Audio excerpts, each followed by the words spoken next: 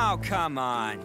I'm the head honcho of the Arataki gang, and everyone knows my name. Arataki, the ultimate TCG champion, Itto. Arataki, he might lose, but he'll never admit defeat. Say hello to the #1 card deck into that.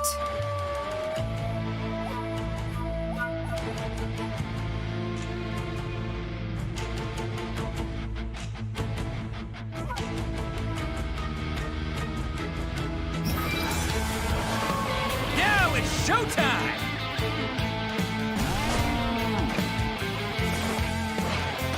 Who wants some of this? Pity, you were always set.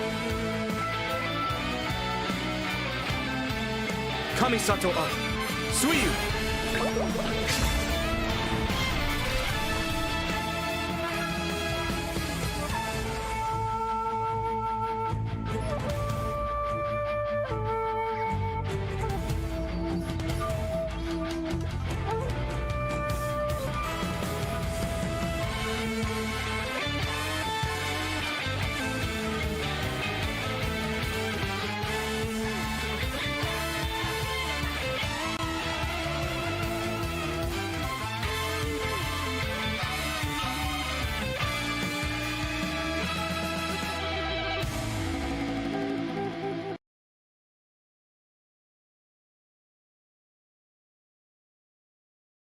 Hello and welcome, ladies and gentlemen, to the EU Major for patch 3.6 Genshin TCG. My name is Louis, and I'm joined by my co-caster, Tama. How are you?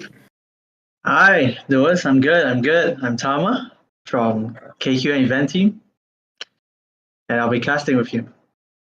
Alrighty, gonna have if last night's NA Major's anything to go by, we're gonna have a long day.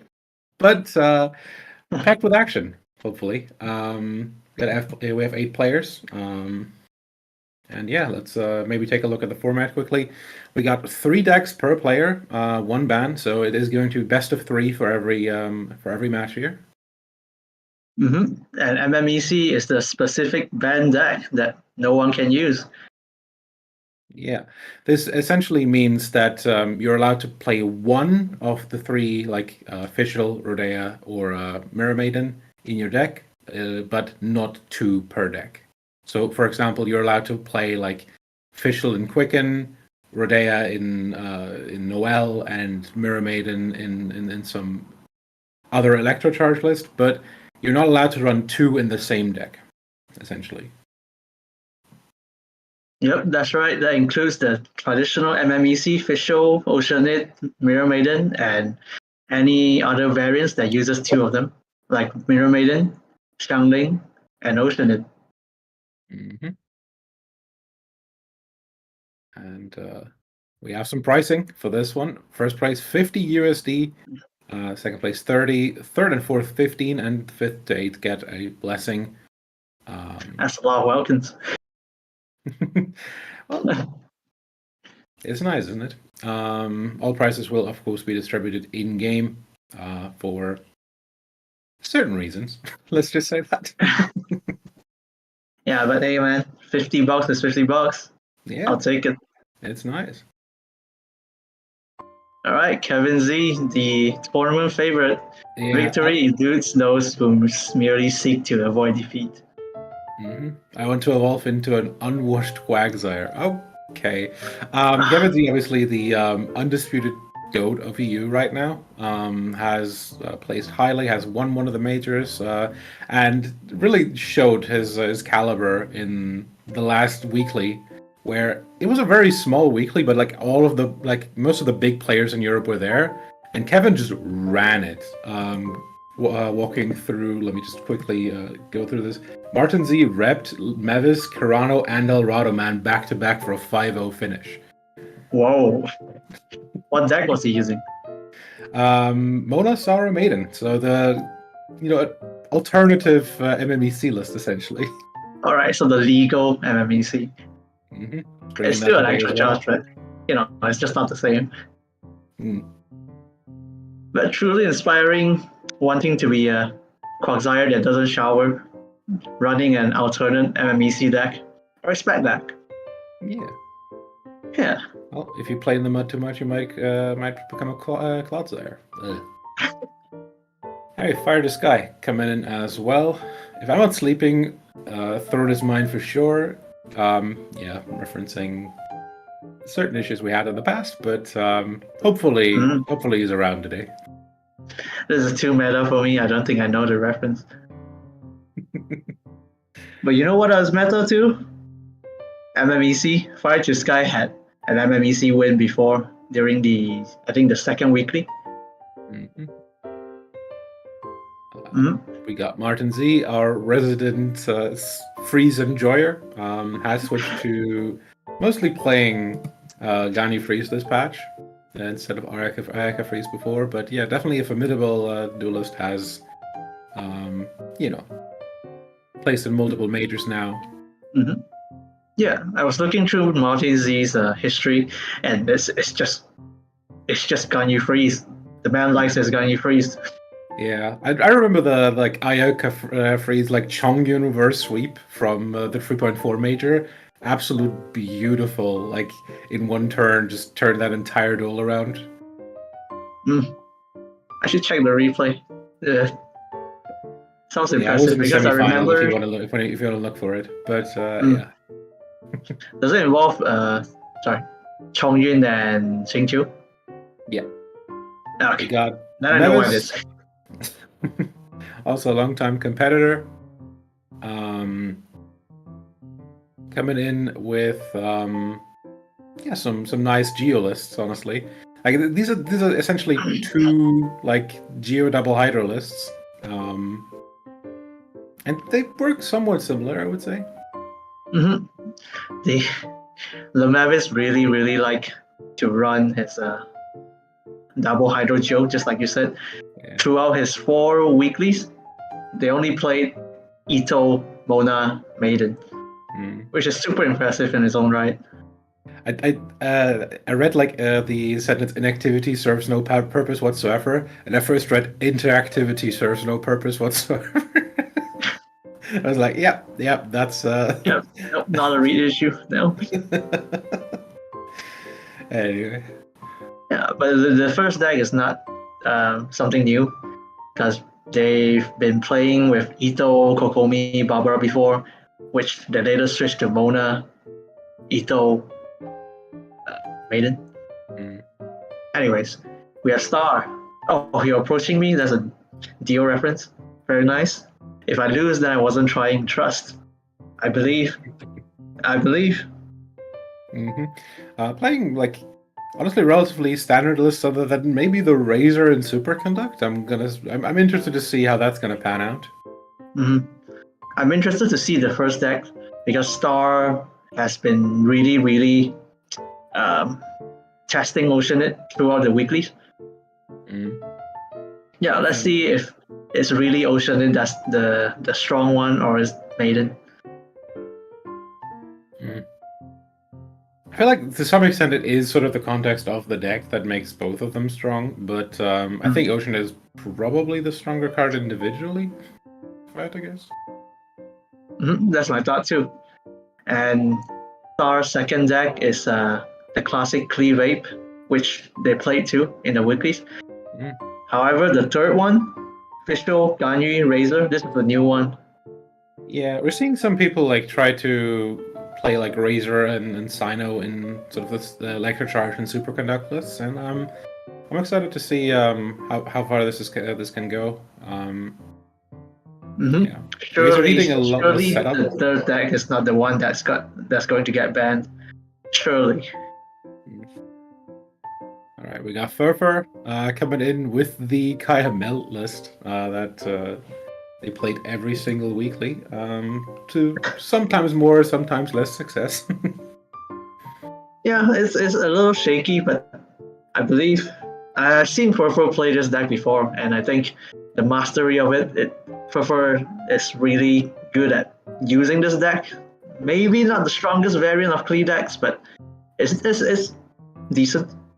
Yeah, it kind of sings or floats with you getting Catherine or not sometimes. A fitting target to try out my new bombs on. Okay. Okay. They're excited to play clean. We get Yep. it. Otherwise, relatively standard list. The Chongyun Superconduct list. I actually really enjoy Chongyun and Ganyu together. Like Chongyun gives Ganyu like so much more flexibility because you have like that second threat and sort of the ability to actually snipe the targets that Ganyu gets low. Yeah. Chongyun has a lot of single target damage if they really need it. But personally, I'm still a fan of Chongyun Xingqiu, even though Xingqiu no longer does as much damage, because you can get freeze on demand. Yeah, I think both are definitely viable. I would say official obviously giving you a lot more damage. Well, one thing's for sure, I'll be looking at Ferfer because they do not have any major appearance, and I want to see how they perform. Yeah. Coming over to Binzu, our resident death sentence enjoyer. I may go by names like Binzu or Vincent, but after this match, I will go by Winner. Winner. Right. Honestly, I did not take a look at Binzu too much. I hope they're the underdog. I hope they are the winner that's going to take the whole tournament, but fingers crossed. I can't put too much faith in death sentence players. I just can't. I'll be genuine. I don't want to see 3 rounds of death sentence. Kinda don't. Realistically speaking, we're going to see some death sentence plays because we're going to wait for other people, and death sentence is still playing. Alrighty. Now we got Carano, Upa Chateau. Hilisho reference? Mita? I think so, yeah. Yep. Fairy Card Lava Churl, coming in with the Maku Kenki. I'm hyped. I really think Double Joe, the last unit for Double Joe doesn't really matter. you just play whatever you want. Or just has to be able to like get the elements out there, and Kenki can certainly do that. I think units like Kenki, like Mona, they are really good at pacing the elemental applications because it's delayed. Yeah, so Kenki is not a bad pick too. Yeah. Also, funnily enough, it's sort of like a triple monster list with the Oni as well. If you count Itto as one, yeah. Yeah. Also, shouldn't forget to say Carano is also a previous major champion, so. Oh. Let's not forget to mention that. Took out Kevin Z, I think, in 3.4. With oh right, yeah, that was the first MMEC versus MMEC final, right? I think I remember that. Was it fun to watch at least?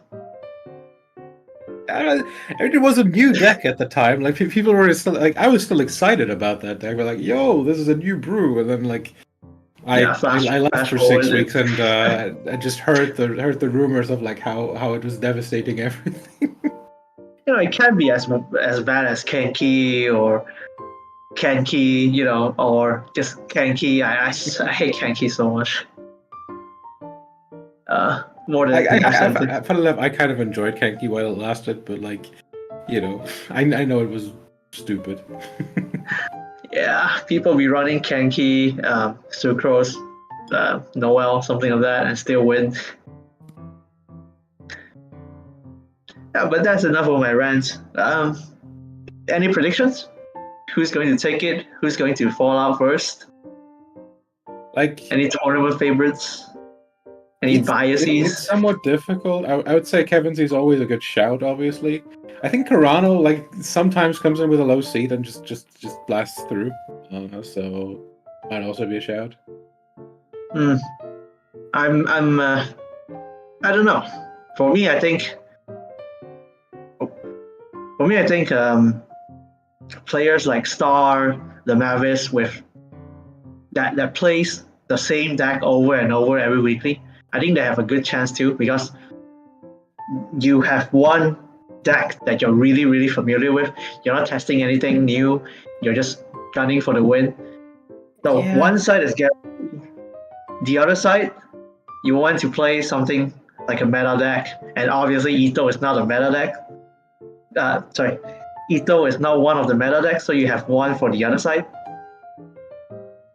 No, it's just my biasy showing. I'm really looking forward to see Itto playing this tournament. Like, I'm sort of worried somewhat for the one-trick players because, like, one, we have a ban format, so people can actually ban those decks, and and also, like, in general, you have to be proficient in multiple decks. And of course, like, these might be like, you know, weekly one tricks, but like, of course they've played other decks, of course they tested other decks. Like, I'm not blind to that, but I still think it might be difficult for them to break out, like at least for some of them, to break out of their, you know, regular one trick. It might the if their favorite decks are banned, they might not be doing as good. You know, no one wants to pick Ganyu, Fischl, Razor as their first pick if they can help it, but it's fun. It's fun for us caster, it's fun for the audience, it's fun for everyone. Maybe they can catch the other players by surprise. You know, I'm hopeful.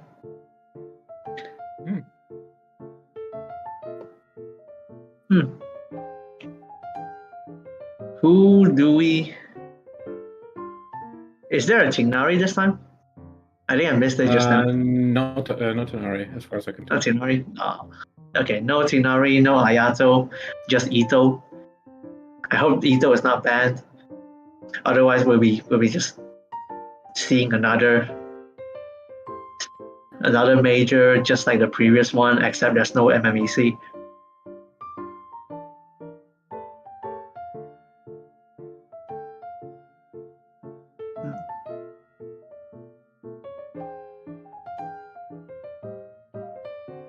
Alrighty. We're all rating for the matches right now. You want a theory, Prof? Or you want to cook something up right now? While we have time? It seems like we get Kevin Z versus Carano first. That's a hype matchup.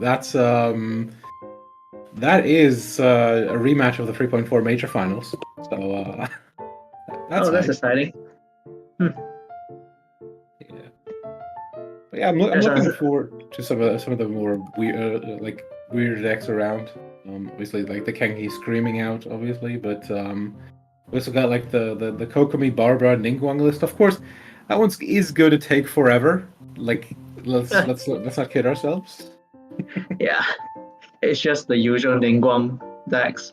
Yeah, trying to stall it out and get an advantage over time. There's surprisingly a lot of Klee players. I think EU was kind of the place that adopted Klee, like I think the most in 3.4 when Klee was like actually the most meta she's ever been. So I'm not too surprised. Yeah, but even then she wasn't how do I say this? I don't want to say consistent, but sometimes it's easy to fumble with a Klee deck. Yeah, Klee has a pretty high ceiling, I would say, yeah. Yeah, for sure. But surprisingly, we see Mona double and Nemo. Yeah, not seen that in a long time, but making the medical. Honestly, that's kind of the exciting thing for this is like we just had the MMEC ban, and like this sort of format is like honestly kind of built for like, oh, there's an established meta, and like you can like the ban is there to sort of like curb that meta and let more decks into the meta, but we don't have an established meta. Everybody just kind of is like guessing as to what like actually is going to work out. So no one's really bringing the same decks. Like there's certain decks that reoccur over and over, like, you know, Bennett catching Agent is reoccurring over and over. We obviously have like a bunch of Itto lists as well. Noel with Ordea, but like there's a bunch of decks that are like one-offs, two-offs in this tournament. Yeah. Obviously, people try to go back to their roots, except for Kenki. Let's just not use that example. People try to go back to Klee, Vape, Freeze, and Ganyu Freeze, some superconduct variants, some other electrocharge decks. Yeah, people are still testing it out. Mhm.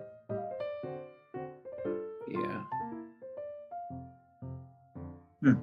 Now, if you like, how would you approach like the ban here? Because like, there's a lot of factors to consider, like, you know, proficiency with the deck on the other side, maybe like matchups into yours. Like, if there's no like ban screaming out at you as like, oh yeah, I'm screwed if I have to play against this deck. Like, how do you approach banning? I would. If it's it depends on the deck. Because MMEC is such a balanced deck, it's hard to say. For other decks, if it's a very bursty kind of deck, I would try to out-tank it. If it's something like a stalling deck, I would try to nuke the characters one by one. You know, a lot of ways to go about this. Oh, and we have a game. It's Kevin Z versus Onaric. Never mind. Yeah, Carano. But yeah, I'm not entirely sure. So this is, I presume, post-ban already. Do we know the bans? That would be nice to know if we have Let's that. take a look. But for now, it is going to be Ganyu Superconduct, the regular variant with Kaching Fischl versus the Kaching Pyrolist. What is this hand? Okay, this is the bans. Okay. So this means that the Ganyu Superconduct is banned on the side of Carano, and Kevin Z is not allowed to play the Pyro Kaching list. So if we take a look what's left at that point, Kevin is choosing between Fischl Ganyu Chongyun, Ganyu Superconduct, and Mona Sara Maiden, the new MMAC list. Whereas Carano will have to choose between the Mago Kenki list and Mona Bennett Mirror Maiden. So the Hydro Resonance Vape deck. Actually, gonna quickly check if this is this like when I see this is screaming at me, we're playing Aquila Pavonia. But no, it's actually a gamblers list. So yeah, more aggressive than I thought, honestly. If there's one thing that's staying in the meta right now, it's Hydro Resonance. It's not a character card. People really, really like their Hydro Resonance. Yeah, Right. like, I feel like people underestimated it earlier on in the TCG lifespan. Of course, like the Power Resonance is like more flashy, you know, like, oh yeah, deal 3 extra damage. I'll take that, thank you. Just like the subtle healing, not as big, but like it is 4 healing overall. Like if you use it correctly, if you use it in the correct spaces, so like it is actually more value than 3 damage can be as a pure value. Of course, like being able to burst something out of existence and not being able to be healed up is, you know, another thing. Yeah. There's a lot of options. You have healing items, you have Hydro Resonance. On the other side, you have Adapters and Temptation, Cryo Resonance, Pyro Resonance, and that's it. You don't have too many choices there. So I wouldn't hold too much value on Hydro Resonance, even though it's really, really good. Right?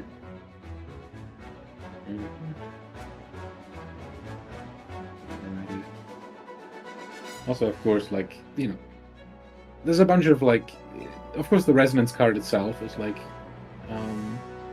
pretty good, but like the Hydro characters in general, and Hydro as an element is just like really good in general because, well, Hydro does a lot of the things that it does in game as well, and the characters do a lot of things that it does in game as well.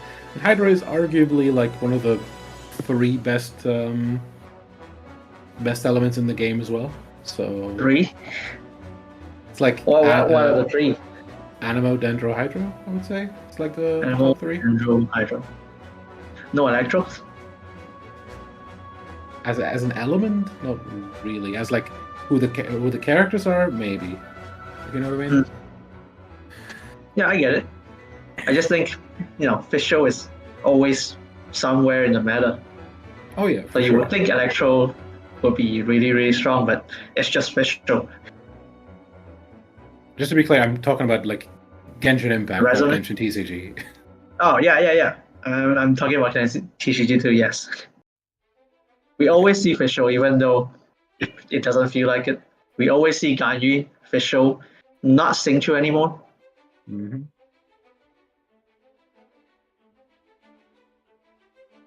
Alrighty, Mulligan's coming out. They're deciding on the starting hand. Yeah, we are seeing on Carano side, we're going to see the Kenki list, and on the other side, we're going to see Ganyu Superconduct. Yeah, it can be difficult. Oh. Okay, Undivided Heart, 2 Cryo Resonance. Yeah, I was about to say can be difficult for Ganyu Superconduct to break through certain walls, but that certainly helps. Kevin decided to start with Ganyu. It's a little strange, but I kind of get the logic. I think Kevin is aiming to put Undivided Heart as early as possible, put it out there, try to do some damage before switching to official. Yeah. Carano got a bit screwed. Only got 1 cryo dice and 1 omni dice, so can't actually use the cryo abilities, because that's one of the biggest problems with Kenki is you can't actually tune dice for cryo. So sometimes you just at the point where you just can't use the cryo summon. Oh, did he have? Okay, he did have Best's Travel Companion. I did not see that. Okay, official start. Kenki dropping the cryo clone. Very standard stuff. Yeah, gonna get and now. Okay, and we're back to Ganyu. So Ganyu is going to take the throw damage. Trying to get the setup down as fast as you can. Okay, it's not going to.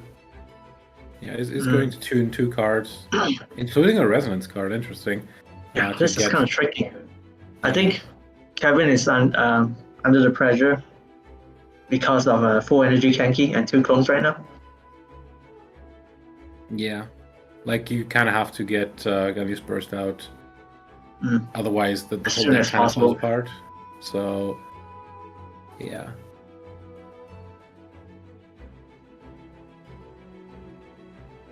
Okay, Gamblers. Not the best card right now, but it's an option. I think Kevin was planning to use the Liban just now, but he has to get the Ganyu burst up as soon as possible. Could charge out here, but also could just reserve some dice. Maybe even just normal attack and then get the Ganyu burst out to tune as few cards as possible. On the other side, we do have the burst available, but we're actually going to see the switch into the lava trail to put on even more pressure, I think, honestly. Yeah. Ganyu is going to be low for sure. There's no energy card to help Ganyu right now. Ganyu has to do at least a physical attack into the burst, which will burn at least. Nope, it won't burn any dice. Okay. Yeah, 1 physical and 3 omni. Yeah, just has to normal attack here. Can't really take the safe option, but at the same time, I would say you can't really threaten. Who actually takes? No, never mind. I thought for a second I was taking one of the omni dice. Never mind. It's setting up for Liban here, obviously. I don't think they have enough for Liban this turn. Yeah, but at least you have 2 different elements, so you can get it set up pretty close for the next turn. Yeah. What Kevin will do is they will switch and put Gamblers on.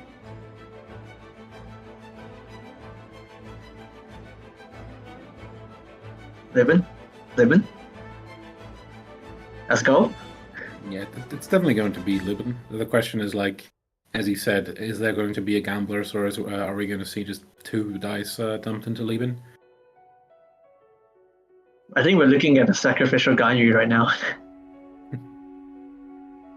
Honestly, not the worst idea. Like there's already a lot of damage on Carano's side, and Chongyun's always like a really good cleanup anyway. I presume in the end we're looking at sort of Chongyun versus Itto, and with the cryo resonance, that could honestly go like relatively well for Kevin Z's side.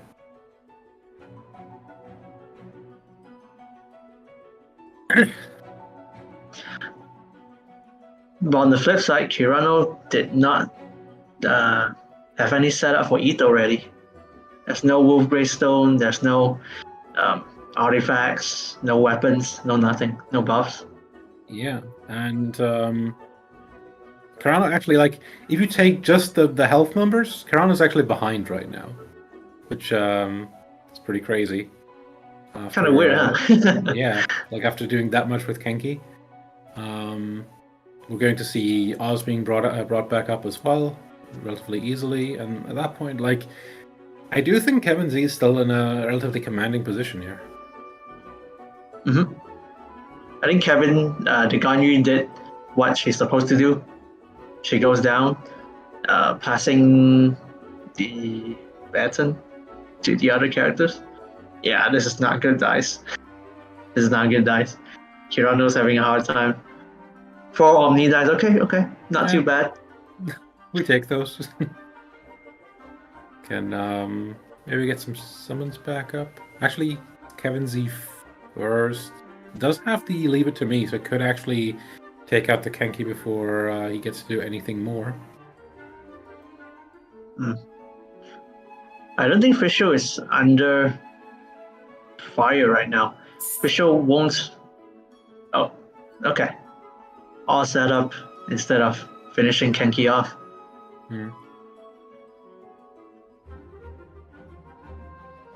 I guess Kevin really doesn't want to put Chongyun into harm's way yet. Keep him in the back, because Kevin doesn't have any food right now to heal up Chongyun, so any damage is pretty much permanent here. He's going to use the gamblers here, and staying on Kenki might have been a worse decision for Carano here, as Kenki will go down, and Fischl has burst available now. Is it usable? Is it 3 or 4 dice? I think it's 3. Let's see. Even though it's 3, it's not going to clean up Lawatcho, but it's definitely going to hurt a lot. Yeah, like being able to get Fischl's burst out, period, is like really important here. Yeah, it is 3-3. So yeah, we're probably going to see this here. If only Kevin has one more dice, then they can use the cryo resonance just to finish off Lawatcho. Oh, never mind. I don't think they are in a hurry to use the cryo resonance because there's Ganyu and Oz on the field. Also, okay. Correct me if I'm wrong, cryo resonance is only if you deal cryo damage, right? Not if you do a cryo reaction. Oh, that's right. Okay. So, yeah, my bad. Yeah. He's going to put up Ushi here, so mitigating some of the damage at least. But that's still going for it. Bit. Also, if Carano's forced to stay on Itto, we're going to see essentially Gani Burst trigger a superconduct, and then Oz can apply Electro again, which then sets up Chongyun quite well. Yeah. But Kevin is considering just not doing that. Go to Chongyun right now and start building up the energy. I think that's the plan for him. Oh. Yeah, it's gonna do the lead and pass. I'm I'm not sure if I agree with that too much, but this is going to mean that Chongyun gets to start off the next turn with Cryo Resonance, which might be able to take out Itto at that point. Carano still has the pizza though in hand, so could use that right now. There's no actual aura on them after this, so I don't think Chongyun is fully set up. You're ramping Chongyun up, but there's nothing. There's no aura on them. Yeah, this is also going to time out Ushi as well. So that might be a good thing as well. Carano is hesitating whether to heal or to just end. Okay. They're going to heal the lava troll. Interesting.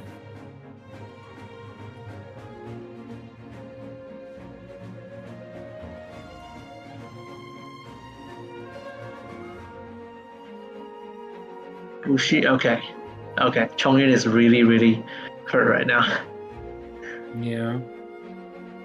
I honestly think it's not that much of a problem though. You can take out. You can take out Itto at least with Cryo Resonance. Yeah, and then you leave the cleanup for with Visual Burst. I think that's Kevin's game plan, but we don't know what. Not enough though. Wait, Visual Burst doesn't take out the lava troll here right now. Hopium. Okay.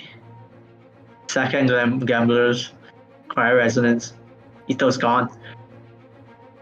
I'm not sure if the Gamblers is going to do much though. Like this is going to take out Itto. The lava troll should have no problem taking out Chongyun in response. And at that point, I don't see how how Kevin does 4 damage through a barrier here. Wait, that's enough. Oh, never mind. Yep. I The super conduct damage. giving you +1. Yep. Oh, GG. Turns out Chongyun is a support, not Visual.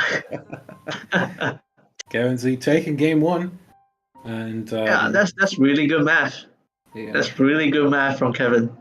Yeah, this is going to mean Kevin will essentially take the win on Gainis Superconduct and will have to retire that one. So we'll have to bring out the Mermaid and Electrocharge variant next. And Carano can actually choose between sticking on the Mago Kingi list or jumping over to the Double Hydro Vape list.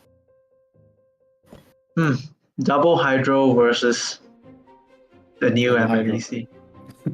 Double Hydro, yep. Going to be a long game. Yeah, like it's Mona Bennett Mirror Maiden versus Mona Sara Mirror Maiden. Bennett versus Sara is an interesting debate in every facet of Genshin Impact, I'll be honest. Yeah. She's always been like this. You play Sara? Kind of awkward. Rarely? Yeah.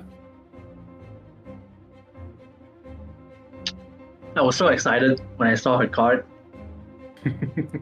In theory, she's really good. Yeah, In play, it's kind of clunky. Yeah, it's sort of like a lot of that era of champion of character cards. Like we got Klee in that similar era, you know, like somewhat like difficult to really make work, but I still think they have like a lot of, you know, ceiling. You know, once in a while I would dream about Sarah, Klee, Catherine. It's just Sarah buffing Klee, and then switch to quick swap to Klee, and Klee does the big damage. Carano sticking on the Kenki list here, just running it back this time versus the Mermaid and Electrocharge list.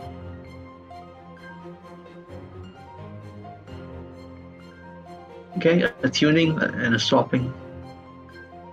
2 lemons, not the best. Yeah. Keeps both though. Or actually, wait, reroll into both, actually. Got Abyssal Summons, though, so that's really good. Send off might come in handy later.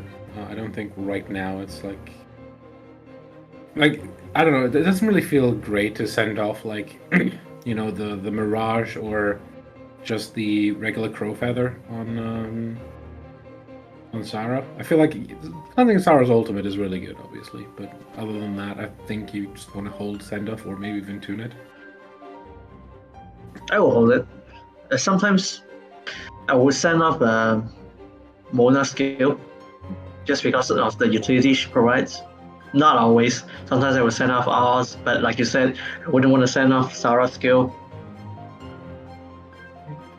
Oh. Like, of course, like when you send off Mona skill to do 1 more damage and actually take out a character, it feels so good. Don't get me wrong. Yeah, for sure. That's not, you know, the most common case. Okay, And, same. One of the problems same that pattern. Lavatrol often runs into, as we see here, is these piercing damage lists like Electrocharge and Superconduct just kind of bully it because like it's at 8 HP and can't actually shield the piercing damage. Yeah. This is giving me flashback. Just Kanki doing Kanki things.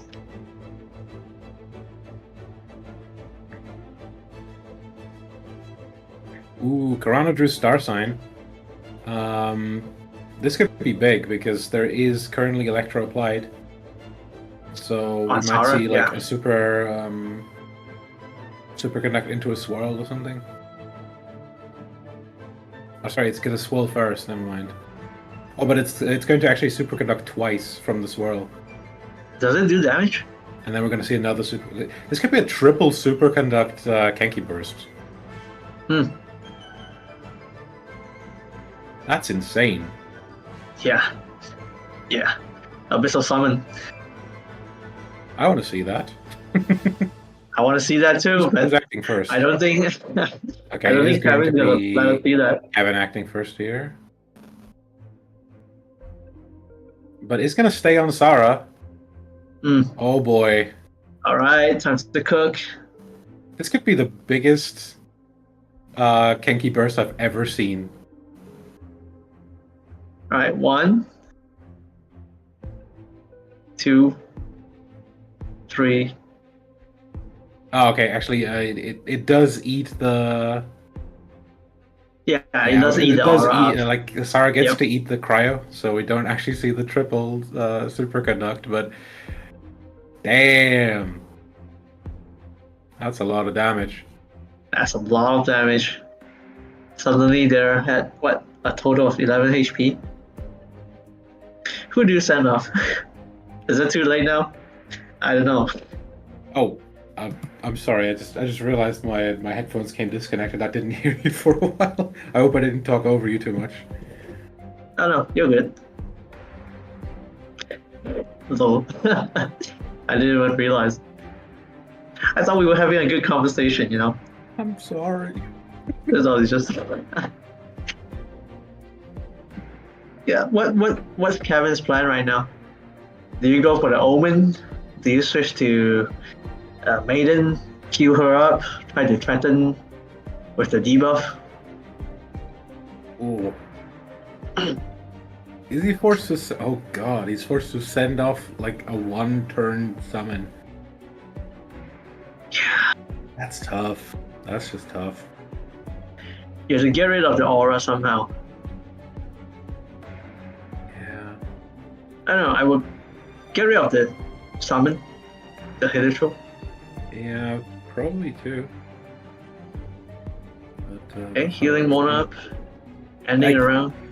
I think Kevin is maybe speculating on Carano losing the Kenki before being able to get the cryo back up.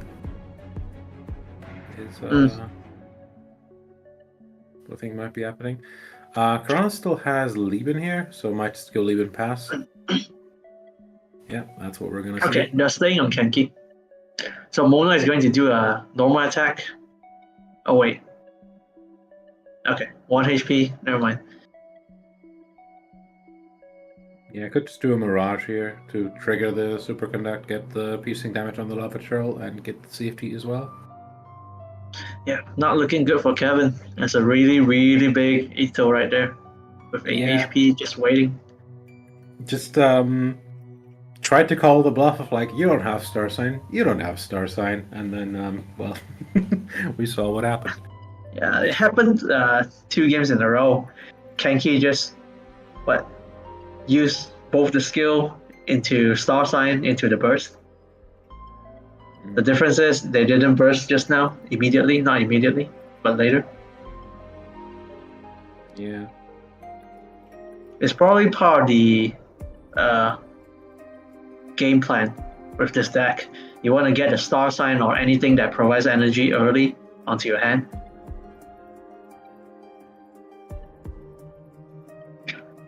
Will it be Itto? Will it be Lower Troll?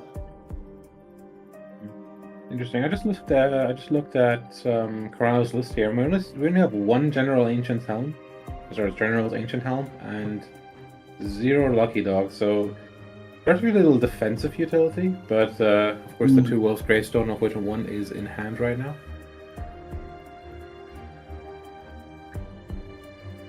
Oh, this is awkward. Toss up.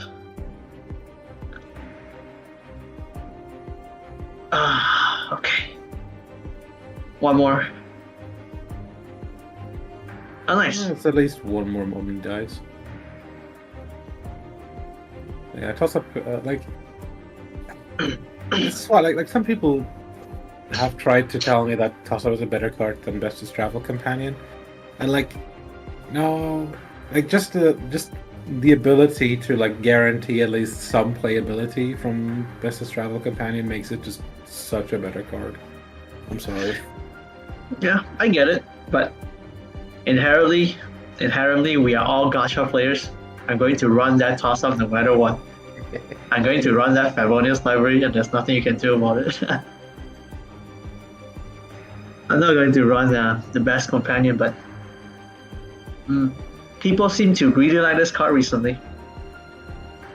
Especially in the EU, because I don't see this card as much in the other regions.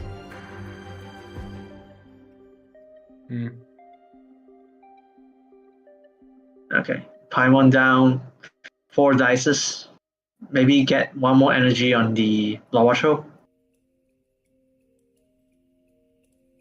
Oh. Yeah, it's kind of interesting.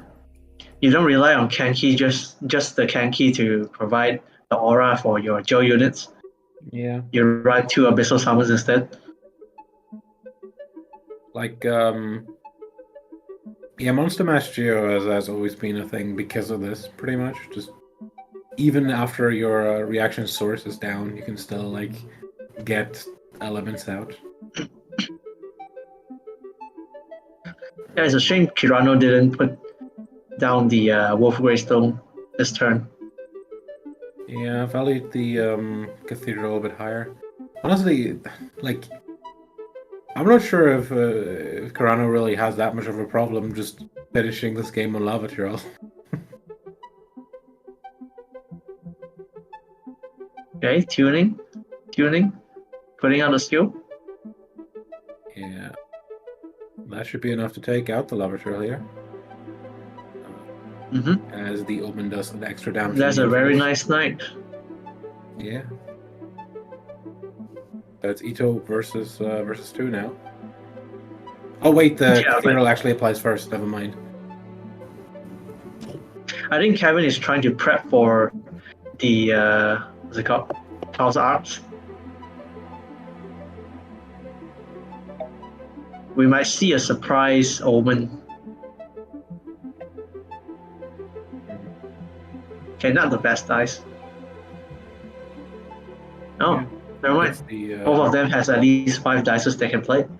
Yep. Alrighty. Carano gets to act first. I should just normal attacks here to just get the energy.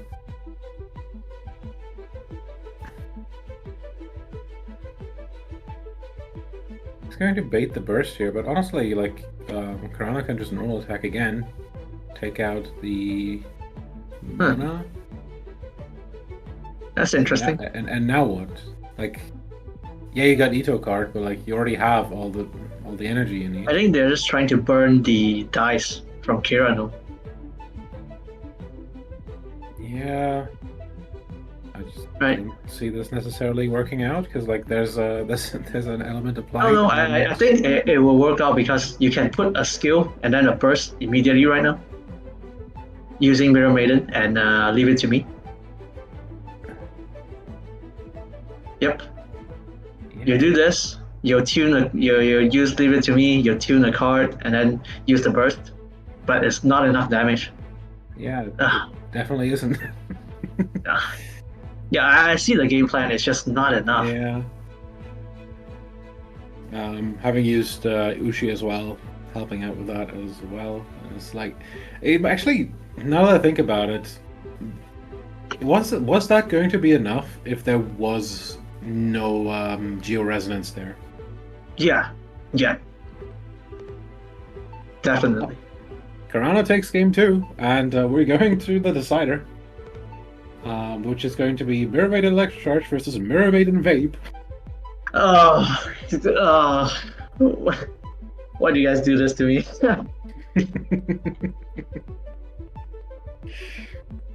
But at least we get a good match just now. Both players are really calculating. They spread out the damage really good. Good planning, good play patterns. I see some shadow from the previous game because I think Carano really did change it up. Usually they would try to move Itto to the front before Lava Show, do some stuff, do some setup before switching back to the Lava Show, burst it, and leave Itto to clean up everything. But they didn't do this time. Yeah, like, often I feel like people sort of like think of these like double geo like either Noel or Itto decks as like, yeah, so we have like the reaction trigger and then we set up on Itto and then we do maybe something with Lava Troll, I don't know what. But like if you really value Lava Troll, like your competence with the deck increases so much because Lava Troll can actually give you like a lot in a lot of matchups. Yeah, I think Lava Troll's role evolved a little bit. It changed since then because in the past he's just a really big meanie trying to do a lot of damage immediately. It's kind of a bursty character, but nowadays people use Lava Troll as a like a sponge. Sort of like the Geo version of Mona. Yeah, exactly. Without a quick swap, yeah. Or maybe more aptly, sort of the Geo version of Fatui Pyro Agent. I think that might actually be a better comparison. I miss Pyro Agent, kinda. Not really. Well, we're going to see a lot of him today, because Pyro Kaching is roaming around everywhere. Unless we just have it banned every game, which might also be the case. Okay then. Alright, the usual. Dara setup. Mona setup. Yeah, that's a Usually lot of... people would start with Mona, but not in this case. Yeah. That's a lot of ramp in Carano's hand right now. Yeah. A little too greedy. Well, But they're going for it. Damn. Okay. Wow, Either okay. Mona or Sarah is going to go down next turn for sure. Yeah. That it should just became It's scary. scary. But luckily you have 2 Hydro Resonance on your hand, Yeah. so it won't be too bad. I think you can go like Lisu, switch into Mona. Into Mona. Awkward. I think you could actually. What you could do is Lisu switch into Maiden, switch into Mona, get both of them out. No wait, actually then you're missing too much mana. Yeah, you're risking Maiden in that case. Oh, interesting. I think did Kevin just get auto-diced? Because I feel like there could have been a possibility to just go to Okay. Maiden and then go Lieben Pass, but well. I quite like this play, actually.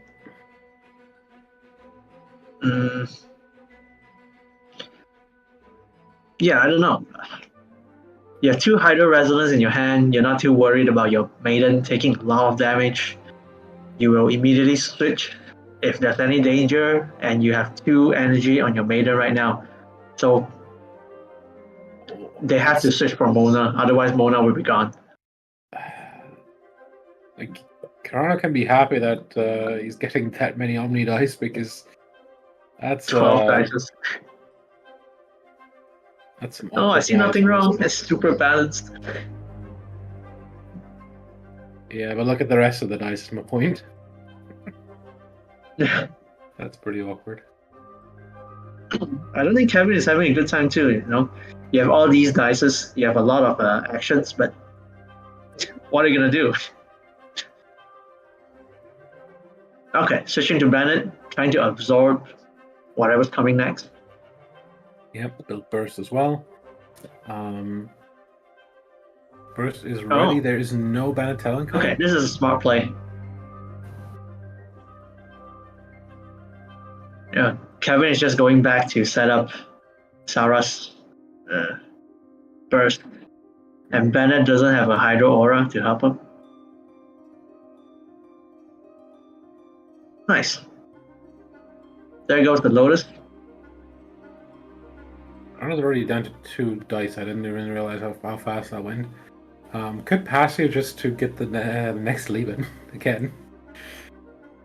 Which would mean next turn. Next turn is a 13 dice turn for Carano as well, because Timmy's going to 3 as well.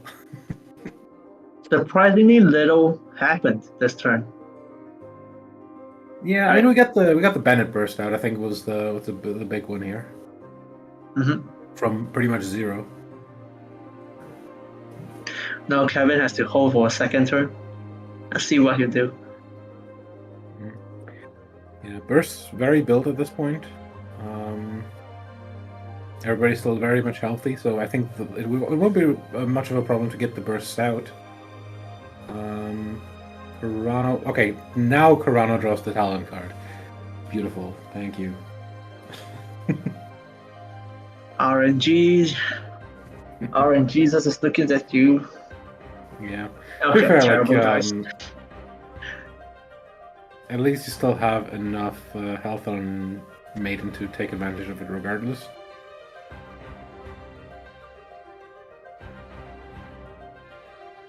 Who do you think has the advantage right now?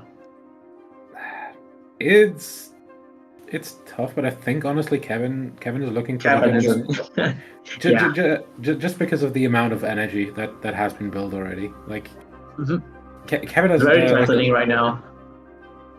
Carano has just taken so much ramp in favor of like actually applying pressure, and Kevin just, even though it's just 8 dice, has like essentially enough tools right now to end the game in like the next 2 turns at most, I think. Yeah.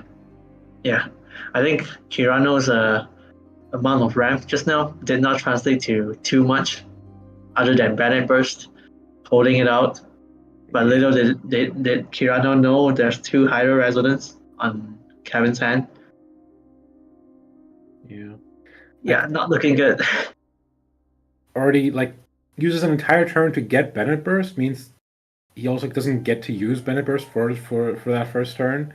It's also like, a Bennett burst without talent cards, so it's actually not benefiting Bennett right now at all, and it's like it's just really awkward. But there's one thing that's favoring Carano right now. It's still the ramp, the dice advantage. Yeah, also the dice of cringe on Kevin's side also. Yeah, unfortunately. Luckily, Kevin has a lot in the hand. so Kevin can afford it. I think we're going to see the burst Yeah.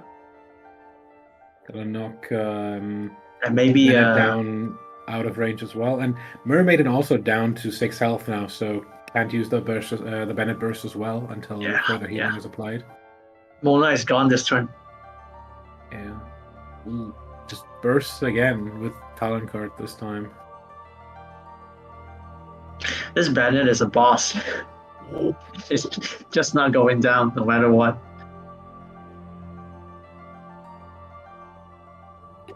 Yeah, I feel like Carano might actually be at a decent position if it was an actual like Juggernaut Bennett. If you had like General's Ancient Helm and like Aquila Favonia, you might be able to do something here. But like, we really need to do. You really need Mirror Maiden to do the job here, and it's not happening right now. I think the issue with it was Carano was holding dear life just to keep Bennett alive with the 2 Bennett bursts just now. And there's no hydro application that can do any reactions. So it's just Bennett and raw damage and keeping the burst uptime. Wait a second, we actually have 2 resonance dice here. How much is that? It was 7 damage. And with burst now? Is that enough damage to take out the Mirror Maiden here?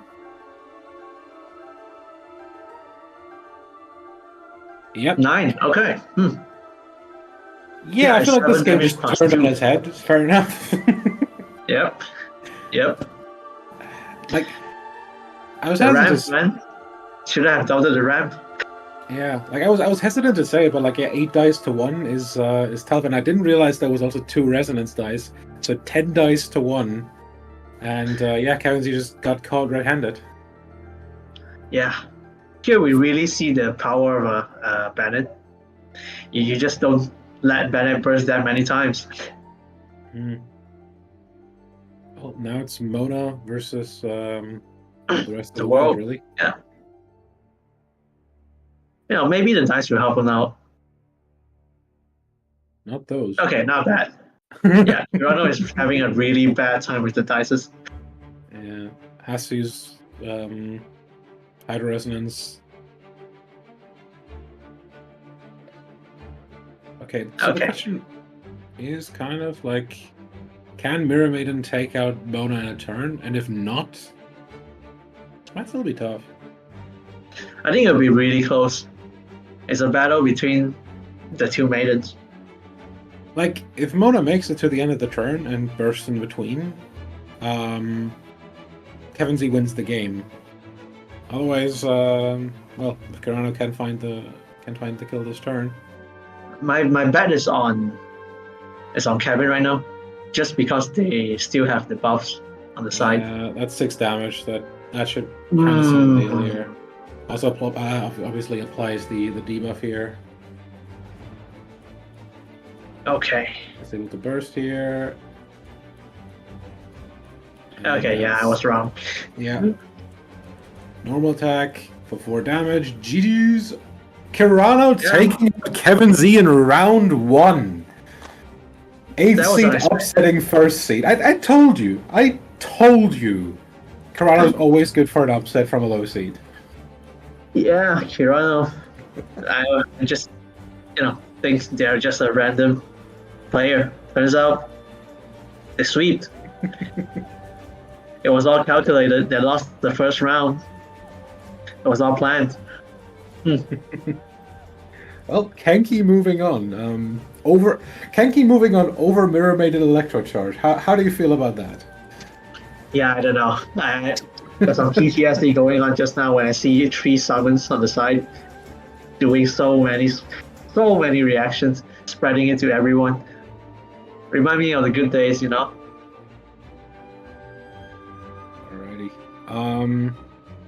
We could take a short break to get the next players to set up their game, and then we're going to be back. I can't quite tell what we're going to be back with. One of the 2 other matches. Let me quickly check what 2 it could be at least.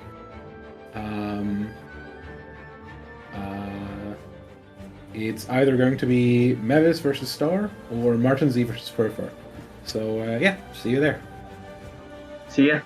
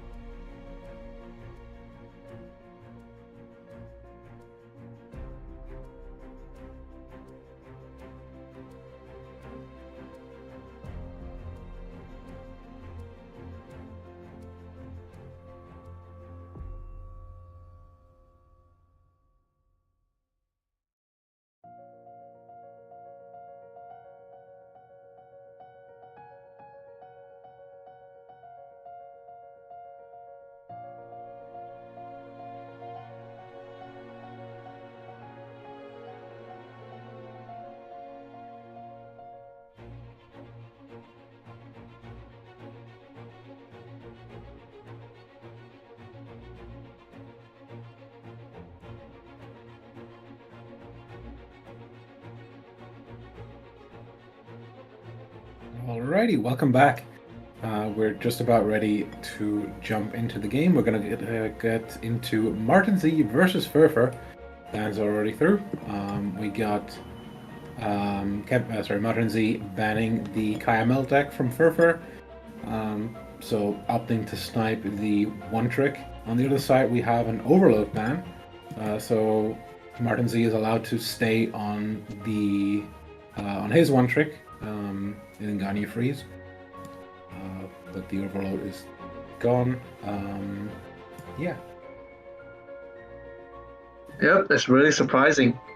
I'm surprised that Ferfer didn't ban the Ganyu Freeze that Martin Z plays a lot, but instead going for the overload instead. Probably is just more afraid of the overload deck in general, and I mean, Ganyu Freeze hasn't really seen many tops recently, so I can sort of understand it. That leaves Martin Z with Ganyu Freeze and obviously the Noel Monster Mash. Yeah, why do you think that is so? For first decks should not be hindered by the overload damage, but Ganyu Freeze, because we see Noel, we see juggernauts like Chongyun, Lawato, but they chose to ban the overload instead. I mean, to some extent, I can see both of the remaining decks sort of being vulnerable to snipes, so to speak. Like, if your Oceanit goes down to like, how's it called, an early, Power Resonance, like the deck kind of falls apart. Same for sort of Ganyu Superconduct, where like if you lose Ganyu too early, you're also in a really bad position. So I can see sort of like the maybe the thought process of like what you're afraid of there. I still think giving Martin Z freeze is maybe not the best idea. Yeah. Going with that, I think they are worried about early damage instead of late game freeze setups. Yeah, we'll see. There's 2 Wolf Greystone right now on Ferfer. One too many, but at least you have one, so that's good. We do see the mirror match of Monster Mash here. Right, Abyssal Summon.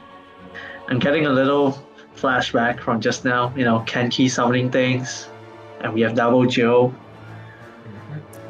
He's going to opt to actually use the Geodice here for the Abyssal Summons. Alright, 2 summons.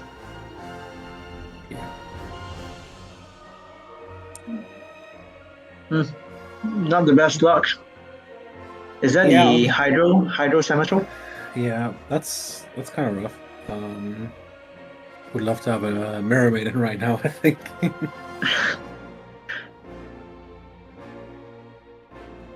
I will probably summon those mimics first before I do the Abyssal Summon, just because maybe I will get something like a Nemo Summitro. Okay. I do choose to burn one of the Wolf Greystone to summon 2 mimics, just like the other side. It's probably the most obvious thing to burn in the hand. It's going to just leave it pass here. We'll actually do more damage in the end phase because George is not going to proc here. As for wait, actually, nope. It's Martin Z summons going first. So yeah, George is actually going to go to 0 here, but is only going to proc next turn. Kind of awkward to see 2 non-meta decks, but it's a mirror match. Is this deck rising in EU or something? Noel, Loacho, Oceanit? I think after the MMEC ban, people were all like, okay, what do we do with Oceanit now? And then everyone was like, oh yeah, we can play that in Noel, right? That makes no sense. It's I think every time there's a change in meta or a ban or a nerf for a card, people tend to go back to their root. Yeah. Like I said just now, People go back to Kaching, people go back to Ganyu, and some people choose to go back to Noel. Like, I'm gonna quickly check the other two majors because I'm pretty sure the well was also like featured there. Like, Yeah, once in a while you see her popping up. like we got 2 Noel in the Asia major, and in America we had 4 Noel. So yeah, decent amount of Noel. Yeah. And like it does kind of speak to the fact that, like, you know, having to make the meta call here. Also, the other thing that's also very good about Noel, obviously, is because you're not allowed, like, you have to use 9 different characters. Like, being able to use Noel Lavatrol in one of the decks means you can, like, use other really good units in other decks, you know. But Noel, though, you have Bennett, you have Fischl for the other team, you have one of the either Maiden or Oceanid, but they choose to use Noel. We see a lot of double Geo right now because people are banning what they're familiar with and letting the double Geo pass. Yeah.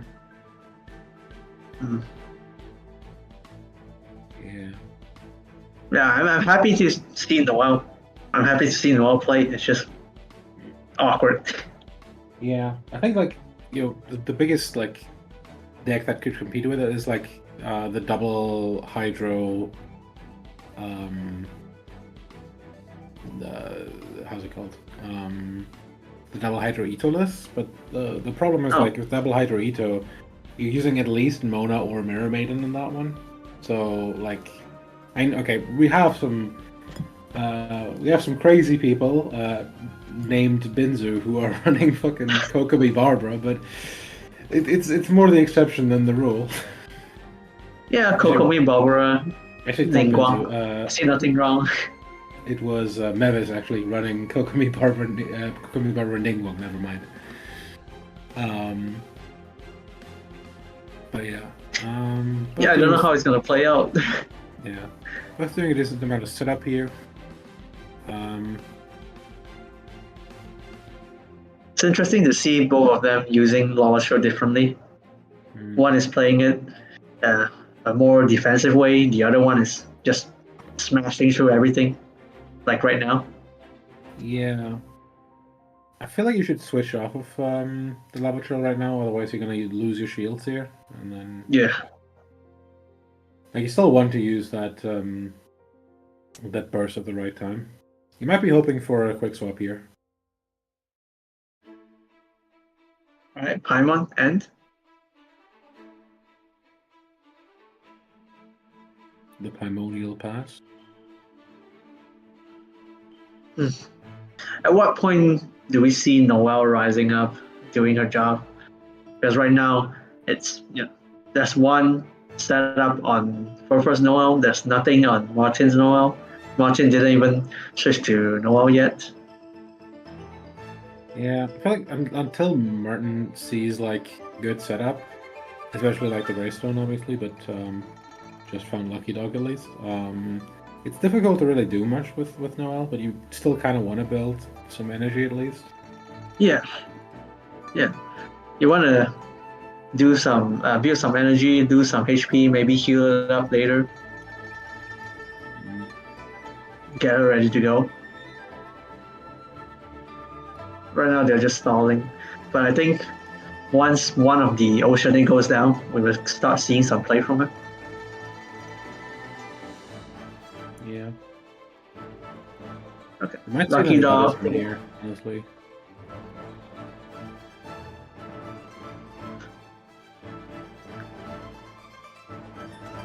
Like, you can't really switch into the lava trail right now. You could maybe see if you can get some setup done on Noelle here. I can see that. Yeah, we're gonna see Ferfer doing the double summon. Yeah, this is not good for the lava chill shield, but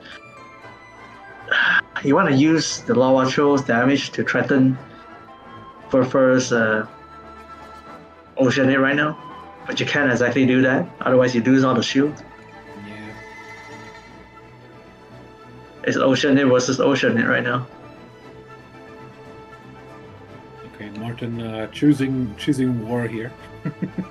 Choosing violence. Two can play the game. Just gonna put down Lucky Dog and yeah. What was the frog called again?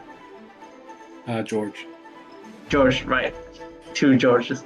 What's better than one George? Two Georges. Special Agent George on duty.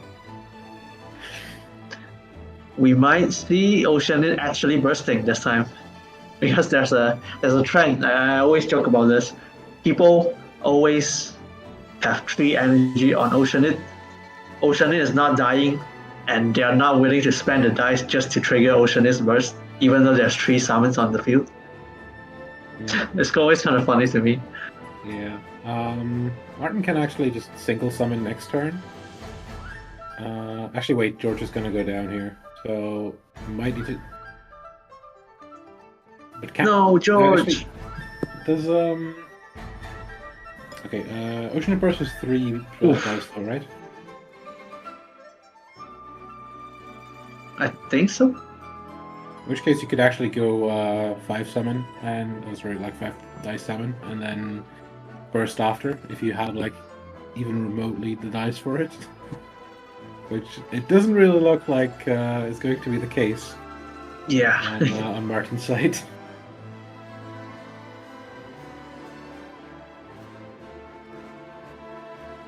Oh, sorry, on Ferfer's side. Mind you, not on Martin's side, I think that. Ferfer Let's has talk about that. Ferfer has an interesting hand, but it's kind of hard to use right now. There's 2 Abyssal Summons, there's Joe Resonance, there's Adapter's Temptation, but there's no way to use it right now because Lawatcho doesn't have any energy. And I don't think Ferfer is going to burst with Oceanate, at least not right now. Yeah. Yeah, kind of hard to use. Does Ferfer want to sacrifice Oceanate and use Leave It to Me to build the momentum with Lawatcho? Like, Yeah, I feel like I Ocean's don't kind know. of done its job at this point. Like, you can't really get much out of it anymore. So it might just be the best play. It's more like there's no way to save Oceanate right now. Yeah, like you could switch off, but then like when are you gonna switch back on? And next turn, Okay, there's single not even- summon. Yeah, like next turn there's not even going to be summons. So like, Ferfer's is threatening the burst here right now, so it's forcing Martin to take out the Oceanate right now with a normal attack. So no summon spell. Are we going to see Noel finally?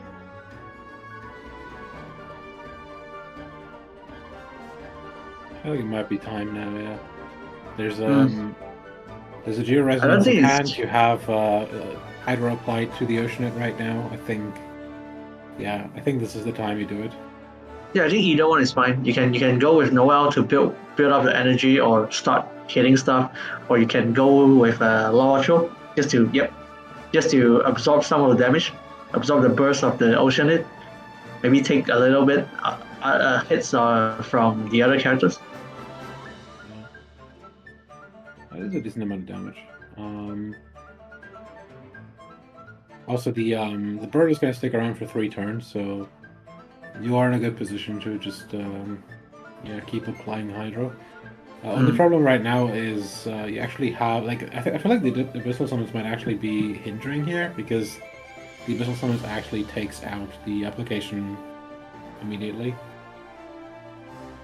Like you're not actually going to have Hydro or Electro applied. They're just Well, I wouldn't mind too much, because right now you want to remove the shield from Lawatcho, so you want as many hits as possible. Yeah. The problem though is like extra charge is piercing damage, so that actually doesn't take out the shield. Oh, it doesn't? No, Interesting. because it goes through the shield, you know. Huh. That's a lot of damage for Just one little summon. summons. Yeah. Also gets the vaporize in the end phase, which is Okay, that's why. That makes sense. I'm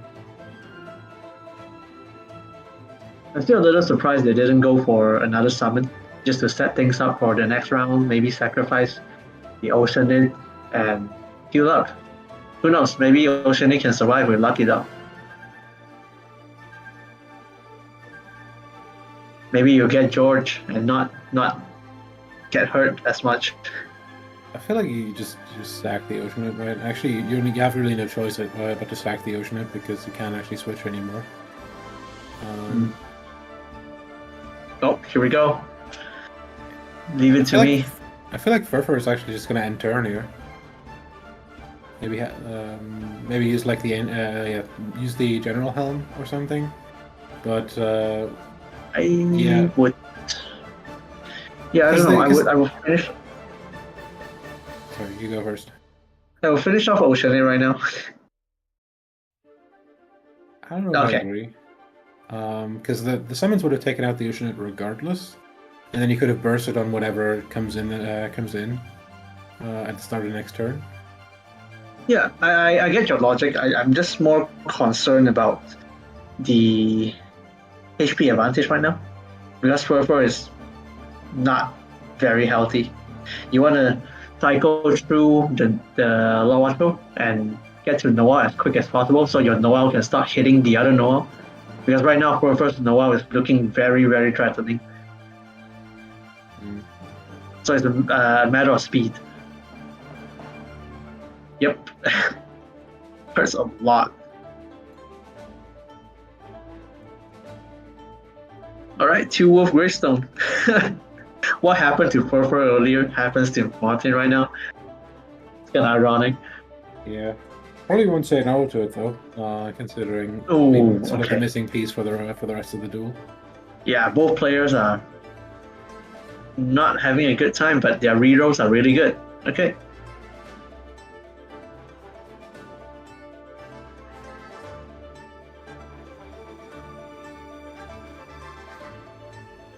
One of the problems we have right now is obviously that there is Hydro applied to your lava trail right now. So if there is this quick swap, Noel can get like a bunch of shields out of that. So you might actually be better to just switch off of it right now. Yeah, I don't think you get a choice. Yeah. You either waste the Lava Trail Burst or just switch to Noel and start building up your energy. Yeah. It's also awkward for Ferfer right now because Ferfer doesn't know what to do. You don't want to waste dices. You don't want to switch to Noel right now without a quick switch. So the best thing Ferfer can do is probably do a normal attack, trying to drag things out. And I'll be honest, I don't really see like why a switch would be bad right now into Noel, considering currently has 10 EHP, and Martin can't really switch back into the lava trail even if he had a quick swap because, well, it doesn't do that much damage without the shield, and he's actually going to do the normal attack here though, just baiting the takeout. Of course, that is going to enable the I haven't lost yet, and that's probably what Ferfer is looking for here right now. I just realized I keep saying I haven't lost yet as a leave it to me the whole time. I said the wrong word. Oh, this is so embarrassing. It's fine. People know what you're talking about in context. Oh, people will clown at me later. You just don't know. Okay, both Noels ready to go. All set up. Both have their Wolf Gravestones. There's a full energy lava trail waiting at the back. It won't do a lot of damage, but it will clean up. Another Abyssal Summon. Okay, not looking good for Martin. Yeah. Again, Geo Resonance is still on Ferfer's side as well. Yes, they haven't lost yet. This should be the burst coming out. Does have Adeptus Temptation. Doesn't have the dice for it though. That's sad. Might actually. Okay, actually, good. okay. Honestly, I think that's a good idea. Just go leave him pass Yeah, here. that's the smart. That's a Then that's a smart plan. Then go Adeptus Temptation plus Georesonance burst at the start of next turn. And like, Noel probably doesn't survive that, honestly. Yeah, Pyro's applied. That's just 70 HP. There's no General's Ancient Helm on that on Martin's Noel. And yeah, Ferfer should be able to clean this up relatively easily from here. Unless the dice are just going to absolutely screw. Yeah, you never know. Holy moly. Okay. I think there's still a toss-up. There's still, how's it called? Best's Travel Companion, and a bunch of cards in hand to tune as well. So we should be good. Ferfer gonna act first here. It hurts to watch. It hurts so much. And let's go. Yeet! Yeet! And how many shields are that? That's 6 shields. That's 14 EHP. Nice burst for 0. And Ferfer takes game 1. That's a really, really fat. No. Yeah. Honestly, There's so much damage. I feel like Martin might have outplayed himself by using the Lucky Dog on the Oceanid and then not finding any equipment for his own Noel later. Yeah, it's tough to say. I don't know. I can't tell when it started go wrong. It started to go wrong. Yeah, I don't know. What do you think? I think one of the problems was like Martin had a lot of advantage on the Oceanid to some extent because of the Lucky Dogs, to some extent because of other circumstances, but wasn't actually able to like convert that into like a huge burst.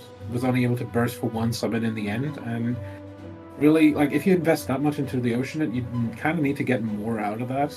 And that didn't really pan out. And obviously the other problem was like kind of Martin had to invest that much in the Oceanid because until the end he like didn't see the like it was like 2 turns before the end that he finally saw the Wolf's Gravestone, so he really like for the longest time just thought he was gonna lose the 1v1 of Noels, and well did so in the end anyway. It might be just, bad habit, because how people used to play Oceanid and MMEC. Right? They put Lucky Dog onto Oceanid, they try to survive as long as possible, they don't actually use the burst even though it's ready and there's 3 summons. I'm not too sure, but not using Lucky Dog back then and play on Oceanid as long as you can was not good for Martin. Either way, you're going to lose your Oceanid, or you're going to fight against the other Oceanid with this brute force method. Yeah, it's hard to say. Yeah. Both players switched deck here. Ferfer obviously forced to, went over to the Ganyu Superconduct with Chongyan. Interestingly, playing Wolf's Greystone. I kind of love that. And on the other side, we have Martin Z jumping over to his favorite Ganyu Freeze. Will still have to take a win with Noel later if he wants to advance, but for now, I think just wants the mental reset of just changing deck, getting back into comfort, going for his favorite deck, and then like approaching the Noel deck later as like a new issue rather than with a tilt from the previous match. Yeah, I don't know if I want to use an Oceanid double Geo deck versus a freeze deck. The Ganyu deck. Not. Yeah. Thing is, again, you will have to, just not now. Maybe Ferfer will take it. Yeah. I guess it makes sense, huh? You want your best deck after you have one loss. Yeah. Okay, Liu Su, physical, that's 2 energy. Really quick setup. Mm-hmm. Martin also setting up for the Paimon here.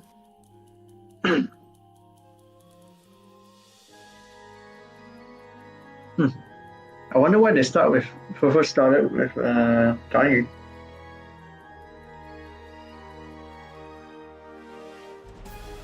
Yeah, I don't really Oh, know okay. why.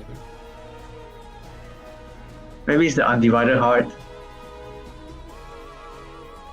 Because we saw this just now in the previous match with Kevin. Yeah, it might have been, yeah, if he got the perfect dice, would have just fired up a charge shot turn 1. That's fair. It's always risky. Yeah. Oh, actually, it's just going to is like values the card draw more than getting Paimon set up. Very interesting.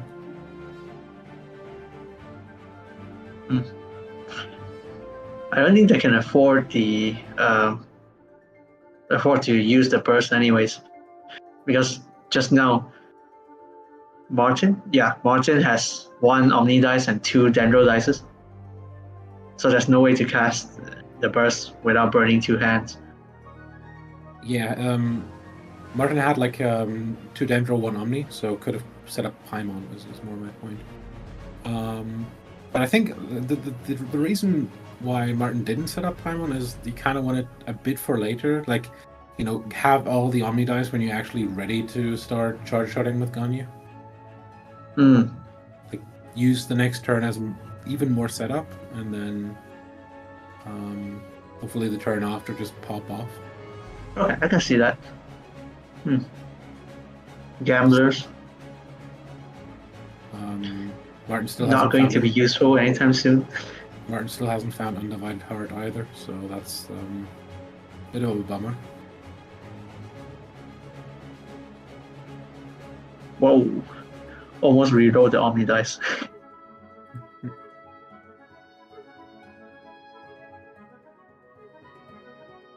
Honestly, the game should just stop you from rerolling Omni dice. Like, there's no reason to, right?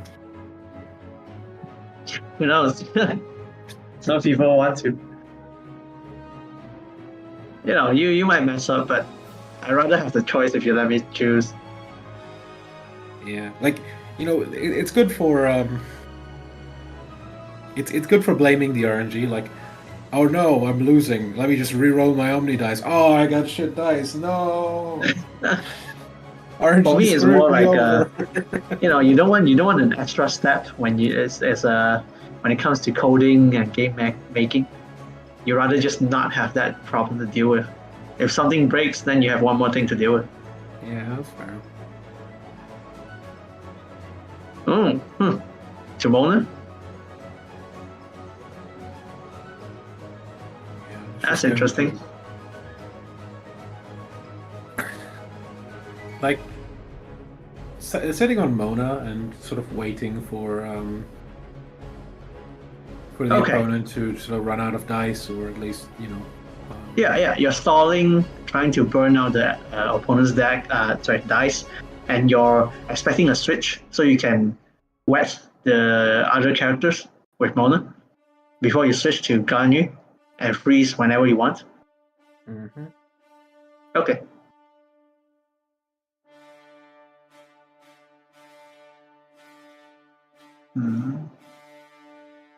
There's general, 9 like, dices.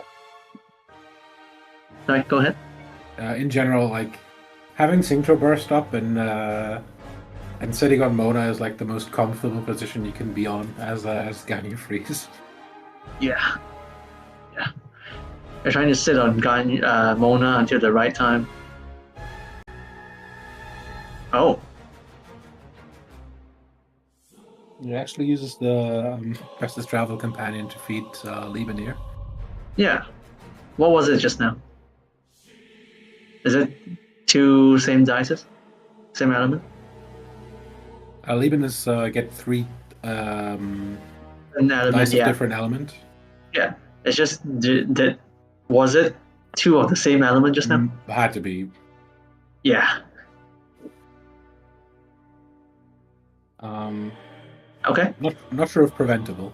Honestly, like you did switch once, so there had to be probably a way to keep another dice, but I'm not sure. Switch to official. Yeah. I don't have extra dice, but All right, going all in on Livin. I have a 12 dice turn here. I draw a lot of cards as well, and there's the undivided heart. That's what Martin's been really waiting for. Gets the gamblers in the same full swoop, and that's all the setup you need now for the freeze deck. Martin is ready to pop off here. Yeah. Let's see who's faster. Okay, Hydro Resonance at the right time. This is a good time for Martin to get the card. There's 2 gamblers. Yeah, a lot of defensive card, Undivided Heart, gamblers when you need it. It's a really good hand. Yeah, I feel like you just take the Ganyu switch here and fire off your first charge shot and see what the response is, and then you still have like Lotus Crisp, you have gamblers, you have Undivided Heart, and the Hydro Resonance to respond to whatever is coming out at that point. One Martin uses the Undivided Heart. Ferfer can just use Lotus Crisp on anyone because Martin is just going to do 3 damage to everyone.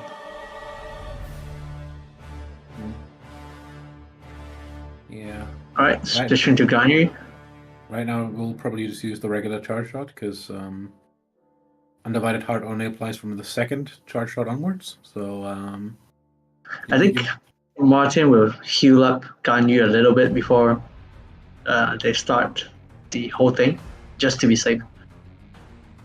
Interesting. Uses the mushroom pizza for it.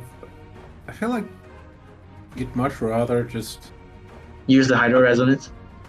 either that or just wait, because like you still have like there's no way that Ferfer can really find a kill right now.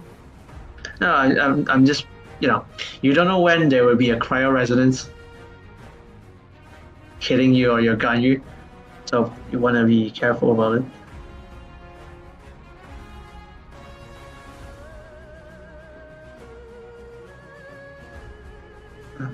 Frozen Official. What to do now? You want a quick switch?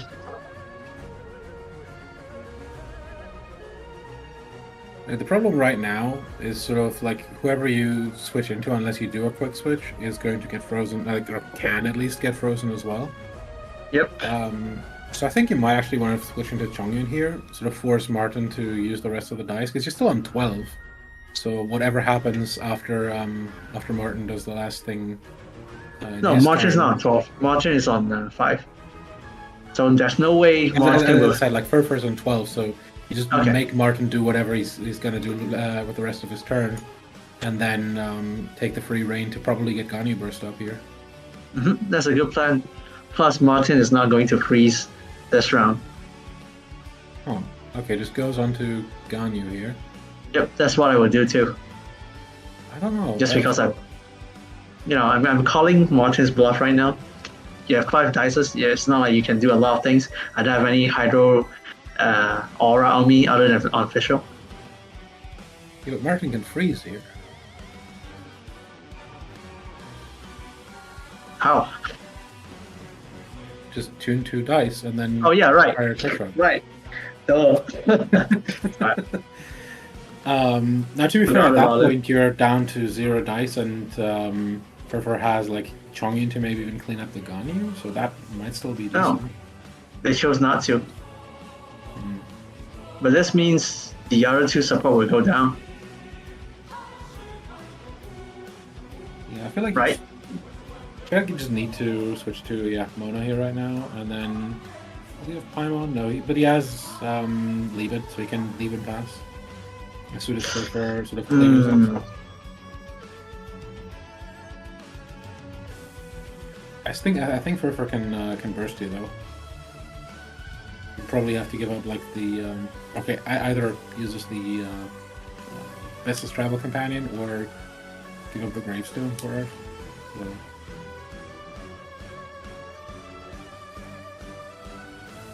Can you not do another charge shot with Ganyu? Would have to tune a lot for that. For like, and also It's not too bad. It's not too I bad also just because feel you like the can. burst is just better here because like at that point you get like a bunch of superconducts. Like in superconduct, Ganyu's burst is actually a lot more valuable in a lot of ways than the charge shot. Like you still take out everyone. Okay, Oh wow, he's actually Ferfer is going for it. yeah, Is it? yeah. It's going to get the dice back at that point.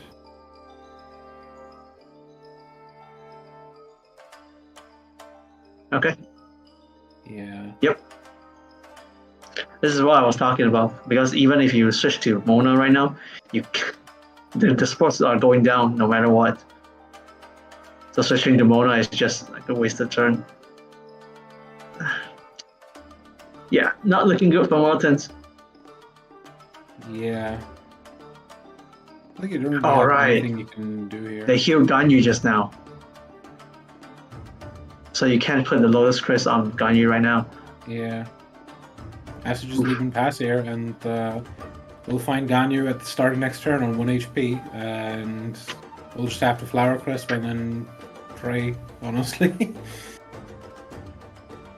Wait. No, they're just showing off Ferfer right got now. 4 dice from Gamblers. I'm stupid. Yeah, of course Ferfer got Yep. 4 dice from Gamblers. I was thinking like, yeah, Ferfer's gonna get 2 dice. I'm not sure what to do with that, but yeah, Ferfer's gonna take down Martin Z. Another, like, in my opinion, another pretty huge upset. And yeah, it's just upset city right now.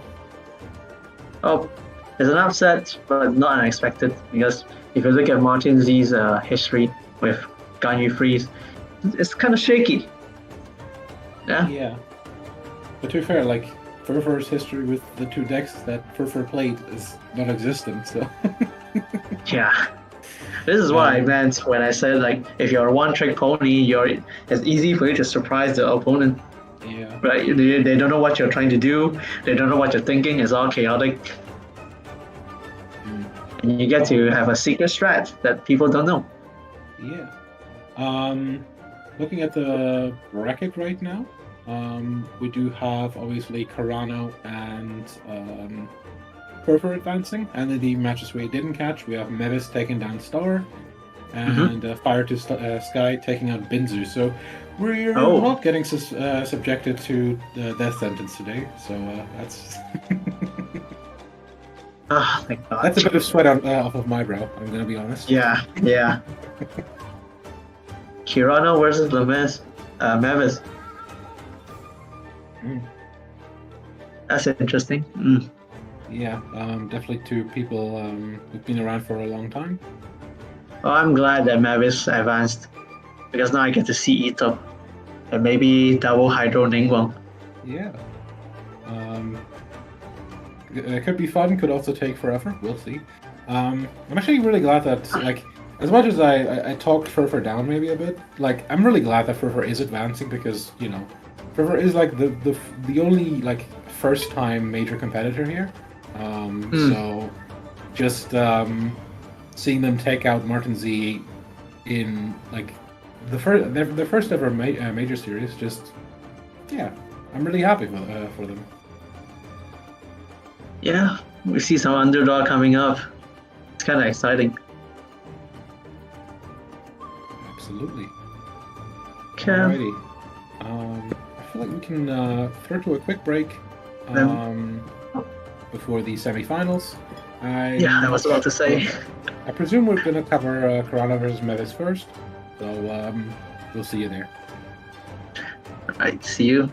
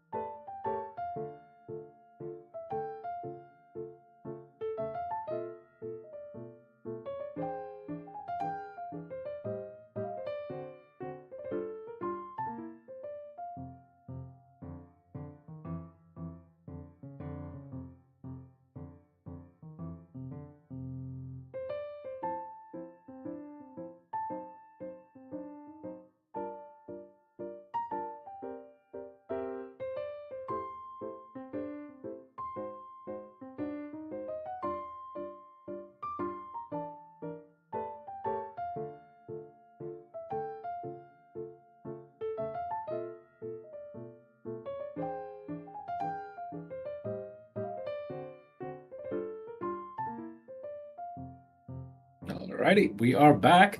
Right about to jump into Carano versus Mavis. Carano obviously taking a huge upset round one, whereas Mavis took out, I think it was Star. Let me check that quickly. Yeah, Yep. I think so. Fourth versus fifth seed. Oh, wait. It's No, it was Star. who did Fire to Sky play? Binzu. Binzu? Okay. Yeah, that was second versus seventh seed, and Martin versus Ferfer was third versus sixth seed. Alrighty. Alright, time to see some Itto play. Double Hydro Gel. Yeah. Honestly, three interesting lists here. One, we have like Itto without a healer, so just double Hydro with Mona Maiden. We've definitely seen that before, but I think the more popular variant overall has been with Barbara. You obviously have the Ningguang deck, which I don't think anybody in any major has run in this patch, but yeah, we'll see how it functions. I do think it's nice that you don't try to stall with Hydro Healers for Itto. You want it to be quick. You want to go with Mona set up for Itto and clean up everything as fast as you can with Maiden or Itto later. Mm-hmm. And for Ningguang, Barbara, Kokomi, this is just the classic Ningguang style deck. You have Ningguang, you have one other healer with her, but yeah, Mavis chose to run three stalling characters. Mm-hmm. And the last one, we actually have Overload, but without Kaching. Often you see Kaching as sort of the cleanup with a huge burst. We're seeing Sino instead here. One of the problems with Sino, obviously, being that Sino has a lot harder of a time to like apply a lot of Electro, so you're a lot more reliant on sort of the base damages on Bennett and the Pyro Agent. Yeah, you're not too relying on the reactions themselves. You're trying to do a lot of raw damage via Sino when he's ready, via Agent before the shield is gone, and have to recast it with the skill. And Bennett himself wants to stay on the field too, right? Most of the time you use a physical attack, a skill attack, and burst, trying to heal back up, but you can't afford to switch out. Otherwise you have a Bennett that's weak with like 4 HP or something. Mm-hmm. Alrighty, and on Carano's side, as we just saw, we have Kenki with Itto and the Lava Drill. Probably the most interesting deck here. We got double Hydro Mermaid and Vape, and we have relatively standard Ganyu Superconduct. Mm-hmm.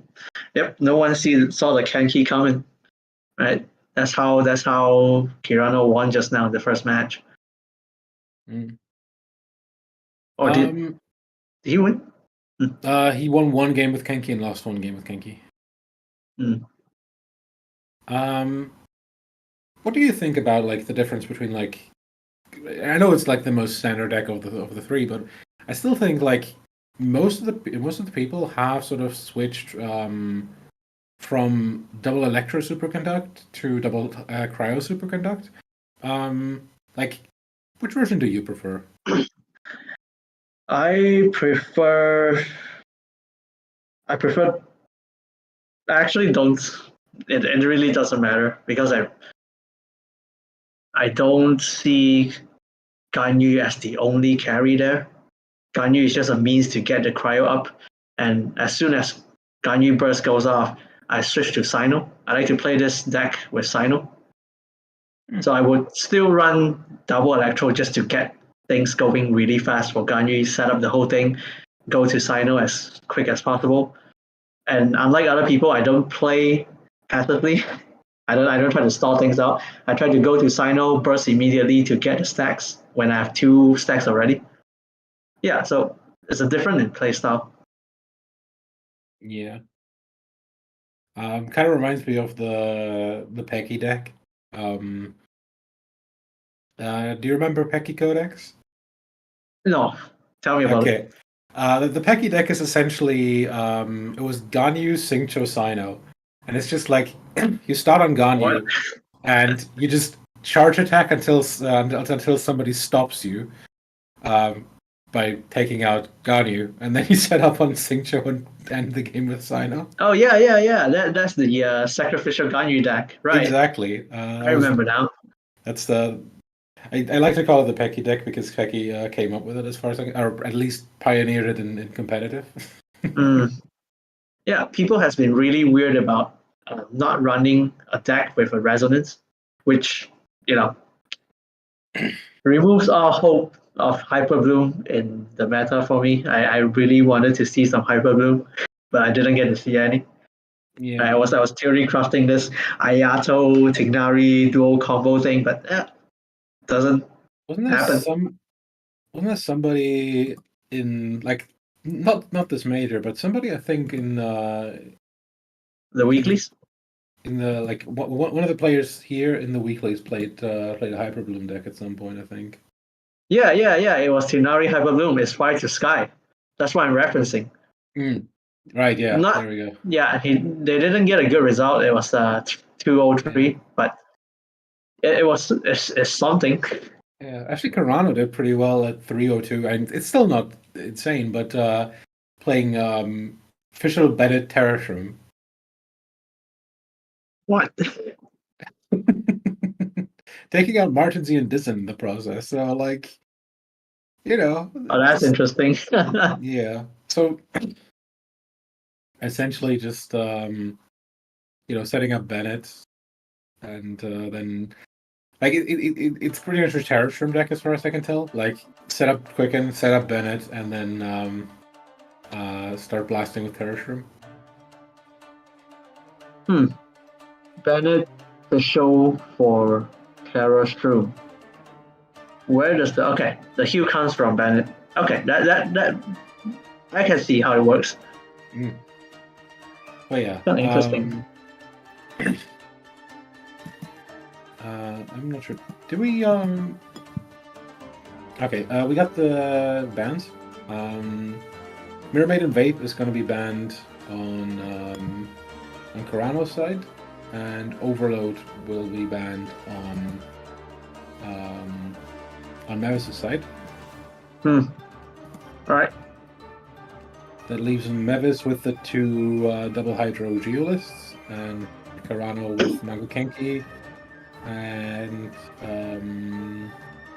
Superconduct. Yeah, it seems like people really don't want to play against Overload. Yeah, that's one of the things. I think also, like, Carano might be speculating on the idea that the double the double hydro geo decks can actually beat one of his decks. I don't know which one specifically it's going like Carano's thinking it is, but like if you have two decks that like do very similar things, and they get countered by one specific other thing, you're kind of screwed because like I would say it's the was it Kenki? Yeah, it's the Kenki deck probably because from what we've seen just now, Carano likes to stay on Kenki as long as possible. You want to put down the two clones, you want to put down the Abyssal Summons, maybe even put on a Star Sign to get the burst ready for a really good spread damage, making everyone in the enemy team close to 6 HP around that. Yeah, and you don't want to get overloaded to Law Watcher either because that will hurt your shield. So that is my rationale for why they banned the Overload deck. Yeah. Alright, we're going to jump into it. We're going to get Itto versus Kanki in the first matchup. Send off. We do have good perspectives. Oh. What do you think Mavis is looking for? They are rolling away the Favonius library. They're rolling away the Wolf Greystone. Oh, Narukami Shrine. It's at least Oh, something that they was have found. this back? I thought they removed it. Send off is pretty important in this matchup, of course. But yeah, throwing away the Wolf's Gravestone kind of tells me that Mavis wants to go a bit more aggressive here. Just like doesn't want to waste sort of three dice. I agree. A lot more fast and loose with Itto. It's kind of weird seeing Grand Narukami Shrine here because, if I remember correctly, they had the shrine in the first weekly, and after that, after the first one, they removed it. They removed this card from the second weekly and third, even though they're still playing the same deck. Okay, I see now what Mavis is doing. Mavis is running a Tubby package. Oh, okay. Tubby Narukami Shrine, Library, Cathedral, and Harbor Wharf. That's a lot of location cards. Yeah. Now that is a bit high roll because, like, if you don't see Tubby, you're kind of maybe in a rough position. Yeah, I don't know if I want Grand Narukami Shrine, like how people would, run parametric just to get a few more dices to keep going. Yeah. Because this is not the deck that wants that. Yeah. Like, I always understood parametric because, like, in these sort of normal attack-based decks, it almost always works out in the end. But, yeah. Oh. I'm not actually sure if that... okay, it prevents the swirl here. Yeah. But... okay, you can't really bet on it, but Carano actually... again, had last card at hand, Star Sign. So... Yep. They've been doing this for the third time today. So it's part of the plan to get Star Sign as part of the starting hand. You put down 2 clones, you try to get a sneaky burst onto the enemy early. The thing though right now is honestly, like, and you could burst, but you only have the Nemo. Yeah. But at the same time, you can't really just cast the cryo one right now because Maiden's you lost actually the threatening Cryo. lethal here. Oh, you're right. So you might actually Would have you to go switch for it? here. I honestly think you switch on to the lava trail here and do some stuff there. Do some stuff, shock absorption and stuff. Damage. Yeah. Part of me wants to just, go all in and hurt the Mirror Maiden, but I'm playing against a star deck, and it's not going to be a smart choice. The right choice would be going to Lava Trail just to absorb the damage coming from Mirror Maiden's burst. And you're also threatening a decent amount of damage because there is the cryo on the Mirror Maiden, so it might actually force the switch off. Yeah, I think what will happen is they will switch to Lava Trail, and Mavis would just switch off to something like Mona and get the aura off. It's my prediction, but let's see what happens. Yep, okay. Going to Itto. Versus the switch. That's interesting. Now, Mavis has found Tubby. Doesn't have more locations right now, but definitely like a cornerstone of the strategy. So definitely very helpful. Normal attack on the lava troll. Oh, it's a normal attack? Yeah. I know it's Spanish right now, but yeah. Here comes Ushi.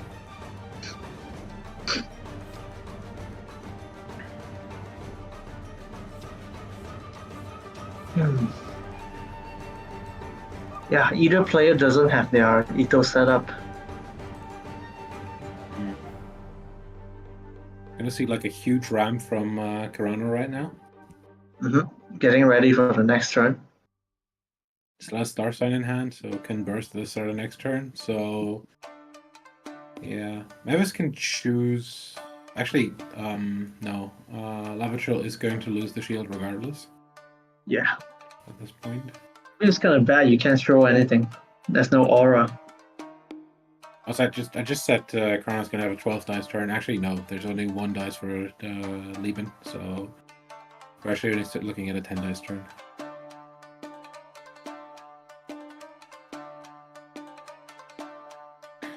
We might see Star Sign be used on Lava Troll if Mavis Carano decides to just really hurt that Mona, preventing the pivot.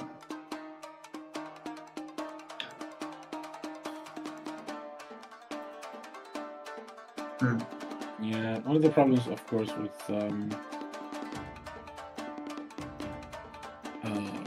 that right now is like Ushi is going to take out the last shield here, which means we're not going to see the launcher wouldn't do as much damage. Yeah. But it might still be the most value you can get out of it at this point. I just want to see launcher smash. Why is he not smashing?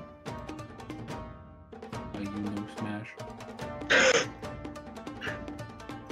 Oh, I mean, we still have Itto for that, I guess. There's 2 cryo aura on the characters. 2 characters with cryo auras. Kiran is doing a really good job. Sorry, Mavis is doing a really good job preventing Carano from getting any of the crystallized shields. Yeah. Yeah, I don't know what's the game plan. I think Mavis wants to build up Itto, just waiting for the right time to pivot with Mona, but I think now's a good time though. Because Lava Chill's shield is no more. Switching to Kenki, Kenki needs a little bit of setup to be able to hurt people with their burst. I think at this point you might even not be looking at the burst anymore, but rather to just get one more summon off. Oh yeah, definitely. Not using the star sign, just drop your summon and aim for a good time to burst. Yeah, like essentially force Mavis to answer the Kenki here. I feel like Mavis is really wary of something, and I can't tell what it is. It could be like Star Sign plus Adeptus Temptation. But yeah, it's gonna set up the cryo here. Yeah, but nowadays I don't think people expect a star sign from other from the enemy player. So, but I mean, Adeptus, if Mavis was paying attention the previous round, I feel like. do you? I wouldn't. I will focus on my own game. Like, I'm not sure. I think I don't quite remember, but I think Mavis might have actually been playing because they were like we had 2 sets of games, you know. Yeah. So Mavis might have been sitting out while this was going on. Okay, that means they win really fast.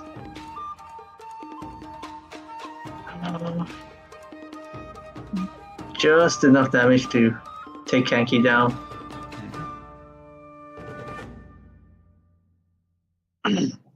But it's not too critical for Carano right now because the clones is up, the crowd clone is up. His 2 Joe units are healthy, even though Lava Chill's show is no more. Carano could right now just Paimon end turn and have 14 dice next turn. That's super greedy. I know, but but that's the problem though. The Itto, there's no real there's nothing threatening them.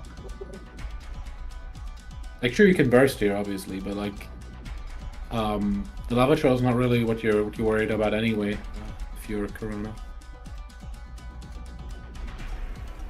dragging out the time and letting the enemy Itto have full energy with Ushi up, with shields. Yeah, not a good sign. Like, I think Carano, what Carano really needs right now is a Geo Resonance to come back into this game. Needs a way to get energy onto Itto without having him go to low HP. Yeah, I mean, it has Star Sign.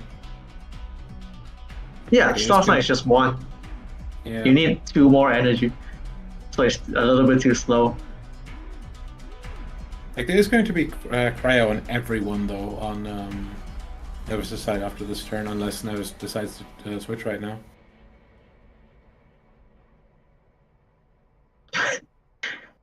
Mavis is just not rushing it. Yeah, I mean, it has Adeptus Temptation, so, like, you kind of want to keep the burst for now. Just so you might find a timing to just snipe the Itto anyway. What I would do is I would just play the Liu Harbor and put the artifact down and just end. Yeah. Well, I mean, you'd put Tubby down and then Leo Harbor just to. Yeah, to that works zero too. it, yeah. The 2 Tabi has been on the hand, on Mavis's hand for a while now. Okay, place the helm instead.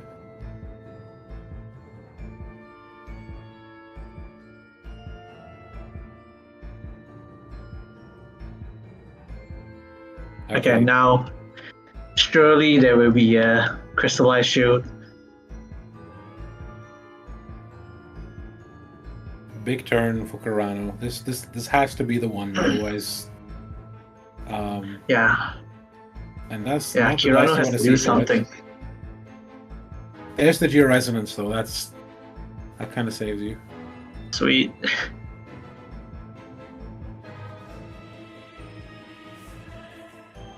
No, it's the swap that's tricky. Yeah, I think you kind of have to actually let Lava Troll go down here. You have to waste some dice to break the shield and, let Lava Troll fall before you can do anything with Itto. Itto doesn't have any energy right now. You can set up Itto right now and wait for the next turn because you do have one more turn of extra dice from Paimon.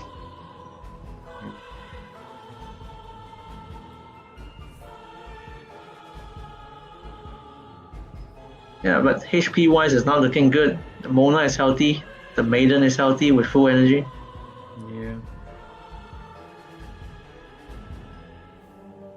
Yeah. Is it me or- like no matter what you do, you normal attack with Lava Troll here?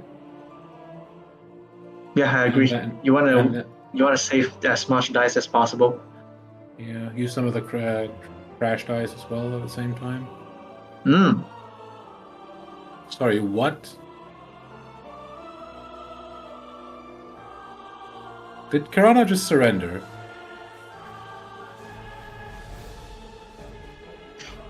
Huh? Yeah.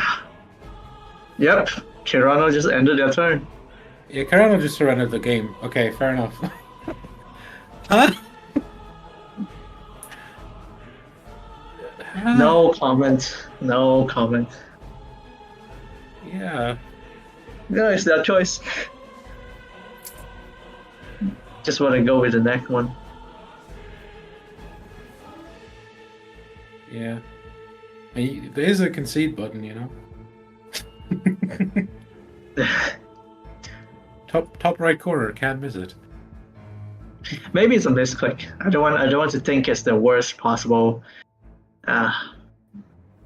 misplay. It's a really, I don't know how to justify this at all. Like, what were you trying to click on? If it was a misclick. You just panicked.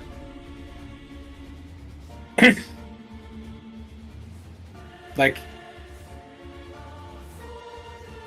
I don't want to be mean, but I think Carano might just be on tilt. It's possible. Definitely possible. I don't want to assume anything. I'm not going to talk anything about this decision, but Yeah.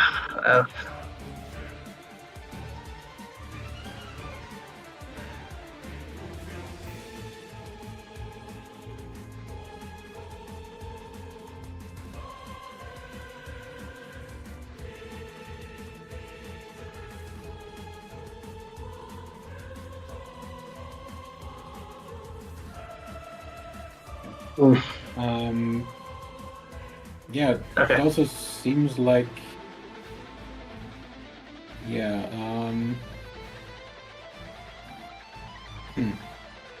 If it's true that they are tilting right now, I hope they get a fresh start next turn, next round, because there's another chance they can still win. okay, Right. something crazy happened. We're gonna take a quick break and figure out some technical issues because, yeah, something just happened and we're trying to figure it out. Okay, we'll see you after the break and hopefully with decent news. Yeah, see you then. Now we'll be back.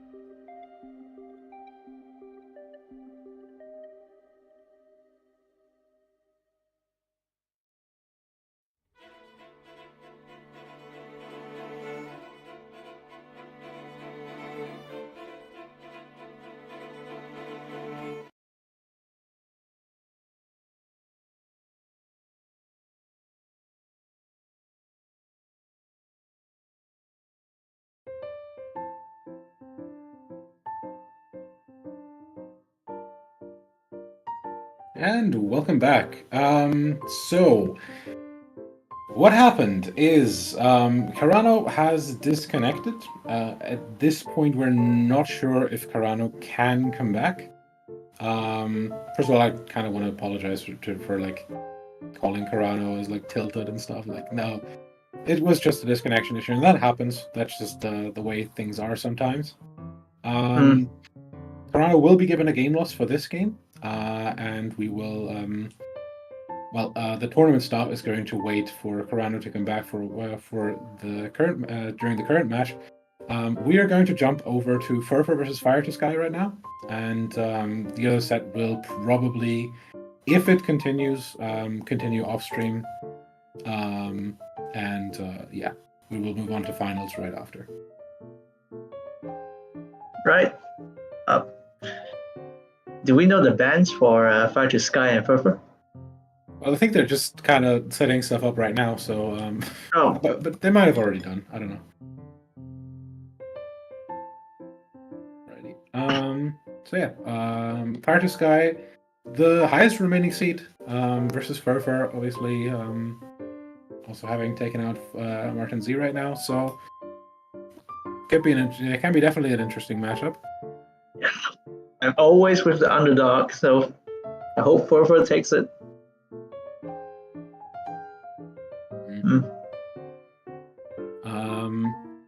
What talent card is that? I actually can't. Yeah, I can't tell too. I think it might be Chongyun.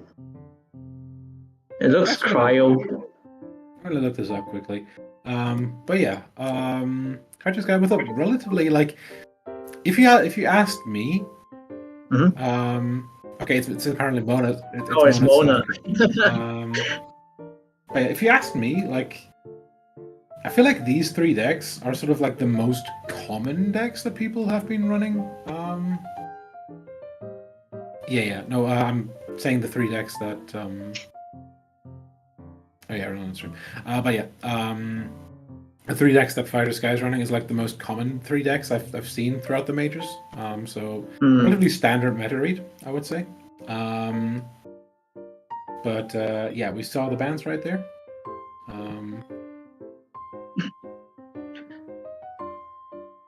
I was like, part of me, I was wishing that Fire to Sky would bring the Tighnari Hyper Bloom deck to the majors, but not too bad.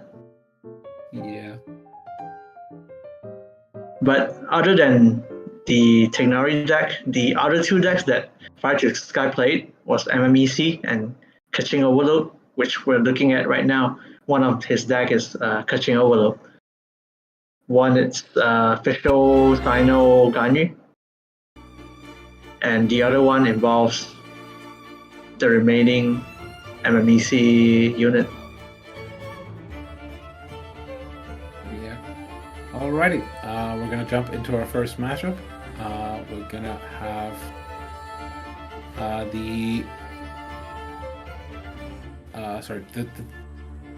I'm out of it right now. Give me a moment for my brain to reset. I can cover for you. It's fine. my language processing center has taken. No, I'm lagging too. You can tell from how I speak. Anyway, we got the Sino version of Superconduct, which is an interesting version. Like, essentially, like, it's playing a cleanup unit like Chongyun, but it still maintains sort of the electro resonance part of it. On the other hand, Sino probably a decent bit less flexible than Chongyun is. Low key, this is my favorite deck right now because it beats everything. Right? If I need to beat some AI with 30 HP, I have Sino. If I need to clear out 5-10 mobs, I have Ganyu. If I need to, deal with meta decks, I can do whatever I want. I have enough raw damage, enough cryo support from Ganyu to do Superconduct. I have enough raw damage from Sino to clean up very tanky opponents. Yeah, so I'm looking forward to this deck. Yeah, I mean,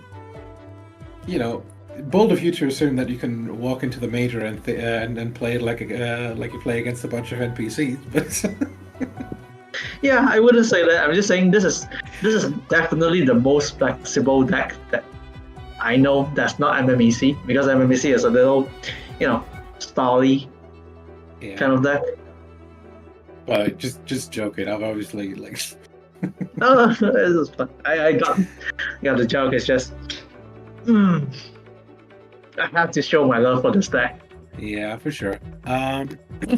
So we got Oz and Oz up.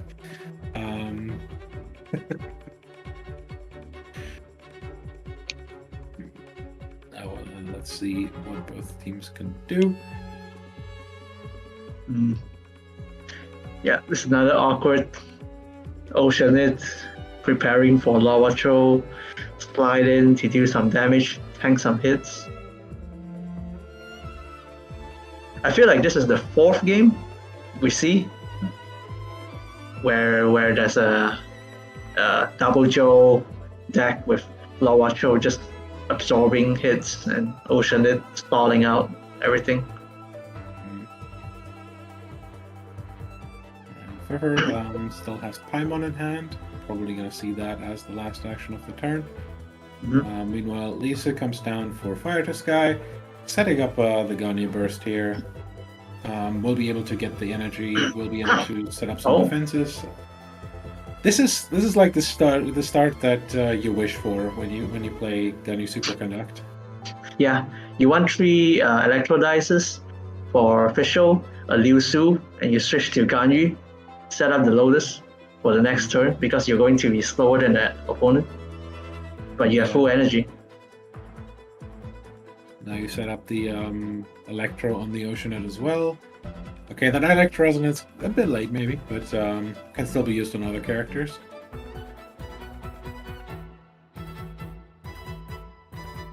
What's the card name for the Ember card that +1 duration for summons?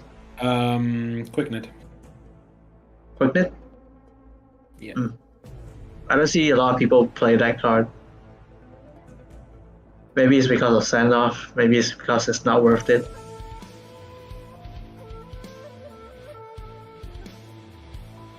Okay, how will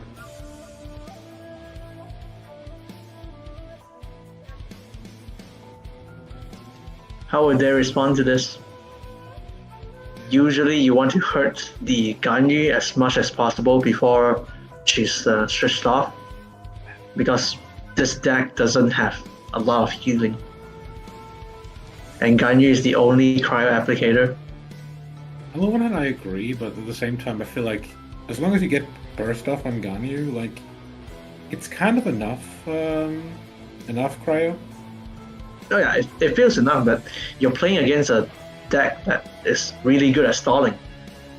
So they will outstall your superconduct duration. And they can outstall like sort of that phase, but at that point like everybody is kind of low and Sino just feasts on that. Of course we haven't seen the gamblers yet. Neither do we have I don't even know how much normal attack support this deck is running. Let me actually check that quickly.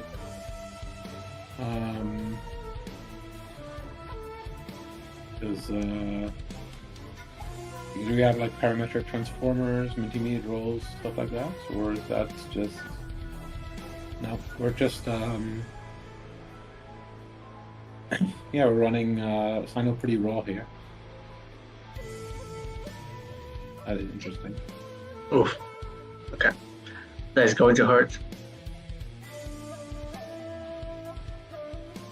I think the good thing about Fire to Sky right now is you don't care what the enemy is doing, you just want to do your thing. Right? Yeah. There's not much consideration about energy after Ganyu. There's not much consideration about who's going to tank which hit, what element, what aura is on which character. Yeah, just going for it. I think Oceanid might survive all this, but Noel and Loatka will be very low by the end of this. Yeah. I want to end the turn on official here as well.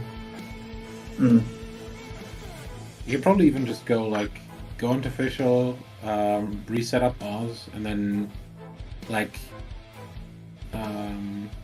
if Ferfer lets you here, honestly, you just quick swap. And maybe just Personally, I would switch to Sino and just try to get the burst up and ready to go, because this is not a matchup you want to stall and stall out 2 more turns for Sino to get the stacks up.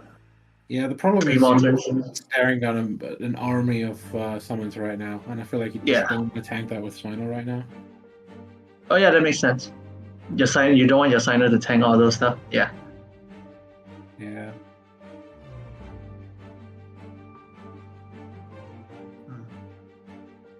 One, 2, 3, +1. Okay, maybe it's a good time to ramp. I think the game plan right now is to switch to. Interesting. Will this be a charge attack? Or just a normal attack? Oh, sorry. That's the Lotus. Lotus. Yeah. So that tells me that Fartus Guy actually wants to stay on Ganyu here and just play Paimon as the last action of the turn. Either Ganyu or they want to switch to official and get ready. I'm not too sure.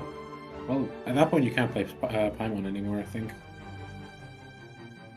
This is definitely giving up Ganyu though, because Ganyu's gonna survive the summons here, right? But Ocean is up as well, so yeah, I don't think it's a bad play. You survive for 1 more turn. You hurt the other characters on the sidelines. Now that I think about it, Ocean might live, but not Noah and Lowato. So maybe the spread damage deck is really good, a really good counter against him. It is a good counter until you get to a 1 versus 2 character scenario, and Noel has a General's Ancient Helm and Geo Resonance and sits there in 14 EHP, and you can't do anything against it. Yeah, it's not a place you want to be at, but to reach that place is not easy. And with Sino, I think ripping through a 4 or 5 HP Noel is not impossible. Yeah, but it's going to be very close. I would say right now I'd give the edge to Fire to Sky. Mm-hmm. Finish the General's Helm as well. To fight that late game battle, should we get to it. The Lowato is just not doing a lot of work right now. The Lowato can take out Ganyu if Fartus Guy sticks on it, but honestly at that point, you're just giving up Ganyu, which is probably fine. You can even charge Fartus Guy is a little bit greedy with this. The plan might be just to put the Cryo Aura onto Lowato and put down Libin if they really want to sacrifice Ganyu.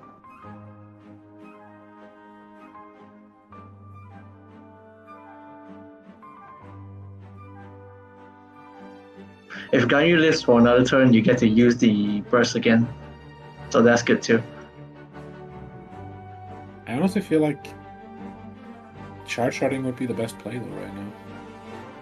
As a last ditch effort, yeah. Yeah, it just puts so much damage across. I have no idea how Ferfer would heal that at that point. Now, first, this guy is doing what the enemy is supposed to do. They're trying to stall off for time and do as much super contact as possible. They're not trying to rush it. Because surprisingly, Ferfer is not. Okay, never mind. They took down Ganyu. This is enough dice to maybe even burst this turn. Yeah. Fire to Sky is not in a hurry to finish off this Lavacho. In fact, they want to stall the Lavacho as fast as possible, breaking the shield, so the Lavacho does no damage, and Fisher gets the burst up. Yeah. Actually, Finishing off everyone. But he can end early and end on Lieben, Yeah, which works out. no, she can burst next turn. Mm. You put down Lieben, you have a electro resonance on your hand.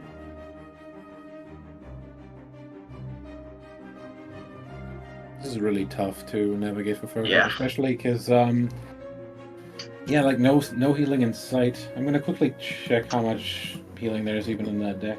I feel like this Ferfer is falling to the trap of stalling for too long.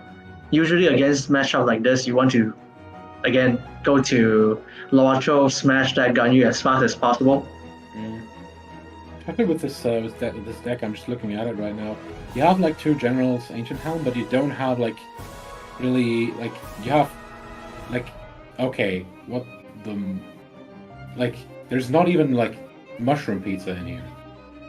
So it's running like double star sign, Lotus Crisp, and like Abyssal Summon, Send Off. Like it's running like no defense, and you're playing this slow. I just think that's a mistake, honestly.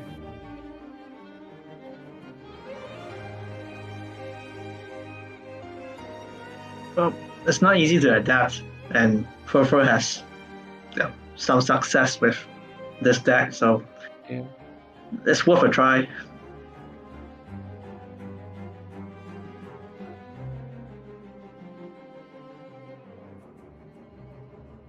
Oh, is Fire Sky going for it?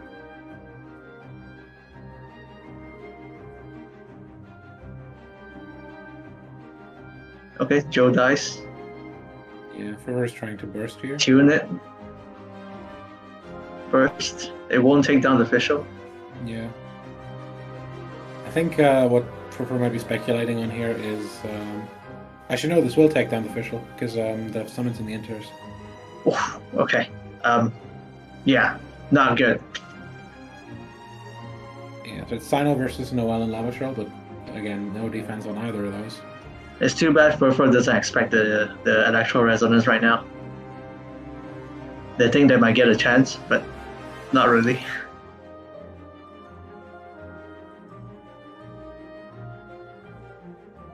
Oh, okay. Yeah. There's no metal application on Sino either. I just think Sino cleans this like relatively easily. Yeah, Sino just need to deal with this Noel and it's easy game. Okay. Okay. I think I just saw an Adeptus Temptation. This might actually be like Ferfer ended A on win for Noel. Ferfer? There is a star sign Adeptus Temptation. You can burst on Lava Troll and actually maybe take out the Sino? Yeah. Yeah, it'll be super close. The heart of the cards is with Ferfer right now. Yeah, like you have the mushroom pizza here. Well, that's 1 HP. So You it still depends have on whether Ferfer can afford it with the dice they have. Yeah, they have enough cards, I think. Okay. Yeah, 5 base damage plus 2. It's kind of expensive. I don't know if I want to do that. Plus 1. I think the Lava Troll does 8. That's tough. I think this is 8 damage. Unless I'm miscalled. This is 5 base damage, plus 2, and plus 1 from the Lava Troll. Yeah, and Ferfer will end first No, up. it's 9 damage. Oh, Alright. Where did the extra damage come from? I don't really understand this. The shield? Wait, it's 5, that 6, was already- 7, 8, 9. Yeah, it's supposed to be 9. The shield gives plus 1, right? Yeah. It does 5. Plus 2 from the... oh wait, Adeptus Temptation... did they... Yeah, it's a plus 3. Yeah, right, they buffed it. I forgot about that. Well, Okay. good math. Can't be me. Well, Can't do the same thing. I told you, man. I told you. Low Ultra Smash. That's how you end the game. Absolutely. And yeah, Ferfer just grasping this game from the brink of defeat. We'll have to move on. I actually forget the bans, I'll be honest. So I don't know what the next deck is going to be for Ferfer.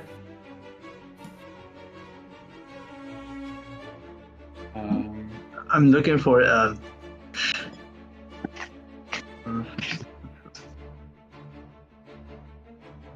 assuming Malclea got banned again.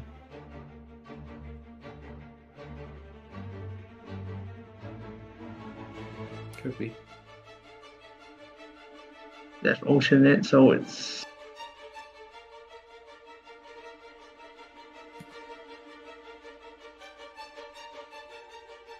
Oh,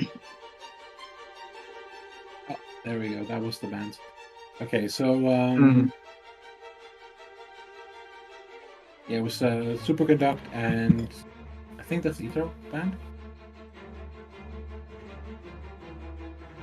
yeah, Superconduct. 60 minutes. Yeah, so Ferfer has to play. Ferfer actually gets to play the KML deck, where Fire to Sky is sticking with the Superconduct for now. We'll have to jump on Overload later if they want to win the series. Oh, I'm glad to see Klee melt. Well, Yeah. wow, technically Kaya melt, but you know what I mean. This means I get to see Catherine. Finally. Yeah. Did we see Catherine in the opening grass? Oh, we didn't see any Catherine, at least not today. No, I mean like that it. I don't know. Ferfer hasn't drawn it yet, so Oh yeah, right now, no. waiting for it. Hey, as long as you do the setup, it's still fine. Do people usually start with Klee?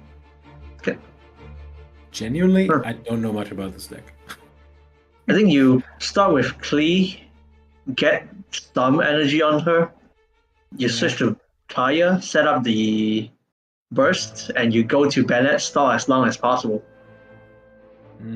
Like I feel like you start on Klee against teams that like start off slow. You know, like teams that start off on Xingqiu or Fischl or something. Well, usually people start off with Fischl or Mona anyways, so there's not a lot of threat. Even for the other decks, you start off with Oceanit, you start off with Kenki, so it's not exactly a very high pressure situation. There's definitely decks that can provide a lot of early pressure, like Agents, yeah. Agent or like in general, like the Overload deck in most of its facets. Yep, definitely. Overload decks are the fastest to set up for big damage. Definitely. Yeah. It's interesting we don't mention Lawacho in this position anymore. Now that he's a sponge instead of a early aggressive choice.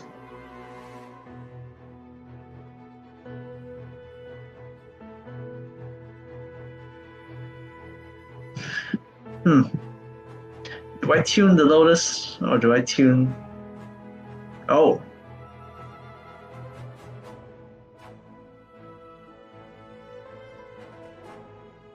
That's interesting. Lotus this early. Interesting.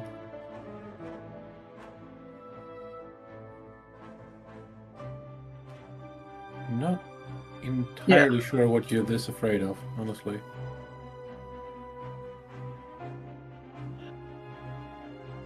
I think it might be because of the dice count. They calculated correctly how much they're going to use, and if they don't use it now, they're going to waste one of the dice. So they used it early. The thing is, like, I'd much rather waste a dice than waste Yeah. a Lotus Flyer Crisp, honestly. Yeah, I get it, but not for Fire to Sky, so I'm not going to question it, but if you're going to use it, that timing is the correct timing. Yeah. That is fair.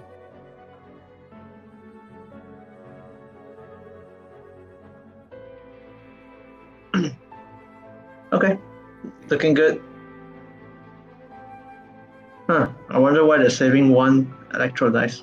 For the how's it called? Electro resonance? Yeah. Okay. Yeah, that makes sense.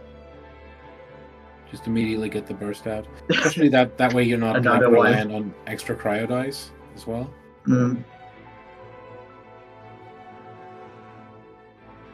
Ganyu can immediately use the burst Oh, and Adeptus. trigger. Wait. Oh, is Adeptus. does that take out Kaya? I No, think that just... Wait. it shouldn't be.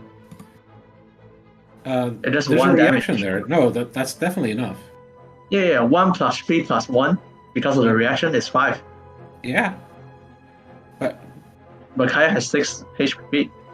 wait, Ganyu burst doesn't do 1 HP, one damage, does it? I think it does. The 2 is from Superconduct. Blind. I will see. Ganyu burst does 2 damage. Oh, it does? Damn. Oh wait, no, that's Trust Linger. Wait, no, 1 damage, you're right. Okay. Plus 3 goes on, yeah, it's not enough. It would be really, I feel weird if I get that wrong because I spammed that deck so much. Yeah. I really thought that would do more damage.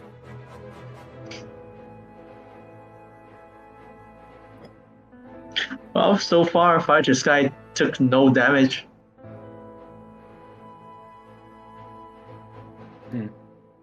Thinking of tuning. That's funny. I don't know if I want to tune that away. I might tune Gamblers away because I don't see myself taking down any of the characters right now. Yep, it's 1 plus Superconduct. That's 2.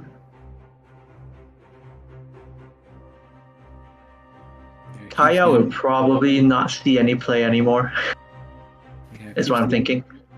Keeps the Omni dice as well, so could maybe set up Paimon here with Yeah. Paimon, maybe Gamblers, or maybe a Switch. Yeah, maybe even use the Resonance, but that's like on the lowest end, I think. Personally, I would stay on Ganyu just to not either stay on Ganyu or switch to Official. So Kaya burst will lose one, will be wasted. Yeah, you can use Catherine. There is Pyro Resonance on the other side.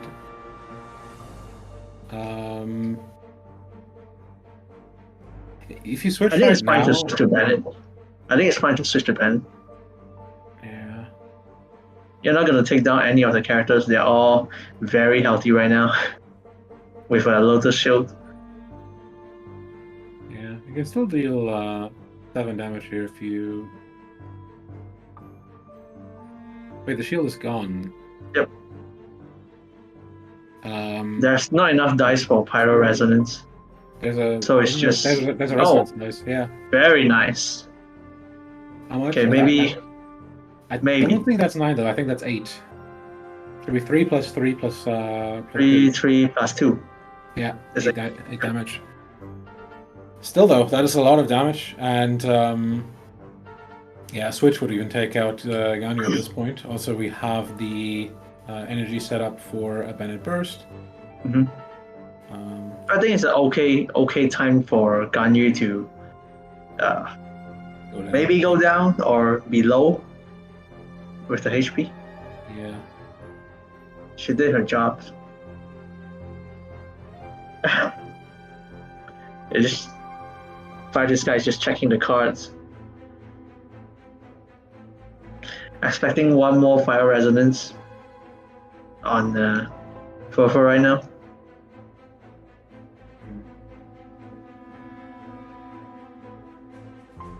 Okay, Banner is low, which is fine.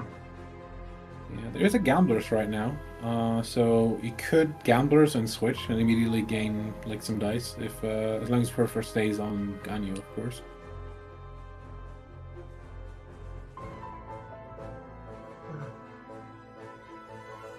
But if, Not easy to take down the bandit. Yeah, I what's the plan for Fire to Sky anyway? Seems like charge shotting, actually, maybe. Honestly, that would probably devastate the rest of the... Yeah, with the last ditch effort using the charge shot, I don't know if they can. Use the Yeah, I'm not too sure. Is it 4 damage? It's two damage from the Kaya, at least. So you take out the Kaya at the very least.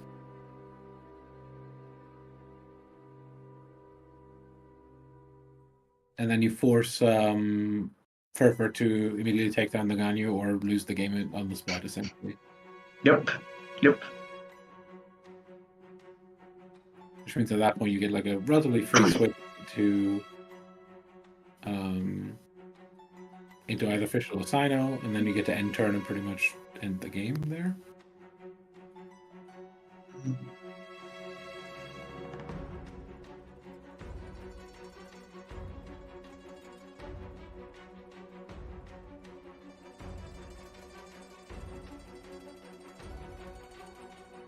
Yeah, I don't think there's a choice. You have to burst right now. Mm-hmm. Kaya just went down, so they're just waiting for a nice switch into Leave It To Me into a melt. But the reaction order is kind of awkward right now.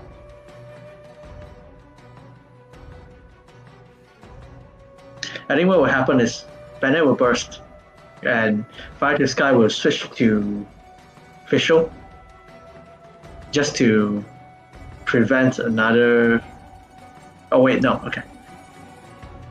Ferfer can choose to stay on Bennett, so it doesn't work either way.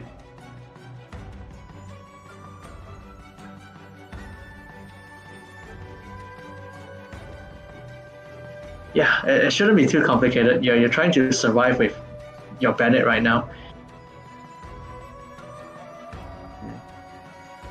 Do sort of the reverse cleanup here. I think the biggest question right now is, do you go, like, what food do you go?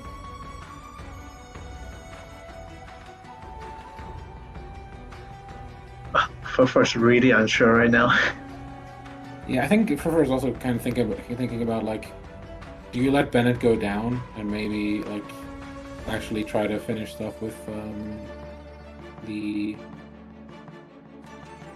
leave? No, Bennett won't go down, luckily. Yet.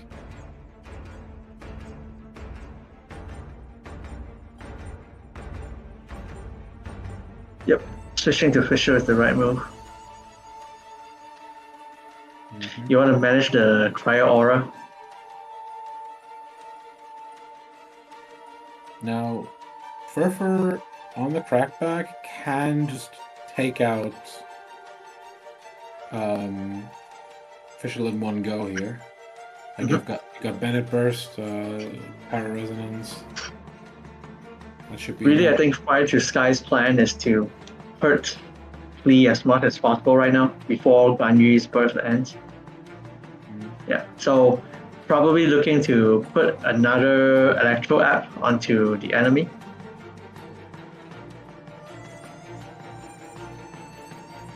Right, there we go. Leave it to me. Yeah. If Ferfer is lucky, they might trigger, Gambler one more time.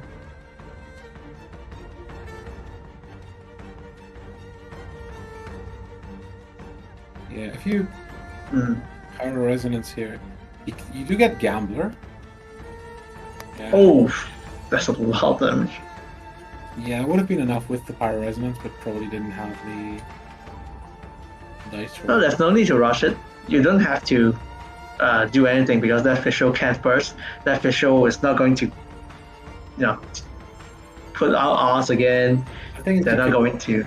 At that point, you could, with the Gambler's dice, you could switch to Klee in the end phase, apply Cryo to Sino, and then force Sino to take out Klee, or actually Klee goes down from the summons, and then You're Oh, back on it with burst up and cryo applied. yeah, that I think that works. But That's 1, 2, 3. Okay, yeah, I think it works.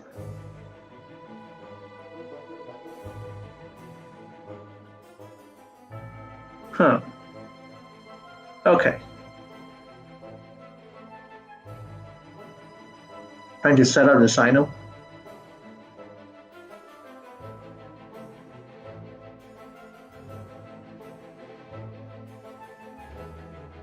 Did Fire to Sky just end their round? Or yeah, Fire to Sky ended round, yeah. Yeah, there's the Klee switch. Cryo applied.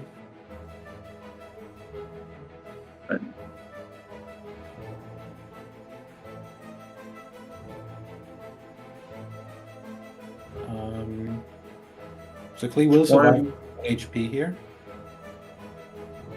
yeah. 1 plus 2. But Klee is they're not going first, so Klee is going to go down. Yeah, by that point you get the free switch onto Bennett. Bennett, yeah. So you deal with Bennett as well. And they're going to refresh the burst duration. Yeah.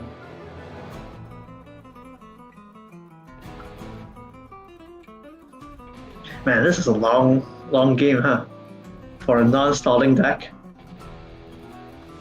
Yeah, I mean, it's a very intense game, so both players are like thinking through every possible like. Yeah, I can see all the equations flowing out from the brain right now. Yeah. Fire to Sky has a quick swap. Do you want to go for that right now?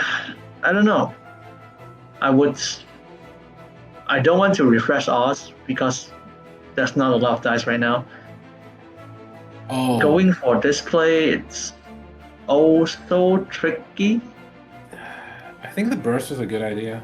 Oh, actually, the burst is a good idea, right? Yeah, Because if you take down a Klee right now, you waste the Kaya's free cryo one more time, and it won't stick to Sino. Yeah. So at that point, yeah. Yeah, You definitely that's want a to good take out play. Klee right now so that the Kaya has to take out the official. Yeah, That's, and you can also use the Leave It To Me. Yeah.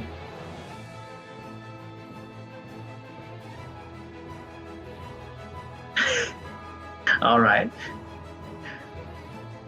I mean, I I would save it for tuning. I don't understand you.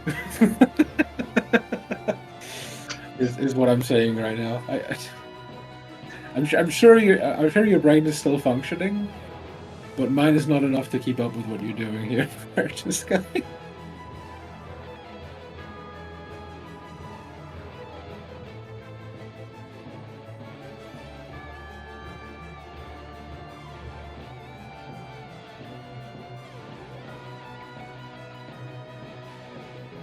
Oh wait, is Fire to Sky doing the opposite? Fire to Sky is forcing Ferfer to take out the Sino, and then finish it with Official Burst. Actually, I think. Hmm. Oh, there's Hash Bronze though. That's 7 damage.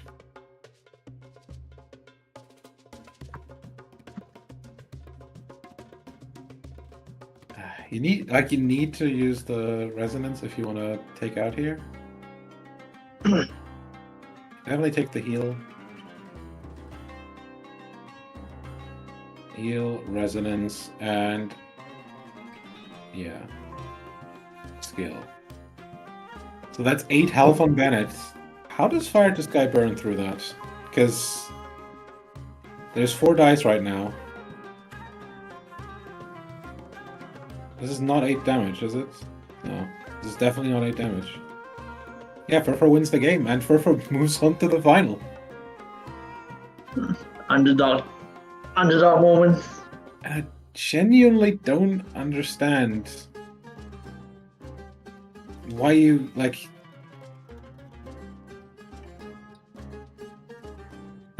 if there is no how's it called? If there is no cryo on Sino, like there's no no pyro resonance.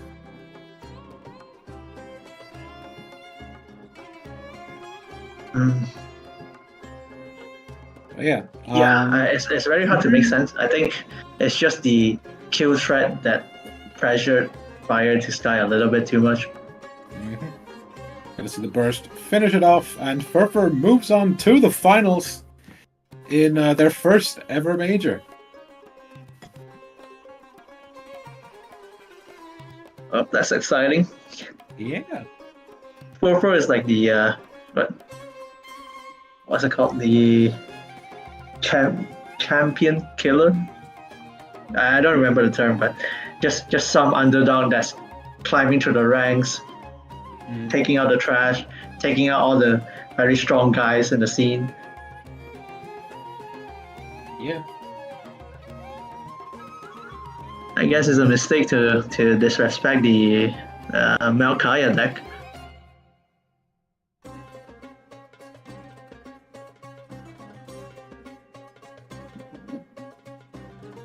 Do we know who's on the other side right now? Yeah, it will be Mavis. Sadly, Mavis versus not being able to make it back online for a match. So yeah. Right. We'll move on by default, and yeah, we will be back with the finals in due time. Bit unfortunate, Right. but at the same time, like it's still going to be a hype final. We're going to see, like, maybe we're going to see the Ningguang deck finally.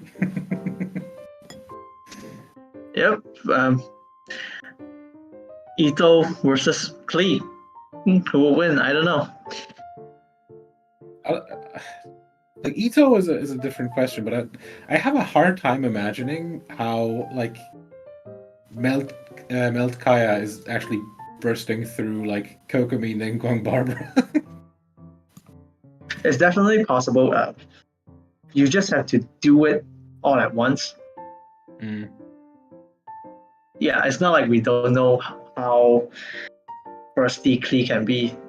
Your focus will have to be on the one shot when you're dealing with a stall deck like that. So it'll be a tricky enemy to play against. Alrighty. Then yeah, we will take a quick break. We will be back with the finals in just a bit, and yeah, stick around. Yep. I'll say this.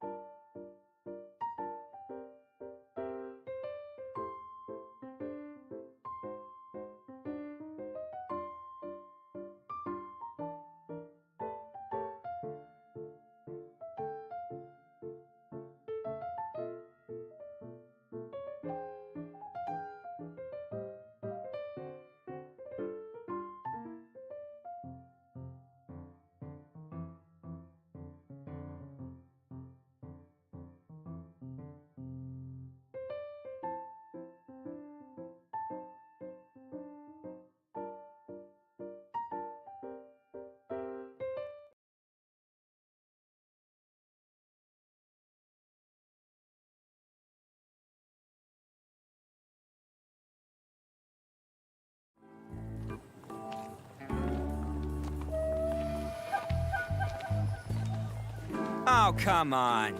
I'm the head honcho of the Arataki gang, and everyone knows my name. Arataki, the ultimate TCG champion, Itto. Arataki, he might lose, but he'll never admit defeat.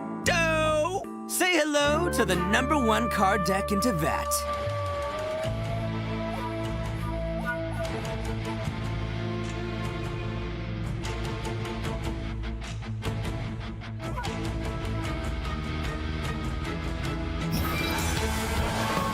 Now it's showtime!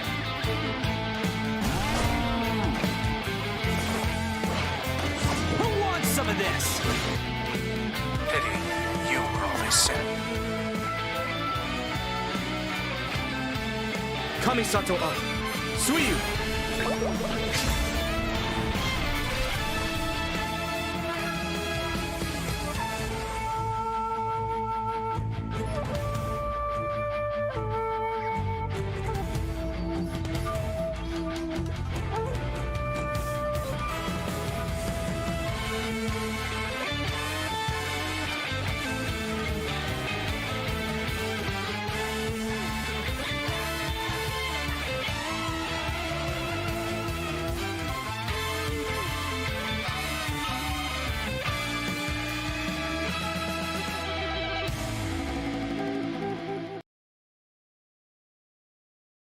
And we are back. I hope that those first words came through. Anyway, it's the finals. We have made it. It's going to be Mavis versus Ferfer. And, well, what an underdog story it would be if Ferfer took it home. It's 4th versus 6th seed, so neither of these players really, expected to be the person taking this tournament. But they've made it here. And in some games, at least, in spectacular fashion. Yeah, definitely unexpected. If you ask me to bet who's the finalist, who's the 2 finalists, I wouldn't bet on Ferfer or Mavis, but here we are. Mm. I'm definitely looking forward to it. I know I say this a lot, but not every day you see a 6 seed and a 8 seed playing against each other. Yeah, 6th seed versus 4th seed. 8th seed. Oh, 4th seed? Right. 4th seed and 6th seed? Yeah. But yeah, we are about hands underway. Let's quickly go through the decks. Just to give you a reminder, we got Mavis with Kokomi, Ningguang Barbara, Mona Itto Maiden, and Bennett Agent Sign. So 2 double hydro geo and 1 overload deck, and for alrighty, that's it. And for Ferfer, we do have the Kaya Melt deck, the Noel Oceanit, and Superconduct with Sino. Yep. Is the band ready? Or did they not pick yet? Personally, I would want to Not entirely. not see Ocean in Noel again.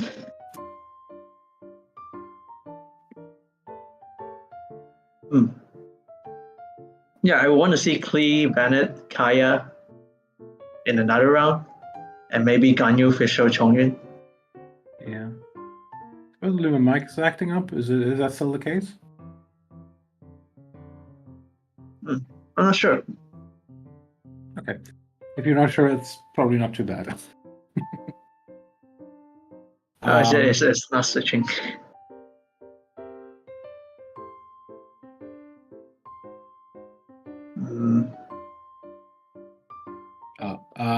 Yeah, Ferfer apparently deceived.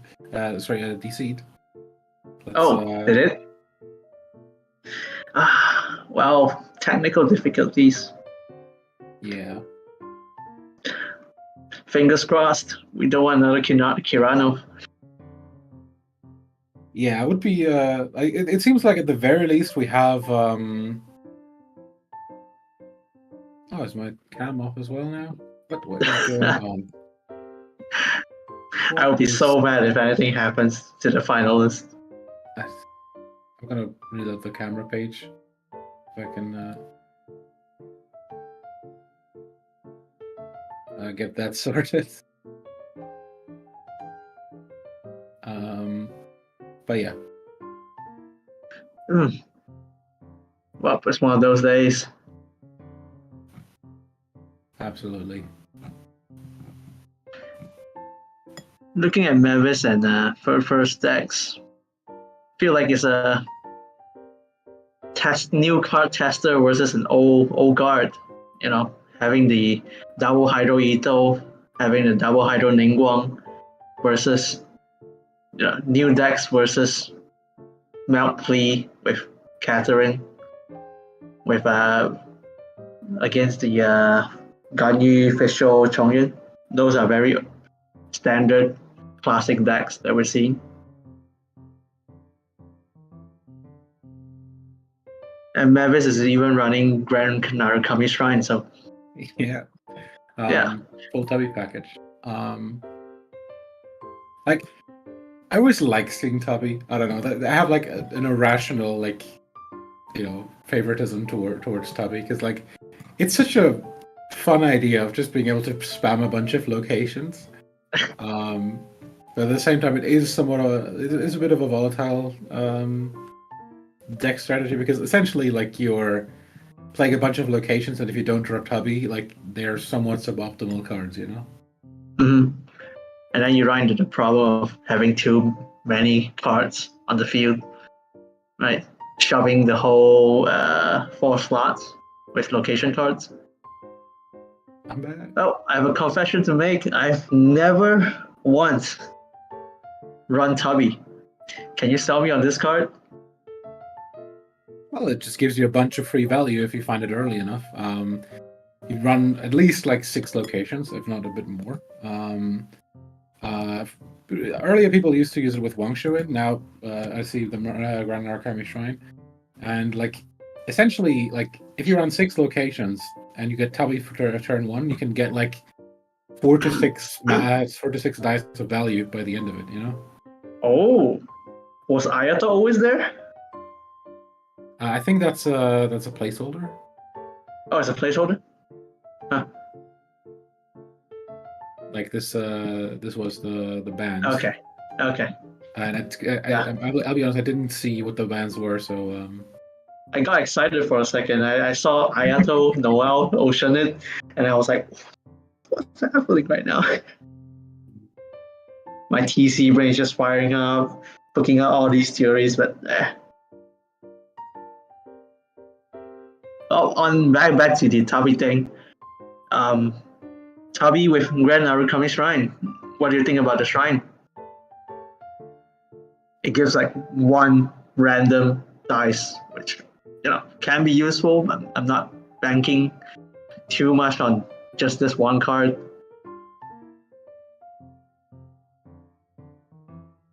yeah, I mean it's just one more location in the end. I don't think it's that much of a like. It can do something, but it's not really like like a breakpoint card, Anyway, bans are Superconduct on Mavis' site and Kokomi Ningguang Barbara on Ferfer's site. Superconduct. That's interesting. So And they ban the stalling deck. Yeah. I mean, it's weird because on one end I'm a bit sad, but also I'm like kind of happy. I don't know, like Relieved. Yeah.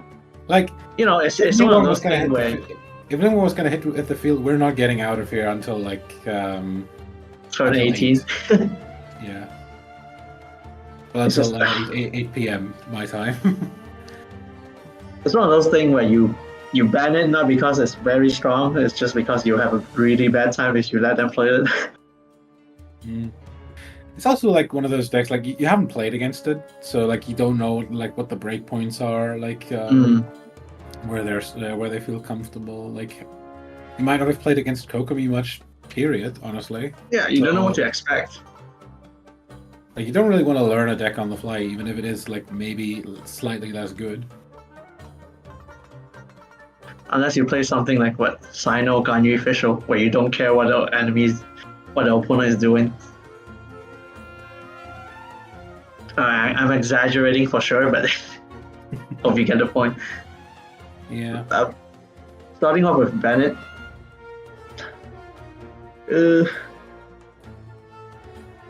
Would you start off with Agent? Yeah. I feel like you just maybe feel it out. I don't know.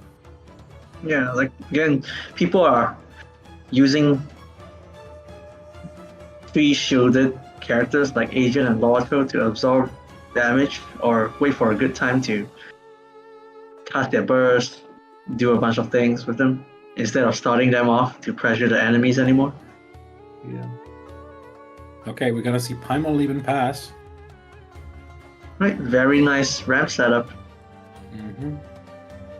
Gives a lot of pressure for turn 2, and quite frankly, Overload can always do a lot with early dice.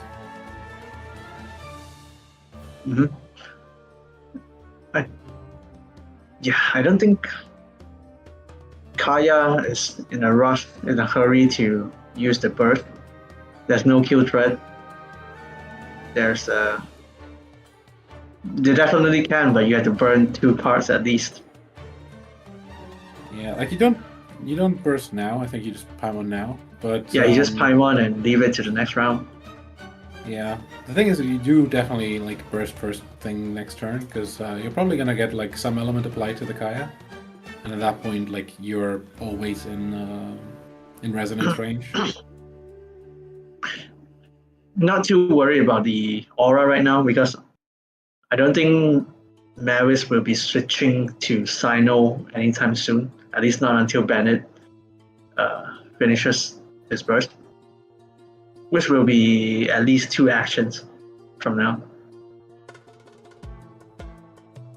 Like I agree with you if you burst on Kaya right now, like after Mavis's turn. But if you don't want to burst right now after this elemental skill comes out, like if there is a quick swap, and you have to kind of assume that Ferfer has that Mavis has a quick swap, like you're just risking a Kaya for no reason, and that if you don't get the Kaya burst off, there's like never going to be cryo application. Now, Mavis opts for the normal attack, and that is kind of weird. Yeah. Well, probably saving up for Sino, wanting to switch to Sino as soon as possible, doing the overload and bursting. Yeah, not too sure. I'm coming up with hypothesis on why they chose to use physical attack, but like it's just keeping dice, honestly. Like that's the only reason I can think of, and it's not the worst decision. They chose not to burst with Kaya. Yeah. No real threat right now, and there's already cryo applied to Bennett, so I think you're just threatening to utilize that that application. Also, like, let's not forget this also forces a lot of Flower Crest right now, because if you burst, like Pyro Resonance actually kills you on the crackback. Oh, right. Forgot about Pyro Resonance. Like this is Pyro Resonance versus Pyro Resonance. This is Sparks Flying. Yeah. Yeah, it depends on which, like, who burst who at the right time. Yeah. I'm not too sure. No one is safe ever. Unless you don't have the element of light. You use Please skill right now, and then you switch to Kaya. You burst, you switch to Bennett. That's the plan, but I feel like it's just going to use the elemental skill. It works. I fact, there might have even been an argument to just go into Kaya and burst there. Just waste the Lotus Flower with it.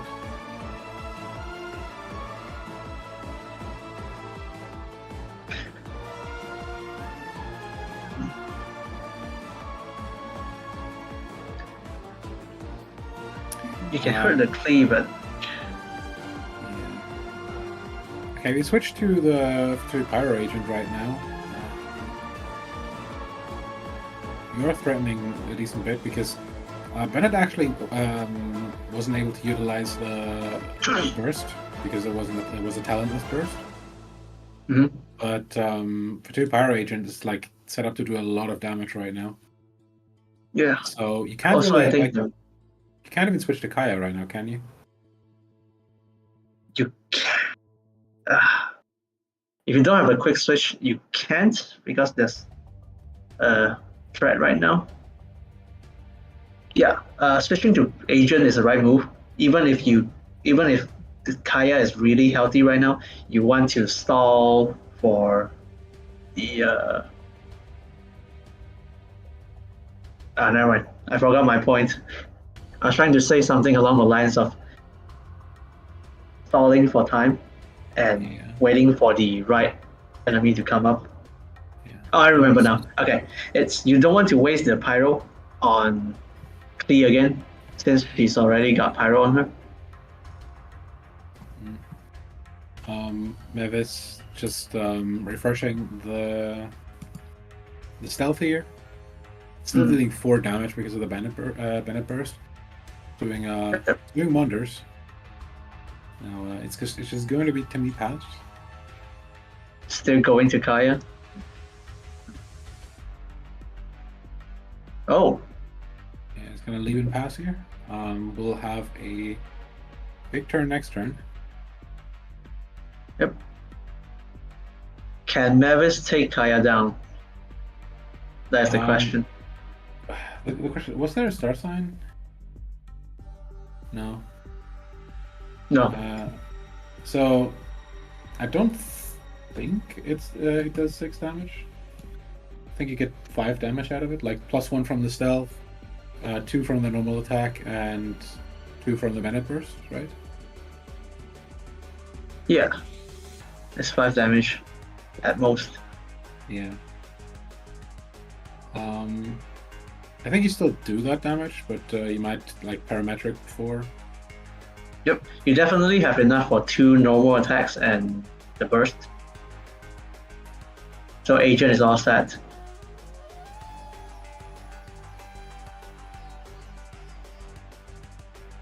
Oh, Just gonna refresh Okay. stealth here. Makes sense.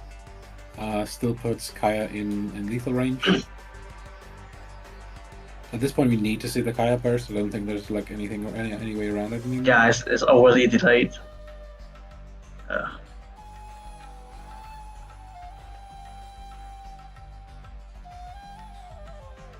Okay, now Kaya can go down, but is there gamblers on the hand? Yeah, I think I saw one. on both sides. Yeah, we got Catherine on Ferfer's side as well. So we could see if Mavis takes down the Kaya, we could see the switch into Bennett, then play Catherine, and take the switch to Klee.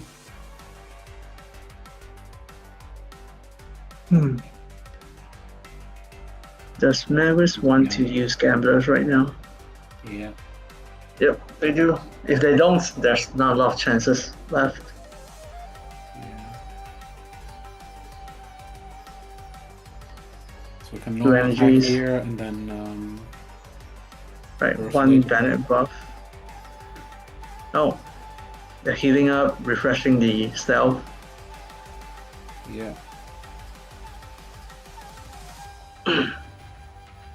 Agent really like Well- being able to slash through here, like pretty unhindered right now. Mhm. The reapplication of stealth also means that the switch here with Kaya is not going to break the stealth, so you still have like the shield. Yep. You can switch to Klee and Burst right now, but your Klee is not very healthy, so it's a huge risk. Yeah. There's no I haven't lost yet on Ferfer's side as well, so you can't even like if you could go to Bennett right now and then go I haven't lost yet, you might even still be like in a decent position, but you don't have that either. Okay, they're going for Klee. I think the game plan is to use Pyro Resonance. Maybe. Is that It's 9. Is it 9 damage? 8 damage? 8 damage, I think, yeah. Because Klee's Burst does 3, right? Klee's Burst does 3 damage, yeah. 7, 8, yeah. It's 3, 3, 2. Yeah, so 8 damage will mean obviously that the Pyro Agent goes down, you know, whenever you do anything, but there's a shield. If it's 8 damage, then Pyro Agent lives. Exactly. But then the burst is on it, you know. So if the Pyro Agent at that point does anything, it goes down, but if it does anything, it bursts and actually takes something out before going out of the blaze of glory. It's not only the Pyro Resonance here. Huh. No Pyro Resonance. Yeah.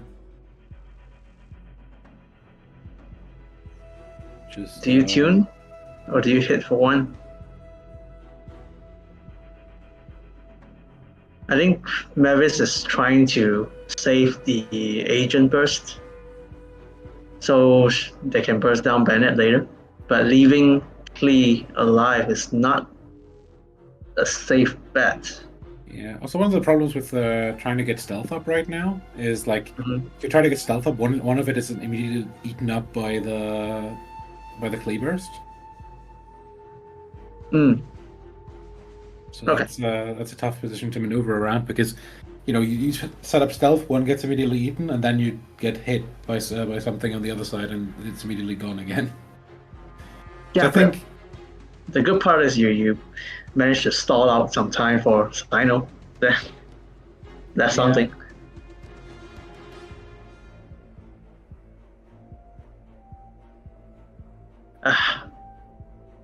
Yeah, Mavis might want to try to get some chip damage onto Bennett later, so Sino can do a big hit and take out Bennett without any issues. Yeah. So regardless of that, you still have to get rid of this Klee as fast as you can. Okay, we have Gamblers on Bennett, yep, and we're gonna take the switch here. This is oh my, Bennett gets to do stuff. Yep, Bennett carry. Yeet. Whew. Okay, who are you taking the damage on now? Okay. So Bennett gets to apply Pyro here and get one energy up. This is gonna come down to a pretty close match, and there's 2 Pyro Resonances on Ferfer's side. Do they stack? No, I don't think so. I Oh, don't think okay. you can stack them, but what you can... Actually, I'm gonna check that just to be clear. But what you can do is blast through the Lotus Flower Crisp with it. Like you go Pyro Resonance, Catherine, switch, break through on Bennett. Bennett can't do anything. You have to use the Lotus Crisp right now just to tank the Klee hit. Yeah.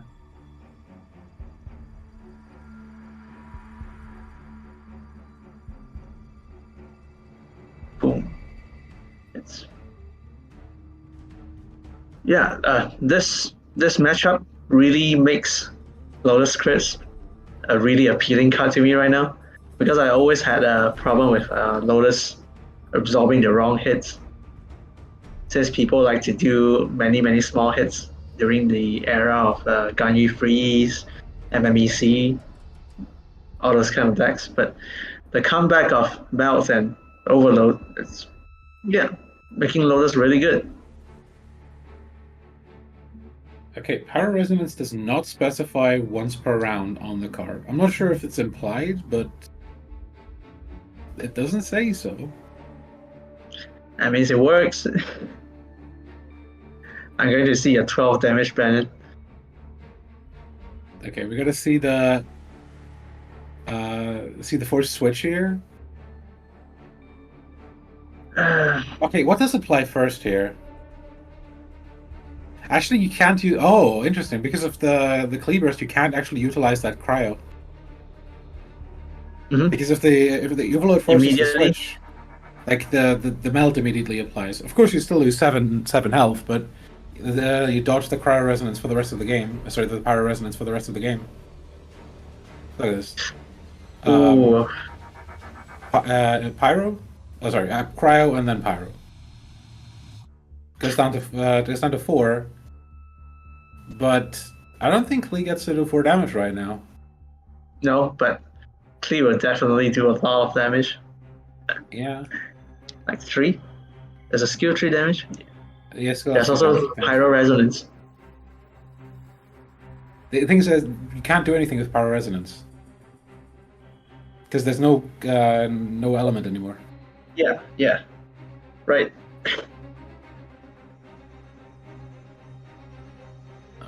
But yeah, Ferfer is not in a hurry. Yeah, there's no flower crisp, so this is still going to be game. Mm-hmm. But Ferfer tried. Ferfer once again. Sorry, Mavis tried.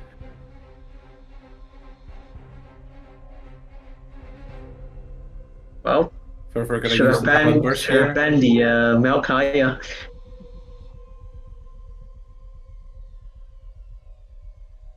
Okay, is Ferfer gonna end on Bennett burst, or is Ferfer gonna end on a normal attack? Oh Nope, my normal god, attack. humiliation! That's Oh, simple. the I like to humiliation. keep it simple. Yeah, that was a good round. Yeah. It's been a long time since we have very high pressure decks going at each other. A melt deck versus arguably a raw damage deck. We only see overload late in the game. Right? The whole time it's just Bennett and Agent performing. Yeah. Ferfer will be forced to switch to Noel now. Mhm. Whereas Mavis can choose now between staying on the Overload deck or going over to Mona Itto Maiden. Mona Itto. I would switch to, well, I want to see Mona Itto Maiden. I don't want to make any assumptions, but that's what I want to see.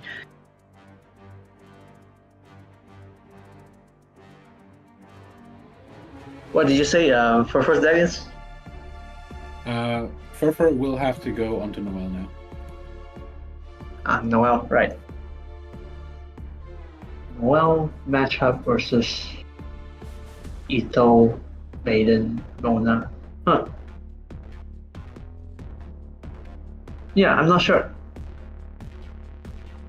I think my prediction is if they do switch to this matchup, Itto is going to have an advantage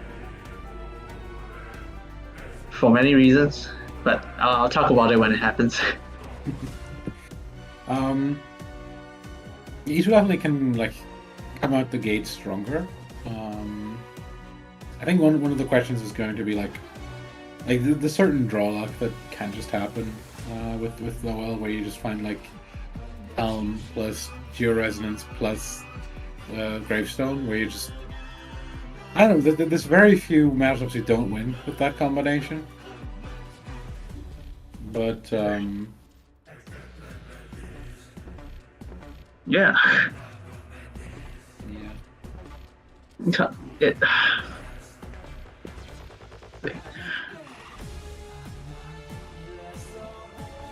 same question I asked you at the beginning of the cast. Any predictions?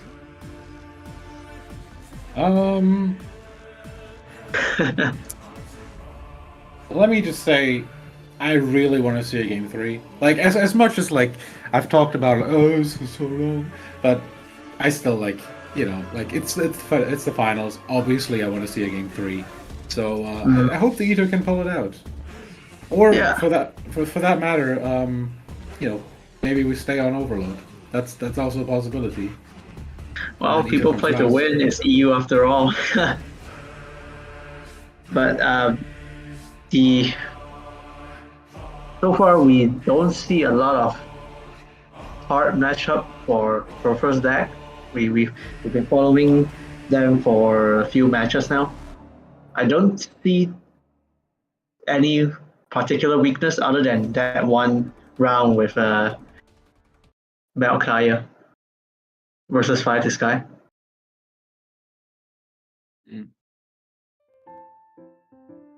Alrighty.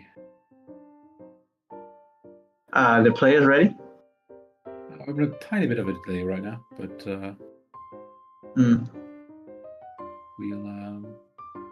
we'll keep going here. So, looking back on this tournament, I will say, like, overall, very few things happened the way I expected them, and I'm very pleasantly surprised. Sure. You know, any Klee deck is it's not easy to play. I always respect Klee players. I don't have that skill. I don't have the skill to play Klee decks. I don't have the skill to play double and Evo decks. Is it? Yeah. The thing is, like, honestly, like, yeah, there was a decent amount of Klee there, but like, it was just like, it wasn't even doing the whole charge attack thing. It was just like, yeah, skill burst, and then like, let me finish this game with Bennett. So it's mostly a Bennett deck. Yeah. If you notice, most of the decks that involves Pyro Resonance, it's just Bennett stealing the show. You stay on Bennett as long as possible, healing up yourself, doing the extra damage from the buff. Even though you're doing raw damage, you're still hurting the opponent a lot. Right? Yeah. Klee is just there to support Bennett. So is Kaya. It's always like the weird debate. Sorry, not weird debate, but like, remember when Klee was like the biggest character in the meta, or like the second biggest behind Ganyu actually. You had this like, yeah, we're playing Klee, but what are we playing on top of that? Because it was like, you could play Xingqiu, you could play Mona, you could play Agent, and you could play Bennett, or you could just play both Mona and Xingqiu. But then people were like, wait, why don't we play like Bennett, Bennett and Agent, and Mona or Xingqiu? And it's like it became insane. Yeah, they just delete Klee off the deck and put Agent and Bennett instead. Yeah, and then they deleted Mona and added Keqing, and that's how we got the Pyro Keqing deck. The first like Pyro Keqing variants, or like the Bennett Agent decks, were like very stall heavy actually. Like you played like Paid in Full, the Agent talent card. You sometimes played like Aquila Favonia and stuff. And later on it became like more aggressive with the Pyro Resonance. That's surprising. Because I would imagine having Agent in the deck would mean you want to set up Bennett burst as soon as possible and switch to Agent and do a lot of damage. But yeah, I wasn't expecting stalling type Bennett Agent decks. Yeah, like people sometimes forget like what Agent can do with like Paid in Full, because it's like it's really difficult to actually deal with once you set it up. This man, Agent does so much damage, man. I have such bad memories with him. But I remember watching a match. Oh, we are. So we are. Right, Maiden versus Oceanid. Yeah. We see a lot of familiar faces. In the end, we look back on the tournament and just find out who had the highest win rate. Oh, it was Fischl. It was actually Fischl had the highest win rate out of the three. Yep. Also, Is she the highest usage rate character right now? I'd have to check because the problem is we have like a really handy cheat sheet that has like a character display showing like how many characters. Yeah, a pie chart. But the problem is it sadly only takes into account the first deck of everyone right now. Let me just control F for the characters. Yeah, Fischl has always been around ever since ever since Genshin. Even in combat, right now we still see Fischl. In early days, we see Fischl because she's easy to use and does a lot of damage. In TCG, we still see Fischl because she's a very, very good electro applicator. Oh, okay. Not good dices. But at least there's 3 of them, so. You have 5 Fischl. Oh, Ferfer on the other hand. 8 That's a lot of Bennett. Joe dice. 5 Fischl, 8 Bennett. Oh, 8 Bennett? Actually, wait, give me 1 second. 7 Bennett. It actually was taken part of Vince's Discord username into account. Who else could have like a lot of usage? That's very surprising to me. Because usually it's either the seasonal support like Xingqiu, or it will be the first place will be taken by Fischl or Ganyu, but Bennett rose up to the top. 6 Ganyu, to be fair. 6 Ganyu, 5 Fischl, 7 Bennett. 7 Bennett, yeah. Yeah, like I think it's like the fall down of Xingqiu. Like I think we have like 1 Xingqiu in the entire. Actually 2 probably with Bintu. Yeah, 1 death sentence, 1 freeze. So yeah, Xingqiu just falling off a cliff really brought Ganyu down. Because like there's only the superconductor in the deck now, not the freeze deck anymore. Who would have thought the damage nerf would be that bad? Oh no, George! There's also Mona at 7 actually. I just checked that. Mona, how many? 7? 7. On par with Bennett. Yep. Sounds about right. Yeah. Can be used with Itto. Can be used with Mirror Maiden. Can be used with everything. Mona is just all around good. Yeah. Like Mona is somehow the tank for every deck she's in. That's really weird. People don't seem to want to put most of the damage onto Mona, even though Mona is on field most of the time. I think the stigma of putting as much damage as possible onto characters like Klee or Ganyu is stuck around. So people will try to do that, but not do it to Mona.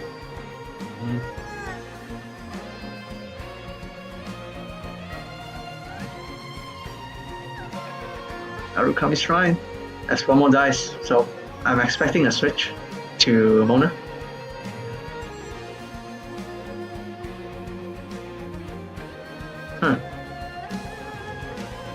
It's the re-switch. Presumably You get to switch to Mona, but why would you leave 2 dices on your hand? Presumably he wants to play actually another location, so probably another Harbor War is what I would guess. But you need 2 of the same dice, so you have to burn something. Yeah, you'd have to. Well, you can't even burn anything right now because you have to burn 2 cards. You probably have to play. Yeah. What's it called right now? Or 2 Hydro dices. Oh. All right. That's. I mean, okay, you gain a bunch of cards back. Don't get me wrong, but so I guess kind of what you're doing here is like you're cycling cards. Which draws you deeper. The only thing that I'm kind of iffy about is like you're playing this many locations before you find your Tubby, and it's like once you find your Tubby, it's going to be pretty useless because you've already played all the locations you want to play with it, you know? Well, you're drawing so many cards anyway, so if you draw a Tabi, it's not the worst thing to happen. Yeah.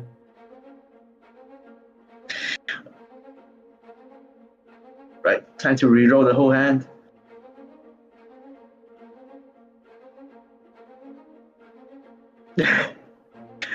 There's not a single that she can use. Ah, so bad. And this is after Mavis used the bestest companion.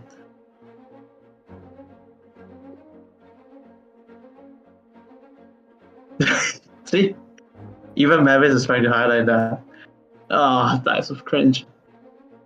Mhm. With the maybe the best play is just to play 2 Livens right now. Yeah. Holy, I probably would have This- even this is- used like one of the triple packages there. Like, what else are you gonna do with those?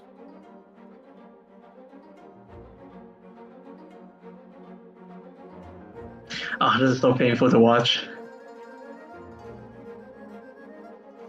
If it's 3 and 3, you'll be left with 1 pyro and 1 dendro dice, which you can use for nothing.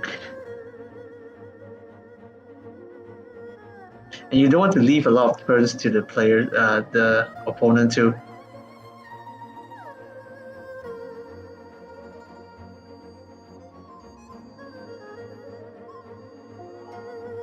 Like, Yeah, not looking good. Not looking especially if good. Ferfer keeps switching. Like, at least like if you could like just switch stall it until that point. But yeah, now you're at the point where you kind of like you do one more thing and then you have to pass. You know.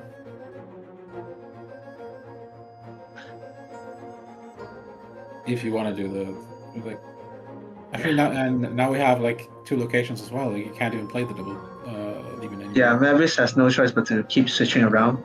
If they play all their cards immediately, it'll show for You have 9 dice and you can do whatever you want. Yeah. yeah. The opportunity is huge. Such a bad. Maybe Ferfer does have that champion luck after all. Even R and Jesus is looking after him. Yeah. The worst thing is, Mavis just switched into Mona, so you can't even pass initiative.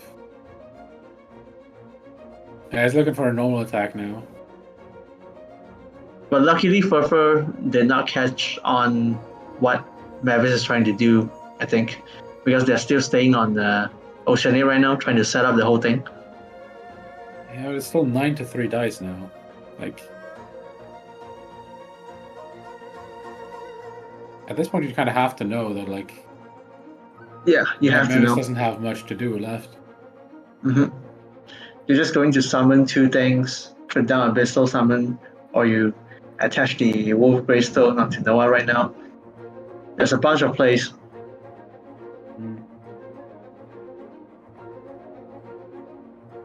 Yeah, do you want to rip through Itto's shield right now, or do you want to set up for Noah?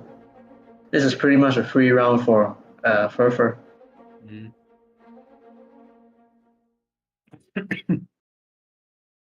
Holy, there's 2 Joe resonance.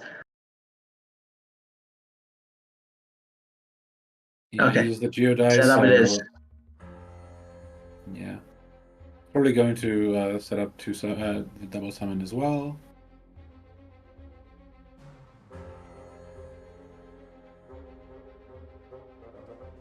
Alright. Which ultimately does mean that, like, Mavis comes out with, like, you know, a couple scratches, but not too much. But at the same time, this was, like, a very wasted turn. And, yeah. Yeah, Might I be tough don't to think get back in Ferfer the lost game without momentum three. with this. Alright, Livin will be set down, as expected. Yeah. At least you have a bunch of dice next turn with the Narukami Shrines and the Lieben. we might be seeing a very early itto action from Mavis just because of the ramp. Plus, itto is all set up defensively speaking. There's no Wolf Greystone, but he's ready to Yeah. Also, do his thing. 6 new cards, so we hope that Wolf's Gravestone is somewhere within those, right? Yeah. Yeah. I hope they get Wolf Greystone right now in the next turn. And better dice, that would also be cool. It's pretty likely because Liu Harbor is still active. Yeah, exactly. So you get the leave-in cards, you get the regular cards, and the harbor cards. Like,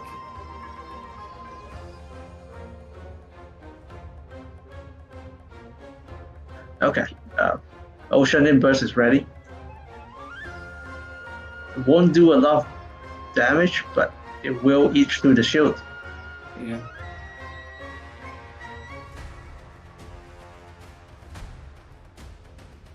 There's the gravestone. Wait, that was on Ferfer's side. Never mind. I didn't see if there was a. Is that? No. That's Ferfer. Yeah, no gravestone. Actually, there's still like the 2 leave-in cards. No, still no. 2 leave it to me on Mavis. Yeah, Yeah, tough luck. yeah, honestly. You can try to set up Ushi right now again. Can you even afford to like stay on Isho though? Because like Oceanit has burst right now. Yeah, first to take the switch, I think.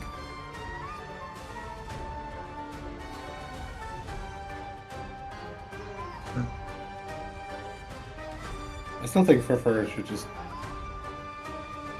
burst here.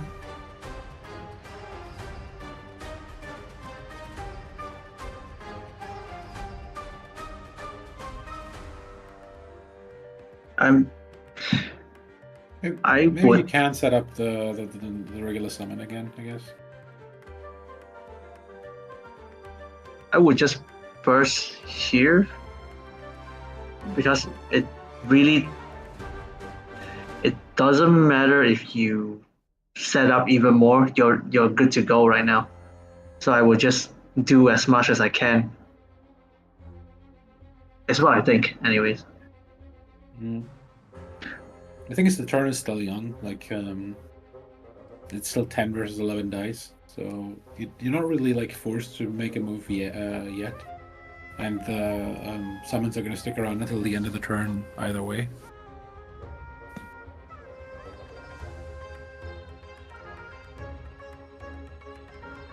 They're really thinking this through. Yeah. I wonder why Ferfer is not putting. Oh, okay, it does go off. Yeah. Burst onto Mona.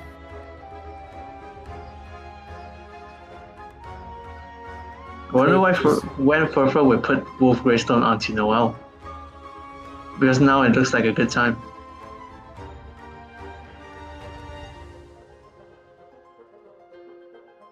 Yeah, I think you kind of want to run down the clock a bit, and then commit to it. So if you have to do one more action anyway, like, Ferfer's not gonna like end on the 7 dice, even if he like uses 3 for the Wolf's Gravestone. So might as well just use an action or switch, and then do it at the very end of the turn. Just so you still have the dice to react to anything that could happen. Oh, so outstalling with dice? Yeah, I not necessarily like outstalling in the sense of like you're the person going last, but like there's no way you use all of those dice on cards right now. So make it the last thing you do in a turn. Okay. That's a good plan. Yeah, keep people guessing is I guess the thing I'm trying to say here. Well, for me, I'm just the kind to people can't guess what I'm doing if I don't know what I'm doing.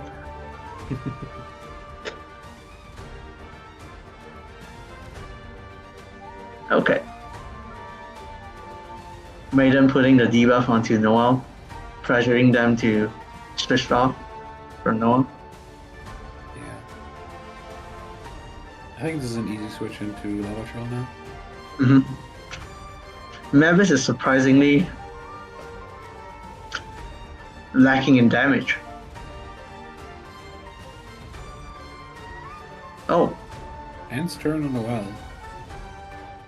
with 6 dice. They're an Adeptus? That's not an Adeptus. Damage. Yeah, I Okay. think Mavis is going for it. Hmm.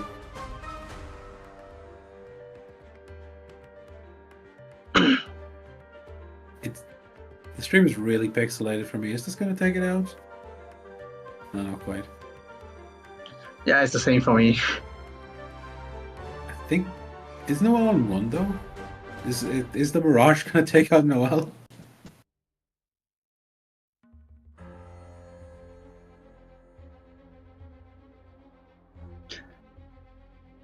Mirror Maiden doing Mirror Maiden things.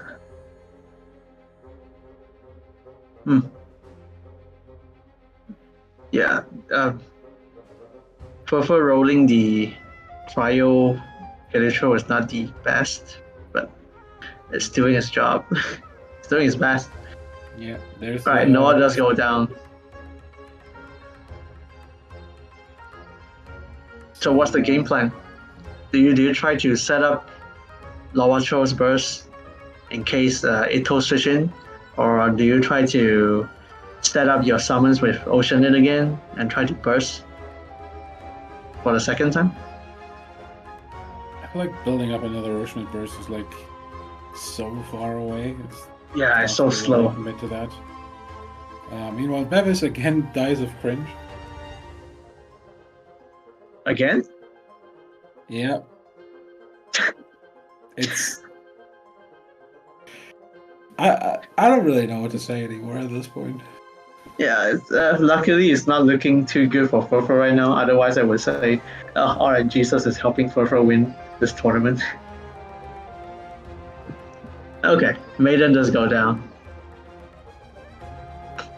So you want to switch to Mona, get in that last bit of Hydro application onto Loatro before Itto goes.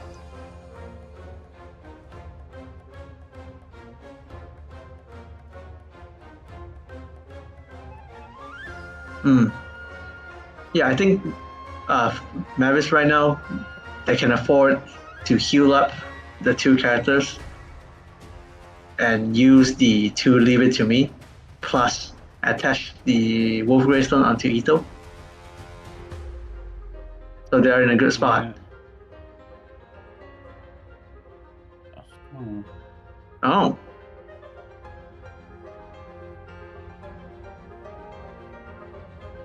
Okay, just Like, not gonna use the Hydro Resonance.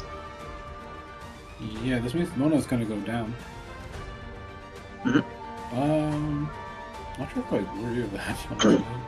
I think Mavis has some strange confidence with Itto cleaning up the whole enemy units. Yeah, I'm not too sure. Like, I'm not even sure if that's like a misplaced confidence, but like, I still think like Mona can do a lot here. Okay. Oh, Well, Mavis can just use one leave one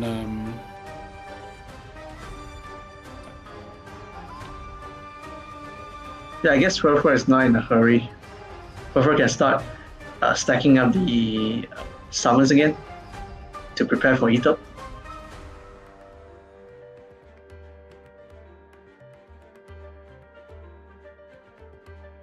Right, leave it to me.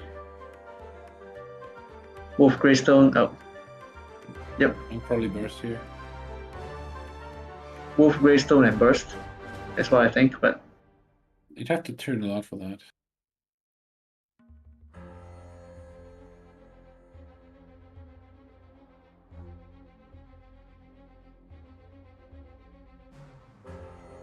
One thing you maybe could have done is actually use the Favonius Cathedral here. Mm-hmm. Unless you do want to tune a lot, which is, I guess, technically still like a decent play. Ito's currently on 10 EHP. So, like, I doubt Lava Trill can really, like, burst through that. Even with the star sign.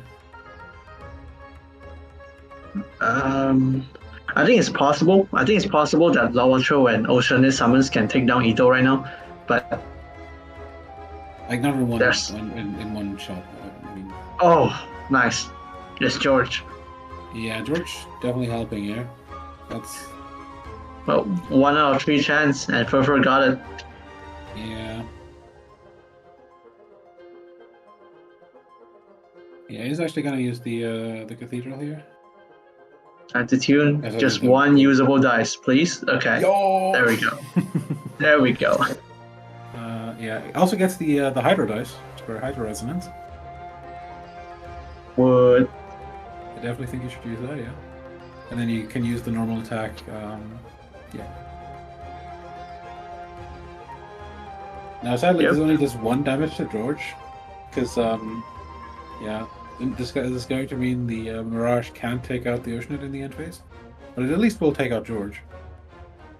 Also, I don't quite know who's actually triggering first in the end phase. So who's gonna end first here? Okay, George will stay, I think. George will probably stay. Yeah. Okay. Another Hydro Resonance, really nice. Ferfer must be mouthing right now. Suddenly the Itto get healed up to full HP. Yeah. It's now sitting on 14 HP. And then there's also the what's it called? The location card that heals too. Yeah, Cathedral. I was Cathedral. saying Cathedral for Library the entire time. I'm sorry. It's both Favonius, you know? Yeah. I almost There's said too many Favonius. Favonius cards, okay? There's Favonius Yeah, there's the sword.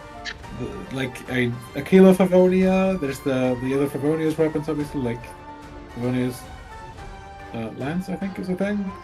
Anyway, you got like Favonius Library, Favonius Cathedral, like what else do you want?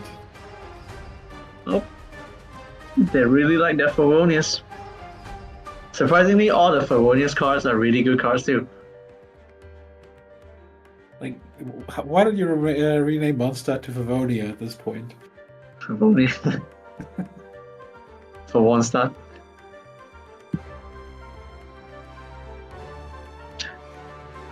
Still not putting down the Wolf Greystone, but I think Itto right now does enough damage anyways.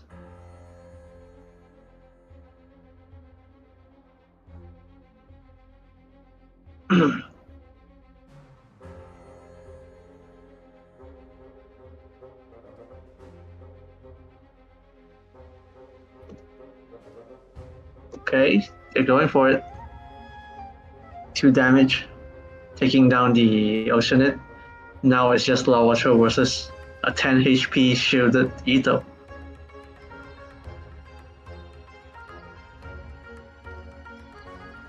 Yeah, I don't know what cards is on for first hand right now because we lost his POV, but Lava Trill alone with George and Falcon, it's still not going to be easy. Okay, we're gonna see a burst here. We have Adeptus. Right, Joe Resonance. Resonance, that's good. Good. So this should deal like Come on, keep it coming. Okay. yeah, 2 damage. To be fair, Like, that feels so bad. Like it did carve through like 6 there. Let's be real. Like you can call it 2 damage, but you also can call it what it actually is. I mean, this is going to be 1 damage from a fucking Itto burst. Like I get it, but feels bad, man.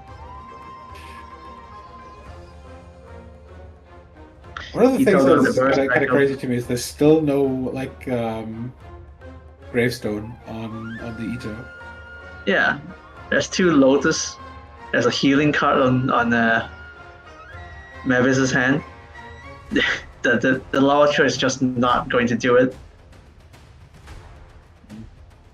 Amateur broken out of the shield now though, and I feel like that's kind of the death sentence here. Yeah, even with really horrible dice for the next 2 turns, I don't think Mavis is going to suffer as much because you just need to do normal attacks. Probably.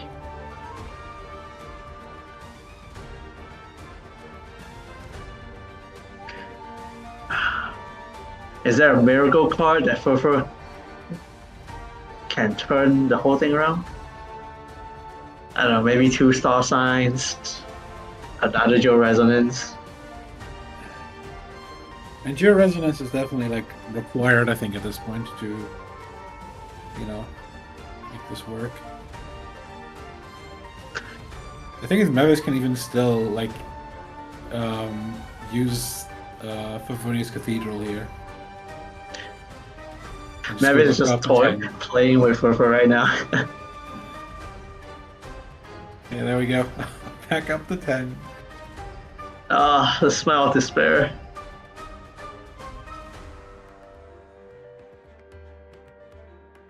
Oh, but we get to see a round 3.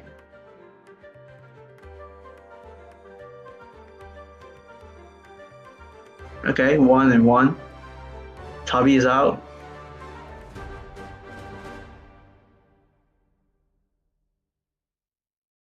I'm trying to be optimistic, but I just don't see a way out.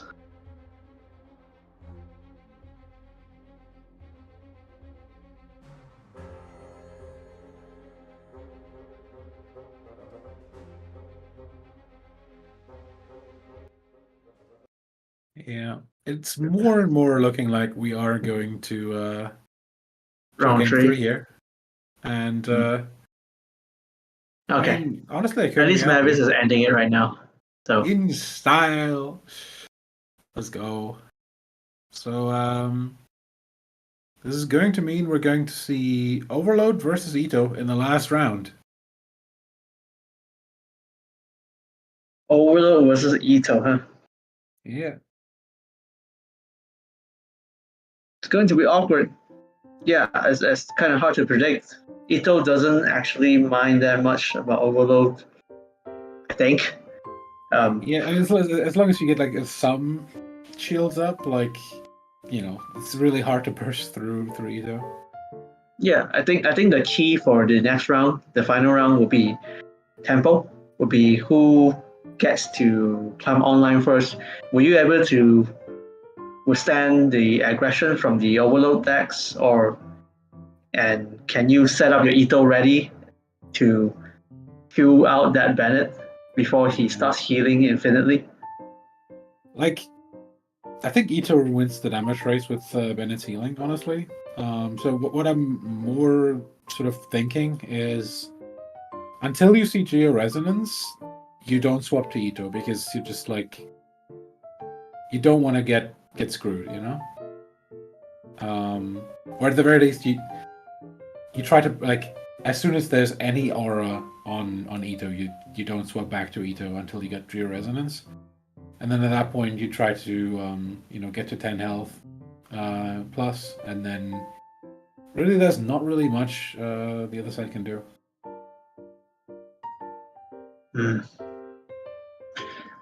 So you're leaning towards Itto more? Yeah, honestly, like, especially like Mona is such a good card against the Overload deck because you can pivot around so easily.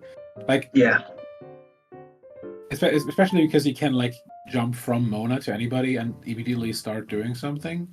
Like, you're not running the risk of like, you switch onto it, you get an element applied, you then do something on the unit, and then you get the Pyro Resonance in the face. You can like immediately do something and then switch out before you know, anything can apply. Mona definitely doesn't mind, right? And it's a Is it Mona, Itto, Lowacho? It's Mona Ito, Mirror Maiden. Mirror Maiden? Yeah. Sweet.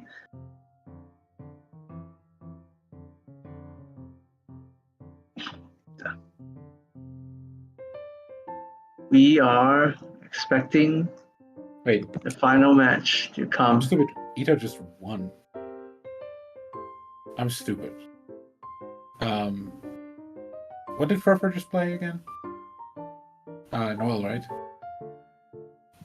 Ferfer just played Noel. Noel, yeah. That Yeah, went sorry. down early.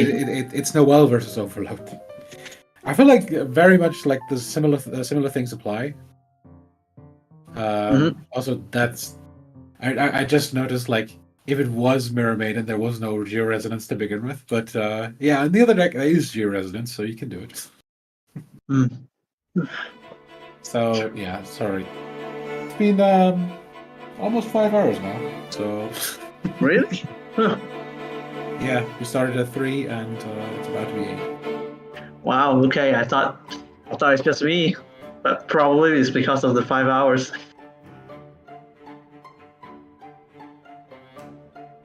We're seeing some familiar faces. Noel, Oceanid, Lowacho.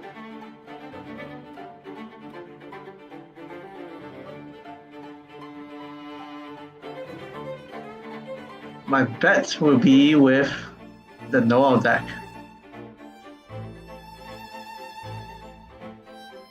Okay. Rolling away the Pyro Resonance for 2 Bennett talent card.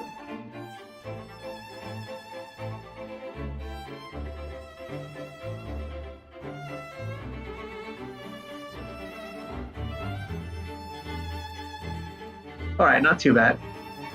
5 dice is usable.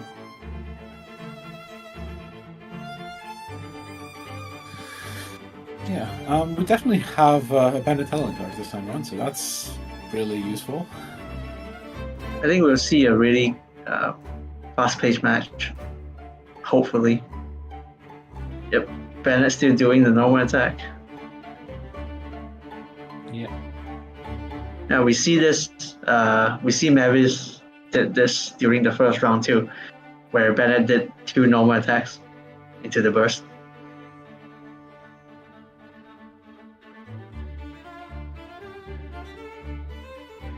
Alright, George and Falcon.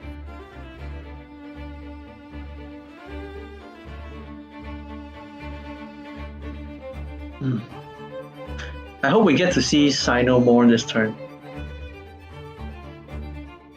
Because in the first match, it's just Bennett stalling and Agent doing work, and Sino coming out at the very end.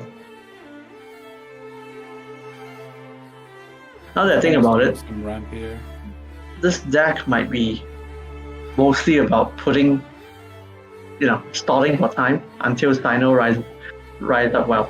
That's the usual Sino strat. But point is, you use Sino to control the enemy with Overload when the enemy has 2 characters left.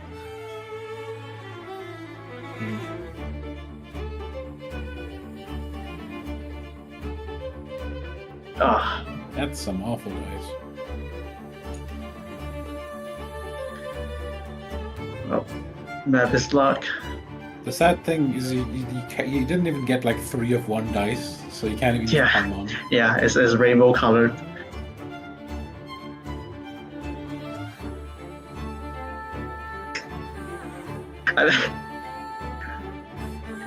It's so absurd. I can only laugh. I feel like you just have to sort of tune here to like just Bennett burst and then yeah, maybe do a normal attack on Sino or something. I don't know. This is like to be fair, somehow Mavis won last game with the dice from that game, so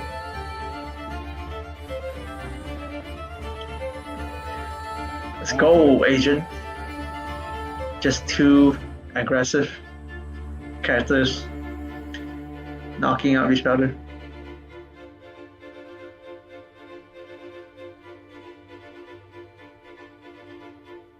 Did we see a lot of Sino today? Or this is the only deck that we saw? I think there might be 2 Sinos in total, but like there's definitely I think we only saw the one. I remember Sino Ganyu official. Exactly, that's the other one. Yeah, we saw both those 2. What's the other one? This one? Yeah.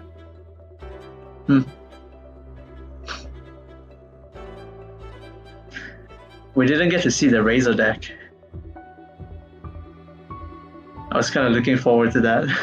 Yeah. It was a official Ganyu Razor. Yeah, I think that was Star, I think. Yeah, that was Star. That'd be so fun. Yeah. I have a strange feeling that there's a like underground cult following for Razor players in TCG. Yeah, like I remember somebody 5-0'd, I think, or 4-1. One of the two. I think it was 5-0 even with what was it? I think it was Diona Sucrose Razor. Really? Yeah, in 1 week. That's such a weird combination. Yeah, brought it to the major as well. Didn't work out too well there, but because one of the weeklies in Asia, I saw someone running. It was Razor Ganyu official, or was it Razor Singchu official? Something along the lines of that. Yeah, it's weird because like it's kind of like in the regular game where like there is a couple of scenarios where you want to use Razor over Sino, but like especially in TCG it's like pretty rare. Like the only thing. Can you tell me the couple of scenarios? I'm interested. Because I can't think of anything right now. I only know that Razor has built-in energy system. Well, Razor has access to Wolf's Gravestone. Right. I think the biggest thing, and essentially needs like less setup, other than Wolf's Gravestone. Like you don't have to like monitor the stacks and everything. So it's essentially like in a deck that wants to spend a lot of resources on other characters, but still needs specifically like an electro cleanup. Like Razor does pretty well. Yeah, Razor. Is it fair to say Razor wants to be on field as long as possible?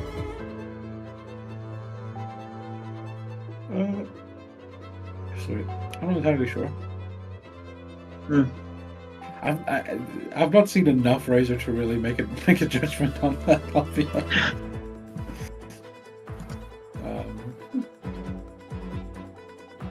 I'll ask chat who's a Razor player here.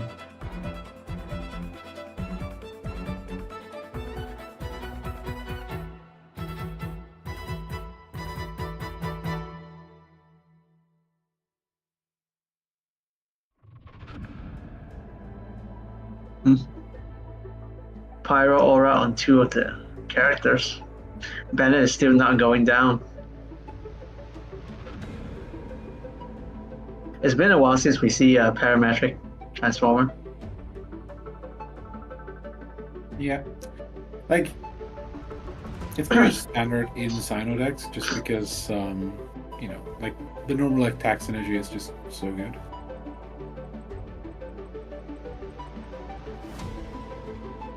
Yeah, you just remind me that people don't actually play normal attack decks anymore, other than maybe if you count Ganyu Freeze as a normal attack deck. No, that's a charge attack deck. Yeah, it's a charge attack deck, but it triggers Sting so. Yeah, I think like when I talk about normal attack synergy, I'm talking about decks that want to use like Northern Smoked, Venti meat rolls, parametric, that type of stuff. That's a Hydro Samatro, right? Bad RNG. Yes, it is. If only Hydro Samatro heals your characters, that'd be dope. Yeah. On the other side, I will say just being able to guarantee application rather than it being like, oh, I have like an electro archer now, and I'm doing I'm doing electro charge every round, but I actually don't get any crystallized reactions out of it. Like this right now, like this is just gonna end in a freeze every turn, and then like, okay, we have George now, but George was not gonna. George is not gonna apply anything. Yeah. Yeah. So you actually take away the application with it. Yeah, I didn't think. It's just. Let's say if the cryo archer isn't there, you can guarantee hydro onto the enemies, but you have two of them. Yes, yes.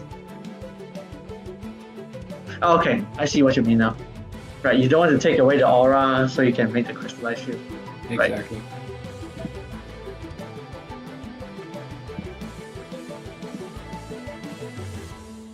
I didn't even notice Ocean is down. Bennett healed himself back up and passed the buff to Sino. Sino currently has 2 stacks, 1 energy, so Sino can use his burst next turn and start doing a lot of things. We don't quite know if Ferfer has the bow station right now, but well, it's in a decent spot, I think, especially if there is like a what's it called? Georesonance.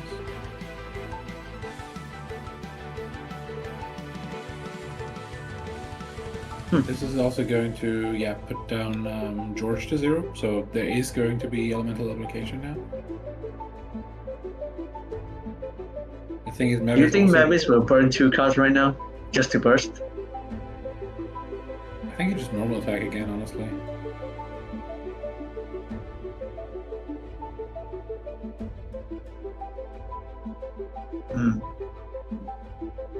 I think it's a good deal. You can put out, you can burn a Paimon and the Bennett Talent card right now. Yeah, or you can just tune it with Vestus Companion. That works too.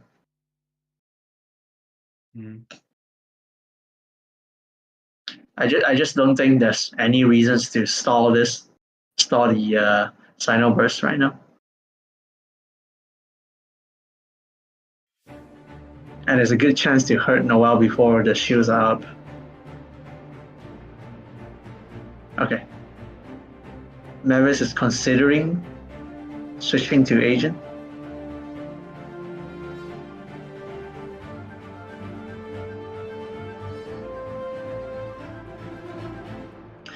It's a shame that Mavis didn't get to ramp a lot this game, other than that one parametric transformer. Yeah. Not like a Leah Harbor as well, I guess. Yeah, one more normal attack. It's just gonna do it.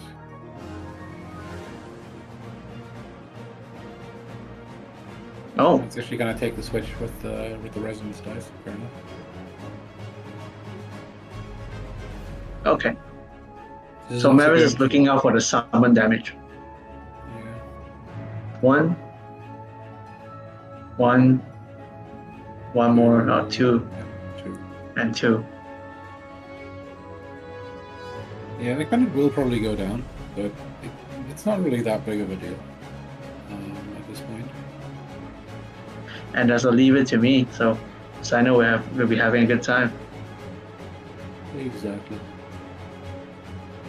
Although there's already, there's already the energy on Sino. You might actually go into the Pyro Agent and just actually okay. If Ferfer stays on Noel right now,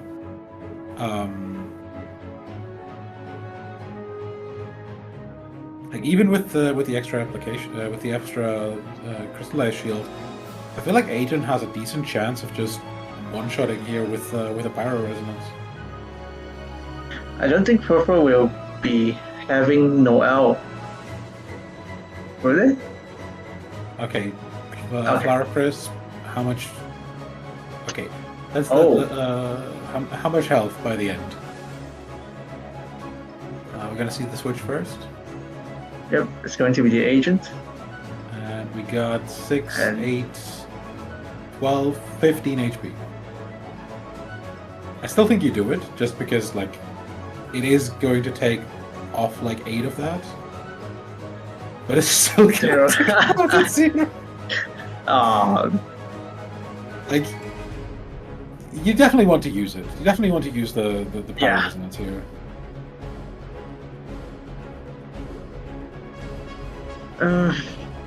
You want to eat through the Lotus Crest first? I don't know, But if you're you- dealing at least 3 damage with everything you're doing right now, so, like... I think it's a good deal because you're overloading to Lava Throw. So you don't have to use your burst right now. Yeah, but then you don't get to use the... Like, you take away the Electro application on Noel, so you can't actually use the... how's it called anymore? The power resonance. So I think you have to do it Okay. here. Okay, Mavis is you going do for it. Wait, you deal 2 damage through everything right now. Ow! That was 13 damage. Yep. That's a lot of damage.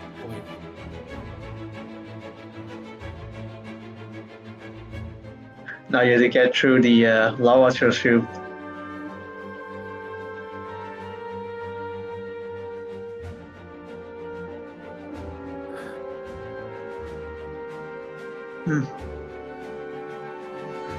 Let's see if Ferfer has. Nope, no Wolf Crystal. I think that's the artifact. Yep. Yeah, there's different symbols for artifacts and yeah. What's on Oh my Sino goodness. right now?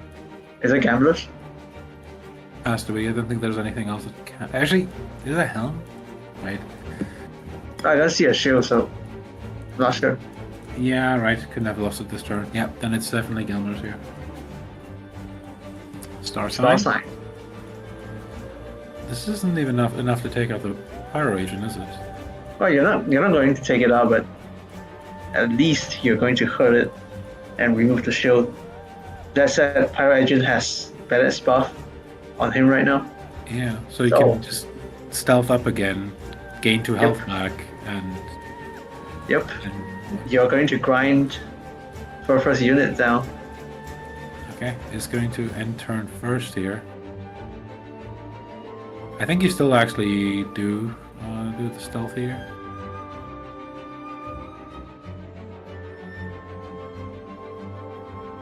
Is it possible to do Paimon? No. Yep, not possible. Unless you use Vestus Companion. Actually, Best of Companion is not the worst idea, honestly. Companion to... Next round will be pretty critical. Yeah, might actually use Best's Companion into the how's it called though? What? Into the stealth. Oh, okay. To gain 2 health back. Not getting 2 health back. All right, but it only heals to 7, right?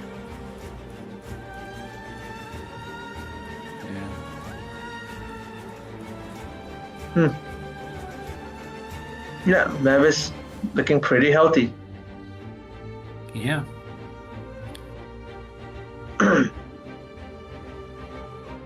Like Noelle has such a hard time to come back now. Honestly, like there's honestly no way you really bring Noelle back in because there's no georesonance left as far as I can tell. And there's also like there's also no elemental application anymore, so pretty much it's like Noelle's gonna stay on 2 health unless you have like some food, I guess, but even that doesn't do much. Yeah. Would it change anything if it's Itto right there instead of Noelle? At this point, at this point, I think we're kind of done. Like maybe you can argue that like maybe like Ushi does something, but I don't think it really makes a difference at this point. Yeah, man, you're making me use up all my hopium really quickly. So, there's, yeah, I hate to say it, but it's not looking good for right now. I guess this is the problem with double Joe decks. You're overly reliant on Joe resonance. You want to set up and stall until your carries come online, but most of the time you will sacrifice your applicator, right? You sacrifice your non-Joe units, and you end up with no aura on the enemies. And like, I will like once again just say I'm not entirely sure if I agree with Ferfer's list here as well on OL, because there just is no healing. Like if you had like Cathedral, or at the very least like maybe a Mushroom Pizza, like you could fight your way back out of this, but he's just pretty much purely relying on Georesonance for everything. Yeah, I think it's likely that they are pushing the deck to the very edge. When during playtests, they realized that people don't actually tear through the shield as easily as right now. Oh, there was one more Georesonance. I did not realize. So this is gonna bring up 5 shield or something? Slaps for 2. Okay, 7 shield. Damage. I don't think you want to use the burst right now. You get reset to 2 stacks. Yeah, you also definitely want to heal a bit, just so like we don't have any Adeptus Temptation shenanigans. Yeah.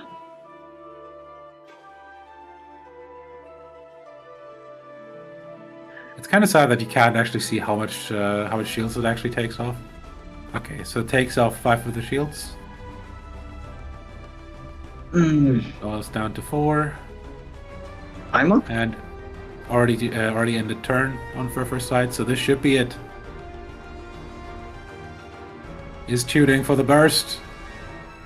Itto. Okay. And that's it. Oh, ending it with style. Who Take cares the about stacks, screenshot. right? Because Mavis will take the win, will be our EU Major Champion. Congratulations. I lost my 50-50. I was betting on Ferfer winning, but damn, How much did I you was so lose? wrong. I guess that Itto deck is really working well. Yeah. Yeah. Any thoughts about the deck? Like what the deck is having a hard time with? What gimmicks or counters or checks there is to deal with this Itto deck? I guess we can, I'm not sure. Do we have an interview with Mavis lined up? I'm not sure. If so, we might just ask them. We do not. Sag. So yeah, that's fair. So yeah, I feel like Itto is just like kind of a very like reliable deck, because it like there's not that much you need to succeed on it. You know, like you're not like as reliant on specific cards like the Noelle. Like Noelle is very rigid in its playstyle. Like you have to get to the point where like Noelle is your juggernaut carry by the end of it. Whereas like with Itto, if you don't find your cards, you can just go more aggressive and then hopefully rely on the Mirror Maiden later. You know? Mm-hmm. Yeah, they have different. I had to play test a little bit more, but from this, it is pretty promising. The question is like, does any of this matter? Like our meta observations right now? Because by the time we're back, like we're gonna have 60 new cards and 10 new characters. Like, hey, people are gonna look back, thinking fondly, the simple days of Noelle and Itto players, right? Until 3.7, patch 3.7 comes. I think that is it from us. Yeah, but before we go, let's do a bit of a runoff. Yeah, we should. Before we go, let's give a couple of shout outs here. First of all, to our primary partner, KQM. doing theory crafting and overall Genshin community content, guides, videos, everything. Tama, you're familiar, I know. I am familiar with KQM, and with the new patch rolling in, if you'd like to join our amazing community as well as participate in tournaments, you can find us at discord.gg/GITCG. It's going to be a fresh season next patch, I promise you. No points on the board, so this is your chance to make it into a grand event like this. Yeah, I'm sure with the new cards we can make all kinds of stuff. We run our regular events obviously as weeklies, but we also run other side events. So do keep an eye out on the tournaments tab and just see what you can enter. Like, it's going to be huge next patch. I'm so excited because, like, one of the biggest problems with the TCG so far has been like everybody's kind of running the same cards. We're kind of like not doubling, but like we're adding a huge amount of new cards. So I hope we're gonna see a lot more diversity in the decks. So yeah, I'm excited as well. I'm also a little bit scared. Right? But that said, a big thank you to our staff on site and the TOs for running today's major. Yeah. Lewis, Spectre, Lei, Silent Ice, and Kenkaku. Thank you all for your support and help. Yeah, especially obviously Spectre being our lovely stream host. Yep, just carrying through the whole thing. Yeah. And obviously, one last congratulations to our winner, Mavis. Yeah, enjoy your $50. Enjoy your glory in the server. GG's to all the players. GG's to everybody participating in our weeklies throughout the patch. It's been a blast. And we'll see you, well, pretty much next week. Yep, see you next week.